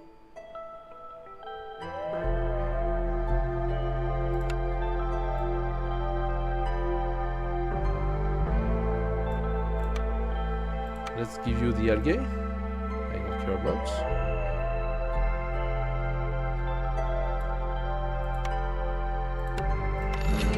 Yep. Alright. So now we have a potential for more. Are the insects coming from the things here? No. Where are they coming from, those insects? I could potentially... I mean, I'm making jerky like crazy. I am creating jerky like crazy right now. I could use the excess jerky. What do you mean you're making 5? You're supposed to make 13. That's weird. I could replace the insects by jerky. Where is it? Cookhouse. Cookhouse. Replace the insects by jerky. And you keep the vegetables, you make skewers. I'm going to take the human out. No, I want her to finish the porridge first.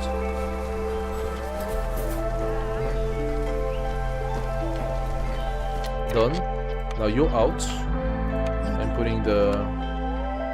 Do I need so many? Nah. I suppose it's fine. I suppose it's fine. Oh, okay. The biscuits, I have a better version. I should probably not get so many... I should not get so many lizards here. I think 2 is fine.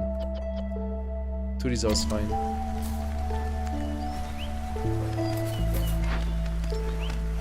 Okay, those guys are doing a little bit of job. Not a lot, just a little bit. I'm gonna put you here instead. Smokehouse. So you make your jerky. And potentially you also make pottery. 4 and 1. Is that something I want you to continue doing? I need to recheck my my production now. It's all confused. Okay, planks. How many do I have? 0. I am literally not producing planks because I'm using those planks and making tools out of it. Then wait a second. What? Oh yeah, no, it's down to 5. Okay. I'm also making a lot of luxury good. And I'm making that luxury good by using planks as well. Okay.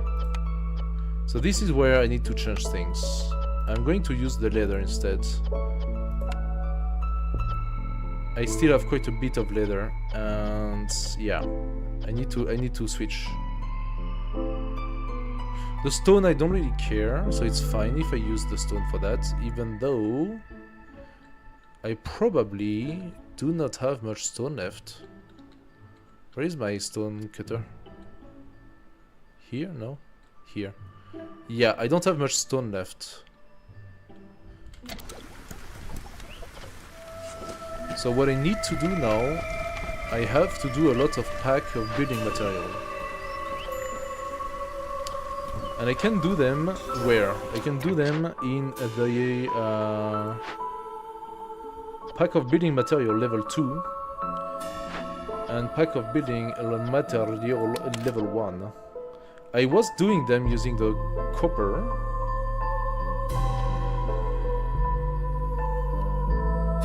Oh, she's finished with the packs of crops. Do I have any other? Yes, 20 pack of crops. 20. So now you're gonna hear and you're gonna do pack of crops. Are you using just dots? You're gonna use... Yeah, no, use the mushroom. The mushroom is an unlimited supply of mushroom. Mushroom is life.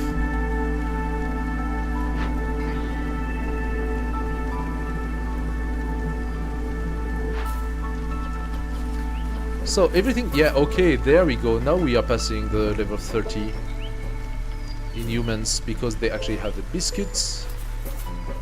They have the porridge. What are they missing now? Human housing, pie. They would like to have coats, and I would like to give them. I don't know how. Oh, I can do the temple again. I could alternatively do the lizard house and keep the lizard happy, which would boost my thing. I think that's what I'm gonna do. I'm gonna make lizard houses. The temple is interesting, don't get me wrong.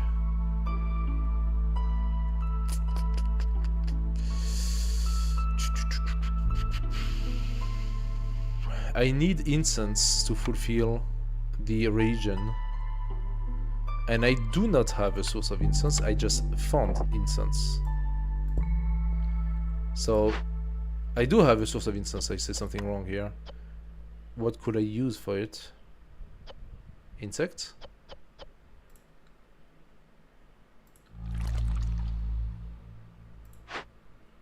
Okay, those guys are done, basically.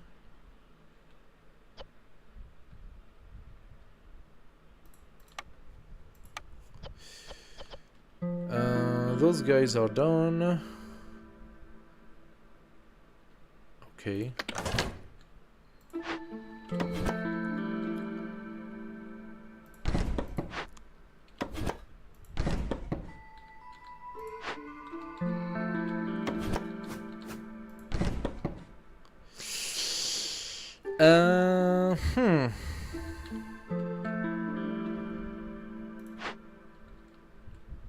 Okay, I have a lot of potential wheat.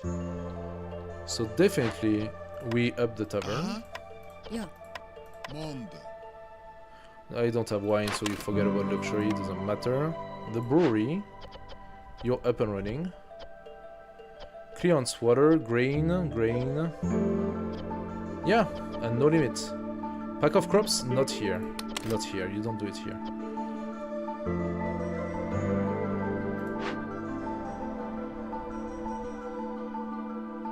Pack of building material, it's a level 2.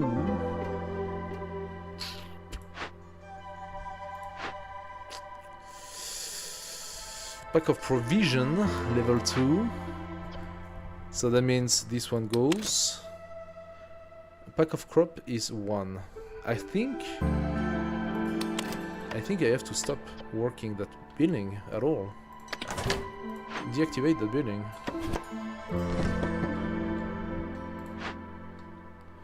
Small herbalist, small herbalist, small herbalist.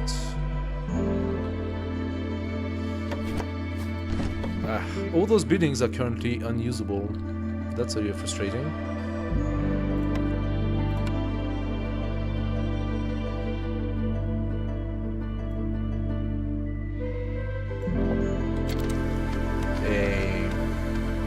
What do I need for that?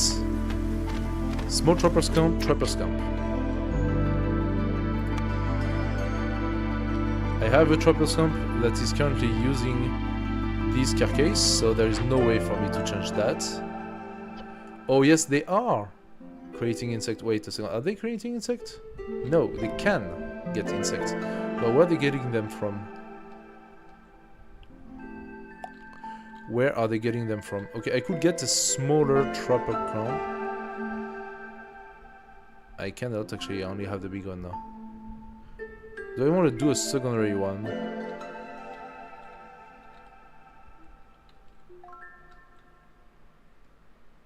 Sure, I would say. Okay. I'm gonna do that. I'm gonna assign 2 lizards.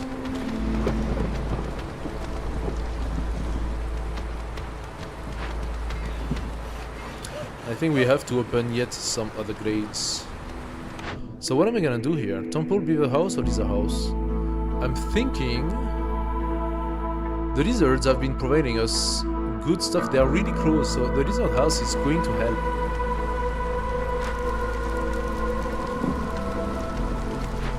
I would love to be able to destroy that. Unfortunately, I cannot. So what I need to do now is to take this woodcut camp, bring it here, and open the wood.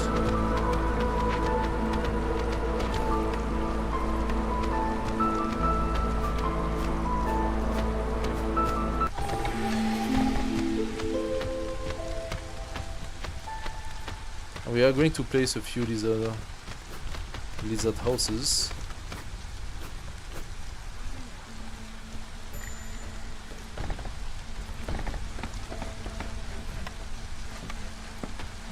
Like that.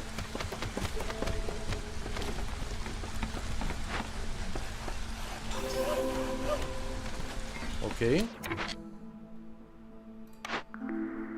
Steel pickaxes, +2 to stone production from gathering. Oh, I would have loved to have that a long time ago. Zorg's secret ingredient, a mysterious ingredient discovered by the famous chef and businessman Zorg. Gain 10 skewers for every 10 pickled good produced. I don't produce pickled good, I produce skewers. That's the contrary. Aww. Could decline and get 10 amber. I'm just gonna do that. Okay, we are gaining reputation.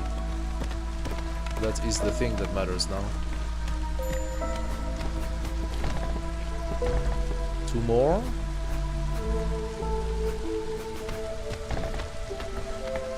And we keep going. And I can probably put also a few here. I need 7 in total. I got 7. That's perfect. That's what I need.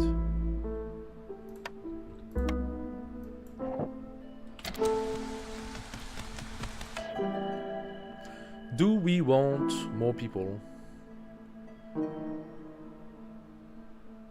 I could get the... Yeah, okay, the capes. So I need 8 now.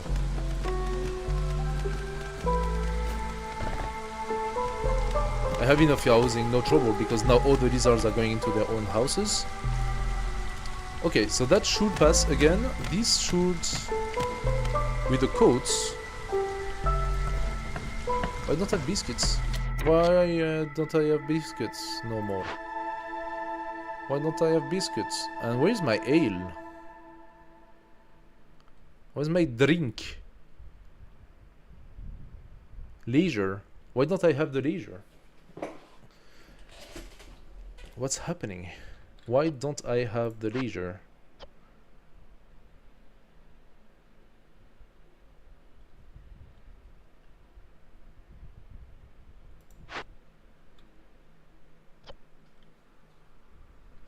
Okay, how much porridge do I have right now? 0. Do I need another brewery? I think I need another brewery. That's crazy. That is crazy. I'm gonna make another brewery.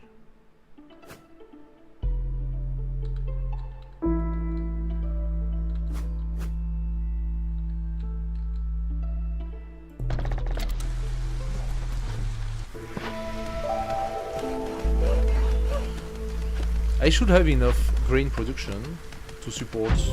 Oh! Well, that went up.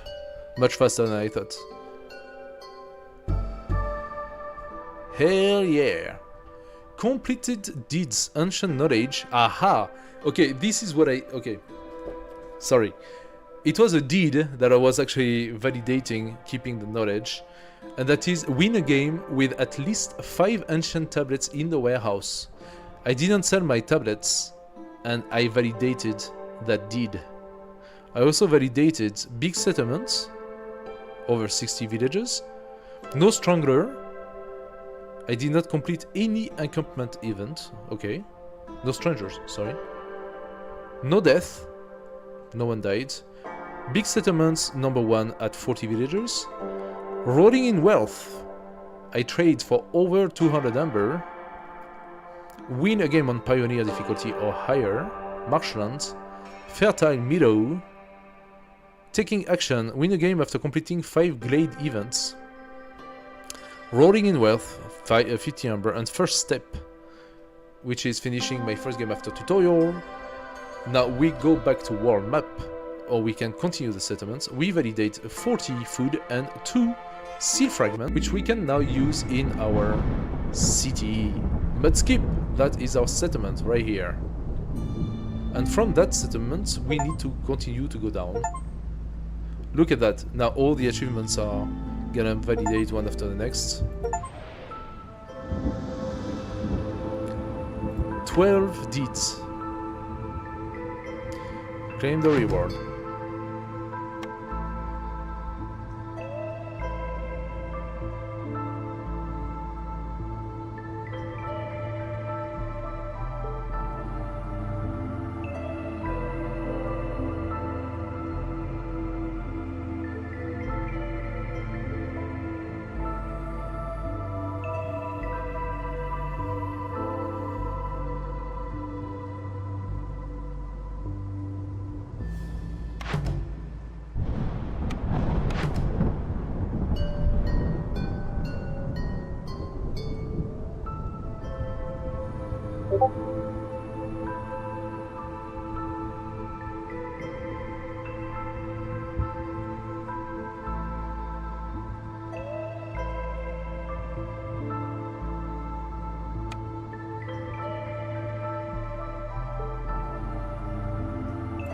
The sound was cut, sorry about that. Lots of rewards. Must grow fungites. Home decoration, okay. Another one. Pipe. More points. A lamp. More points. More points. Guild house. Clan hall. Distillery. Leather worker. Stamping mill. The filling dish cornerstone. And new upgrades. There you go. Well, that was a pretty nice game. That gave us quite a lot of things. You are about to meet Aunt Laurie. What's your reaction to her? This setting can always be changed in the option menu. As soon as you step into your new home, you notice a richly clothed woman standing by the window, her gaze fixed on the citadel. Hey, Auntie. You're meeting an eye. Rory looks around the empty room. Well, isn't this a nice looking house? Back in my day, fresh viceroys would sleep on the floor of the Swart Tavern. Well, your days were shit, sorry to tell you. How was your training? Still confused. I know, dear, there is a lot to take in at once, so many new things and so little time. Laurie exhales softly. Learning can feel like climbing a mountain. I promised my sister I will look after you. Oh, she's the queen's sister? Okay. And I plan on keeping that promise. As a member of the Queen's Hand, there is much I can teach you, but knowledge is of no value unless you put it into practice. By the way, we got that. Decoration. Cool. For now, focus on exploration, try new things, venture into uncharted territory. Okay. It's good to see you. Yeah, well, I wasn't there far, like, long ago. Struggling a bit, could you give me some advice? There's something I don't understand, I have to go, can you tell me a story? I'm gonna go. Thank you. Upgrades! Yes. Of course. Bonus stone and clay for embarkation, makes sense.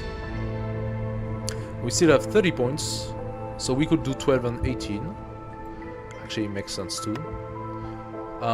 Blueprint reroll. Blueprint reroll, please. Base stat, permanent -2. Reputation peak pool increase. You have one additional option to choose from when choosing blueprints as a reputation reward. Oh. Hey, that's pretty good. Now we have embarkation bonuses as food. Gained plus 10% more citadel resource whenever you finish a settlement. Ah, okay. That's an investment. Citadel resource. Plus 1 embarkation points. Yeah. Let's just take the main path. Alright. It's perfectly timed. Just finished the game. That was a very good game. With a lot of gain, a lot of things, a lot of goodness. Oh, desert time. I could do that. I could do desert time. We didn't get any artifacts or machinery, which are higher level tier upgrades for which we will need stuff. But at this moment, it's not doable because I don't think they will appear on the map yet. Or I need to get those special pointers here. Now, I do not know. Apparently, yeah, years left before the next brainstorm. Ah, so it depends how quickly I manage to finish my settlements. This settlement here took how many years? Did that take 7? What was that 7 years? Because it feels like if I do another one here and another one here. Yeah, it's roughly... I would get roughly 3 more settlements. 1, 2, maybe 3 here. So that could be 1. That could be 2. I think I have to beeline toward the seal. There was another seal here, by the way. So we have to go for the coral next. And seal fragments. Legend says that the seals can never be broken, but these shards tell a different story. Fragments are needed to venture into the seal forest at the end of every cycle to reforge the ancient seal. Any leftovers must be sold back to the crown. There is no way to do both. You have to choose. So I think the next settlements will be here, basically. That's the idea. I could do it here in order to get... Oh no, look. This land is too far away from your last established town for your caravan to reach it. So I could come here and go in the other way. But that would be a different gameplay, I think.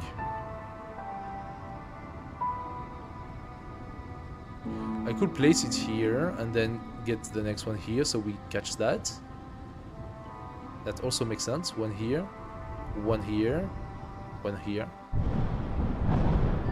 Catching this. Yeah. Anyway, that will be for the next time. I hope you enjoyed it. If you did and just watched the video, please do smash the like button. It does help the channel. If you did not, well, that's too bad for you. I'll see you next time. Next stream will be tomorrow. Not. I'm actually taken tomorrow. Next stream will be in a certain amount of time, knowing that I'm gonna travel now. So, yeah. Bye bye. Have a good night.